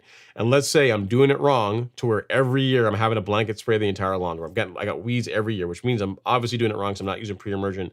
So I'm having to use Celsius a lot. Then in that case, I'll get out of 6 or 7 applications out of a bottle of it. So for the average homeowner with an average size lawn, it's a plenty of product that will last you for years and years to come. You know what I mean? Like, you're gonna buy a bottle that's gonna last you for years. So while it is not inexpensive, most people are not gonna go through it and not gonna go through it very quickly. You're gonna be able to put it on the shelf as long as you keep it dry, keep it closed tightly, and it's kept in a cool and dry spot. You're gonna be good for years to be able to use it. So I hope that helps. But again, average homeowner, average lawn, and the thing you didn't, and also the amount of weeds in your lawn, because some people are able to do an application, 1 or 2 times, get the weeds cleaned up. They start a good nutrient program. They start mowing the lawn regularly. They start using pre-emergent, and then they're using Celsius just for spot spraying. They're not having to do any kind of blanket sprays anymore because the lawn's under control, and they're doing all the other things to help prevent you from having to use a lot of post-emergent herbicides. So the answer is it depends, but it treats up to 90,000 square feet, around 2 acres. And if you're spraying it at higher rates, a little bit less than that. So hope that helps, Chris. If you have any other questions, let me know. It's a great question. And hopefully that's all you needed. All right, so where did I leave off? All right, we are up next. Let's see here. Up next, we got Progression Decibel says, hey, Ron, over here in Cumming, Georgia, with some nice green Bermuda. Thanks to you. Awesome. Love to hear it. 2 quick ones. How long to wait to mow seeded Bermuda? I seeded a 25 by 25 foot area, and the grass is about 1 inch tall currently. I would start mowing it for me. And then question number 2 is, I have some bald spot. I should say this. If you have a real mower, I would start mowing it. If you got a rotary, I wouldn't try a rotary on 1 inch Bermuda, because I think you're going to have some scalping more than likely. So I wouldn't do that with a rotary. If it's a real mower, yeah, I would start mowing it. Next up is, I have a bald spot in the yard. Could I treat it like a golf course and mix some seed and play sand, just fill in those spots like you would a divot, and the grass will grow there? You could, but you're going to be, you could, but it's not gonna, you're going to be introducing a different Bermuda cultivar if you do that. You know what I mean? Because if you think about it, like if your home was built is in a subdivision, more than likely it's Tifway 419. Tifway 419 is not available as a grass seed. So if you're using a grass seed, more than likely it's going to be a common Bermuda or an improved common Bermuda, which does not look the same as Tifway. Does not look the same as a hybrid. So what I would say is, I would more instead of like using a sand mixed with seed to fill in like bare spots, I would transfer plugs. I would go out and buy a pro plugger and transfer plugs from areas of your lawn that are doing well into the area that is not doing well. Unless you're playing golf on your lawns where you're taking divots out of your lawn all the time, once those bare areas fill in, you shouldn't really need to do that again. You know what I mean? So it's yeah, you should be fine. If you are playing golf on your lawn, you're taking divots out of it, and I'd say replace your divots after you. Bermuda is pretty hard to kill. So after you go and you take a big chunk out of your lawn, and you take a divot out, go find the divot and place the grass back where you took it out, and some of it will root in, and it will fill in and heal itself. That's how I would do it. I wouldn't be quick to introduce a bunch of different grass seeds to your lawn, because it's going to look different, especially if your lawn is a hybrid Bermuda lawn. It's not gonna match. So I wouldn't do that. So hopefully that helps, sir. If you need anything else, let me know. It sounds like you're already on a seeded lawn. So if so I'll put it to you this way: if your lawn is so now I think about it, I can retract what I'm saying, because if your lawn is all seeded, so you did a renovation and your entire lawn is, say, Yukon, right? In that case, if you wanted to do that route of do what golf courses do and put some sand and soil and put some seed in there and sprinkle it on the area, you could do that. What would be faster still, though, is to do the plug route, because Bermuda, as you know yourself, Bermuda grass seed takes a while to grow in. Like, just transferring a plug into that area is going to be faster to get it to recover, to get it to fill in, than just putting more seed down. So, hope that helps, sir. Next up is T. Collins. He says the best cutting rotary mower for cutting and striping is a Simplicity. They have a free floating deck since the 50s. They rarely scalp. Cool. Learn something new, T. Collins. I've not heard of a Simplicity. Sounds like a nice bit of kit. Sounds like a very nice bit of kit. Next up is your friend. He says, hey, Ron, how to kill quackgrass in a cool season lawn? Don't know. I don't know if it's on my head. I'm not sure if Tenacity will do that. I don't know. I may have to, let's just check the label really quick and see. I may have to take a screenshot of that and get a question for you and get research that and get an answer for you for next week, your friend, because quackgrass, I don't see, let's look here. I don't see that on, nope, I don't see it on the label for Tenacity. I could look at some other cool season herbicides and find out what's labeled to kill quackgrass and cool season turf. I don't know, but it's okay. I will get a screenshot of it, sir, and I will get you an answer. I'm going to have a bunch of research questions for next week, right? It'll be fun. So sorry I don't have an answer for you, but I will look it up and get an answer for you. All right, next up is Progression Decimal. Slipping in a third question. Say it ain't so. He says, best herbicide for nutsedge and Romid mercury, a.k.a. copperleaf, in and bordering a Bermuda lawn. Sorry for the redundant ask. You probably told us a million times. For sedges in Bermuda, Certainty. For copperleaf, I don't know what that is. I've never heard of copperleaf until now. So I don't know if Certainty will kill that Progression Decimal. Let's look here. Let's look here really quick, because now I'm curious if it is labeled for that. I've not heard of copperleaf, and I don't know if Certainty is labeled to take care of it. So let's see here. Copper. Yeah, I don't know what that is. I don't know if Certainty will take care of it. So for the sedges, for nutsedge, Certainty. For copperleaf, I don't know. So I'll look it up and I'll get an answer for you. Let's see here. Where is your question? And we will screenshot it right there. All right, cool.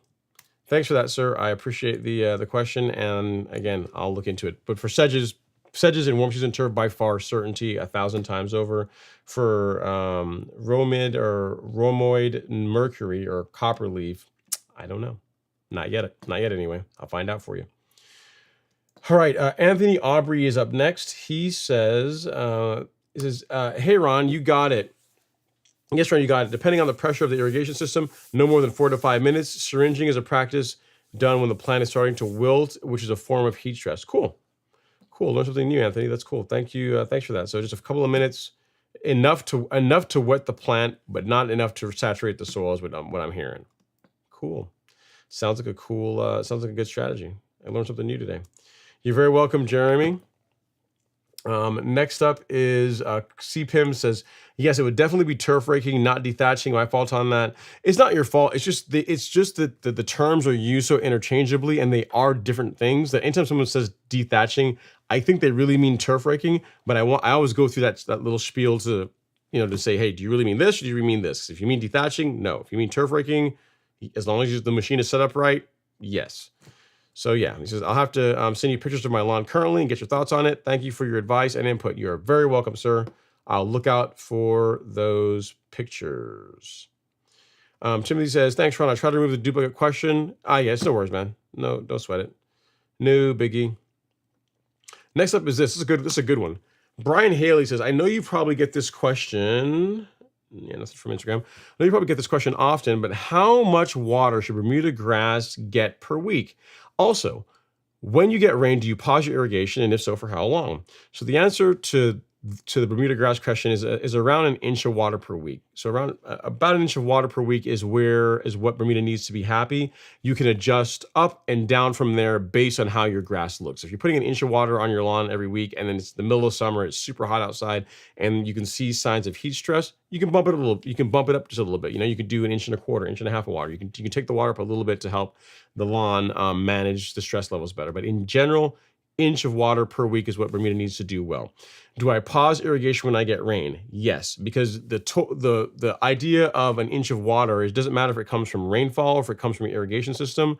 An inch of water is an inch of water. Ideally, I would take rainwater 1,000 times over than running my irrigation, because one, rain's free, and then frankly, just from a coverage standpoint, rain does a better job. It's more even. Like it's more like even when you have your irrigation system and you run your sprinklers, it doesn't do as good a job producing as even coverage as rainfall does. So I have some videos on watering, but the answer is between rainfall and irrigation, between those two, an inch of water per week. So if you got like a ton of rain, you got like an inch and a half of rainfall, then you may not need to water that week. You maybe wait till the following week to run your irrigation system again. I've got a video on this topic that I will see if I can find. Let me see. Irrigation, watering. I'm trying to find here it is. Too much water. This is it. Yep, this is the video that I did a couple years back on the very topic of watering your lawn. It talks about some tips and tricks of how to figure out how much water your area typically gets, and how much you may need to adjust your irrigation up or down from that 1 inch per water. Benchmark. So yeah, check this out here. It's got some cool links in the description that will also help you out with getting the best answer to that question. So let me see, at Brian Haley. So there you go. Irrigation video. This guy here. So watch that. It's a short watch. The description of that video also has some really useful links, so be sure to check that out as well. And yeah, hopefully that helps. If you need anything else, let me know. Something else I would say that you didn't ask about is a moisture manager. Adding a moisture manager like Hydrotain, Foreplay are great for making watering.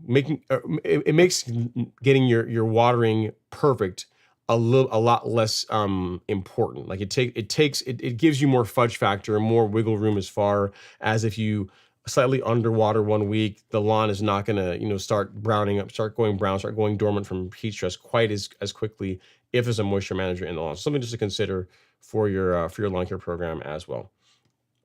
All right, Gary Keller Jr. says, thanks, Ron, on the stress blend. You're very welcome. I pushed Humic Max in April and May, but since it's changing, I switched to the stress blend. Good, I love it. We're switching back to Humic in September till the fall. Yep, that's exactly what I would do, Gary. That is exactly what I would do. And then Phil West says, hey, Ron, you're such a wealth of great information. Thank you for being my lawn mentor. You're very, very welcome, sir. Appreciate it. He says, how soon after installing Bermuda sod is it appropriate to spread a growth inhibitor? So once you start mowing it, you can use Primo. You can use Primo on it. So my general rule is, if you're mowing it and you want to manage how quickly the lawn grows, you can start using Primo Max once you're mowing the lawn. So it's again, Primo does not stay in the plant very long. If you apply it at the full monthly rate, it's like 3 to 4 weeks. If you apply it every 2 weeks, you're spraying it at lower rates. And again, it just like if you stop using it for like 3 weeks, if you're not applying the full rate, it'll come out. So it's you can, if the lawn's established and you're mowing the lawn, meaning you're feeding it, you're mowing it, then you can use Primo. You can use a growth regulator on it. There's no problem with that. You know what I mean? In other words, I would be much more comfortable using growth regulator on a relatively new lawn than I would be using herbicides on a relatively new lawn, if that makes sense. Just make sure you follow the right rates. And the stuff that I would recommend is Primo Max. One of these bottles will treat up to 16,000 square feet if you have a warm season lawn like Bermuda or Zoysia. If you have a cool season lawn, it's a bit less coverage because the rates for cool season turf are higher than they are for warm season. So, but yeah, this is the stuff you want to use. This is what I use on my lawn. Absolutely love the results I get with it. And it's like I would say, there's life before Primo, life after Primo. It is one of the best investments you can make into the appearance of your and just the overall the health. I mean, it makes your turf hardier, the color is better, the watering requirements go down. It's just a tons of benefits to using Primo Max on your lawn. So it's one of those things that once you start doing it, you're going to ask yourself why you waited so long to introduce it to your program. It's a great product. It's not that expensive. Like one of these bottles is like $45. It's not even that much. Not compared to fertilizer and other things you'd be spending money on. It's not that expensive either. So for some of you guys that have a smaller lawn, you can buy one bottle. It'll be enough for the entire season if you have a smaller lawn. So there you go. Okay, next up is TX McKenzie. He says, I'm in Ohio. My backyard is poison ivy, oak, and a little grass. I got triad and surfactant from your store. Do I need to pull up by the root to remove? Neighbors have poison ivy, oak coming back in their yard. Any advice? So are you asking about once you've killed it, like once you've sprayed it with triad and it's died off? You could remove it. Yes, I would rake it out. I would once it's dead, I would remove it as much as possible. I mean, if you've got like a large section that was all poison ivy or poison oak, and you got rid of it using that herbicide, yeah, I would. If your plan is to then go out and put grass seed down there to get grass to grow there, I would remove all the dead oak or poison ivy. There's no reason to leave that there. So yes, I would do that. You said neighbors have poison ivy or oak coming into my yard. Any advice? There's not a ton. Unless you have their permission, you really can't spray their lawn. I'm trying to think of pre-emergent. I don't know if prodiamine is labeled for poison ivy or oak. I don't know the answer to that. I would think pre-emergent, but I don't know for a fact if pre-emergent is effective against that particular one. Let me look here really quick. Why not? It's late in the evening. We can check real quick, right? You guys don't mind. Let's see. Ivy, English ivy is on the label, and yeah, English ivy is on the label. I don't see poison ivy for prodiamine, so I don't know. Let me see here. So I don't. No, English ivy is a shrub. Actually, no, this is talking about shrubs that it tolerates. No, so I don't know. I don't know for a fact if it will prevent that. TX McKenzie. I mean, given that you found a herbicide that will control it, if you could talk to your neighbor and say, hey, do you mind? Hey, I'm cleaning up the weeds in my. Just ask them really nice. Be nice about it. Don't be like, hey man, you got tons of weeds in your lawn. You want to do something about that? Don't go about it that way. Go and ask them and say, hey, listen, I'm cleaning up weeds on my lawn. I've got this herbicide that is doing us a great job. You can see the results that it produces. Do you mind if I spray like a foot into your lawn so that I don't have it? One, it gets rid of the weeds, and also I don't have it encroaching into my lawn. And they might say yes. They might say no. But I mean, if they say no, you're no worse off than where you started, right? That's how I would go about it. Unfortunately, there's not a whole lot you can do about that. I mean, we all deal with that. I have a couple. I have like a neighbor, like one of my neighbors, like they take care of the lawn, but they don't take care of it like how I take care of my lawn. So do have more weed pressure. They had more weeds, more weed pressure of the parts of my lawn that border their lawns than the areas that like border Alex's lawn. And there's not a whole lot you can do about it other than either pull the weeds or use a selective herbicide to spray the area that the weeds are coming in.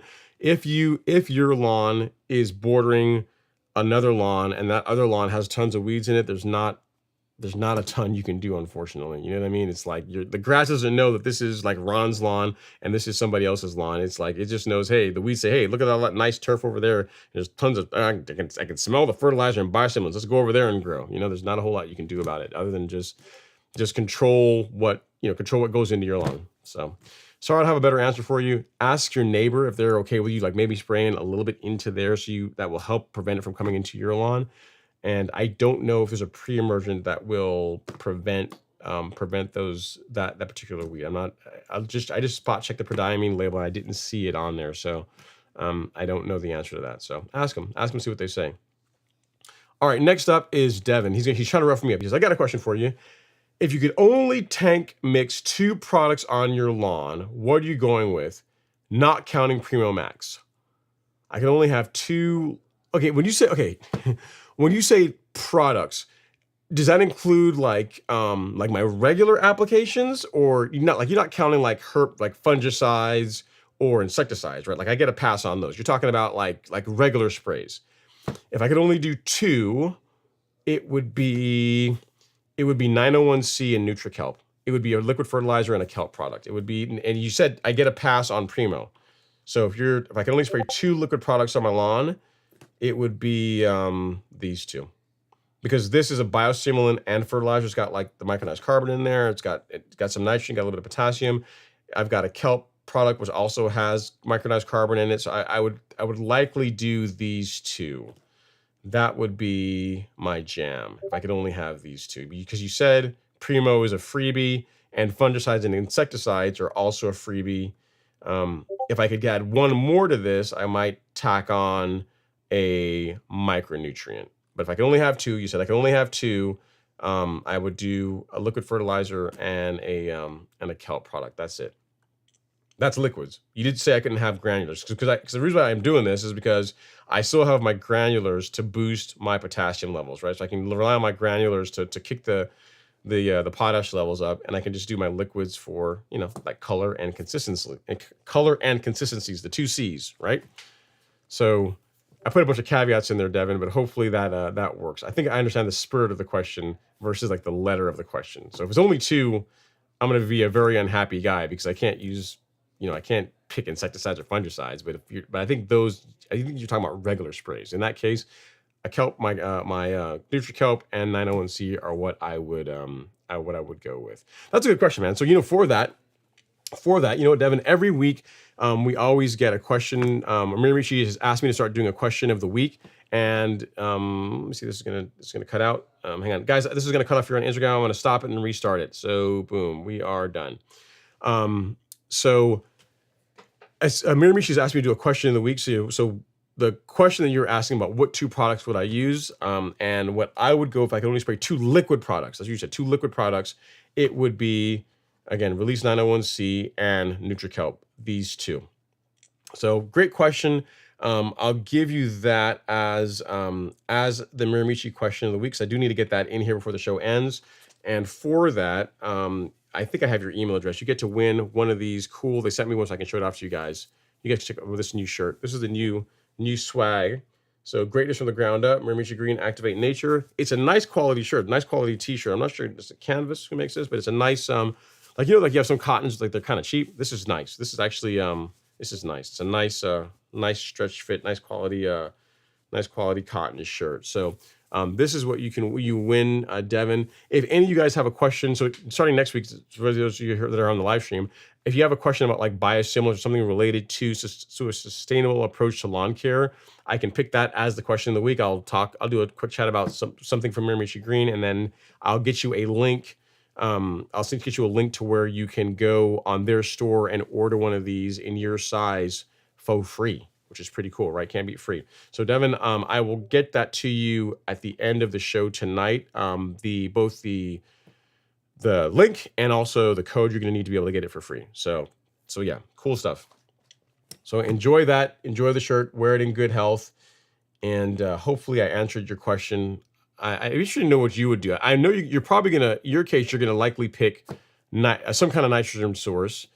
With you, I would bet you would probably do a nitrogen source and a micronutrient. I just feel like you're that kind of guy. I think you would probably put the micronutrient over a kelp product if it were me, but maybe not. Maybe you do the same thing I would do. All right. So next up, we got a progression. He says, I will try the plug route for clarification. Our home was built in 2005, and per the neighbors that were there then, they sodded. The seed I got was Highlander turf. I'm not familiar with that one, progression decibel, but yeah. So it sounds like you got like a mutt lawn. So it was sod. You said it was sodded. It was sodded in originally, and then the seed you got was from yeah. So the plugs are going to be the way to go, man. If you want to ensure that the existing grass, like when you get this bare area filled in, that it matches existing lawn, going the plug route is going to be a better way to go than even doing sod, than doing grass seed or doing sod. Plugs are gonna help you keep the look consistent. Because the thing with Bermuda, I'll tell you, is that once it's in, good heaven help if you have to try and get rid of it. Like there's not really a selective way of removing one type of Bermuda from another type. So once it's in your lawn, it's in. So you know, the plug route is a bit more of a long game, but it's a way to ensure that it will absolutely match with your current grass type. All right. Okay, so these are regular sprays. Okay, so regular sprays, yeah. So I'm going to say a kelp. So I'm going to say 901C and then NutriKelp. because I love the way the lawn looks with those products. I think that's also going to help me. It's going to help with stress management in the stress resistance in the turf. So that's why I like the kelp. That's why I'm a fan of that. So that's what I'm going to go with. I think you're going to probably tell me nitrogen and a micronutrient. I might be wrong. But I think I have a feeling that you're a micronutrient type guy. You're going to be like, yeah, definitely micro.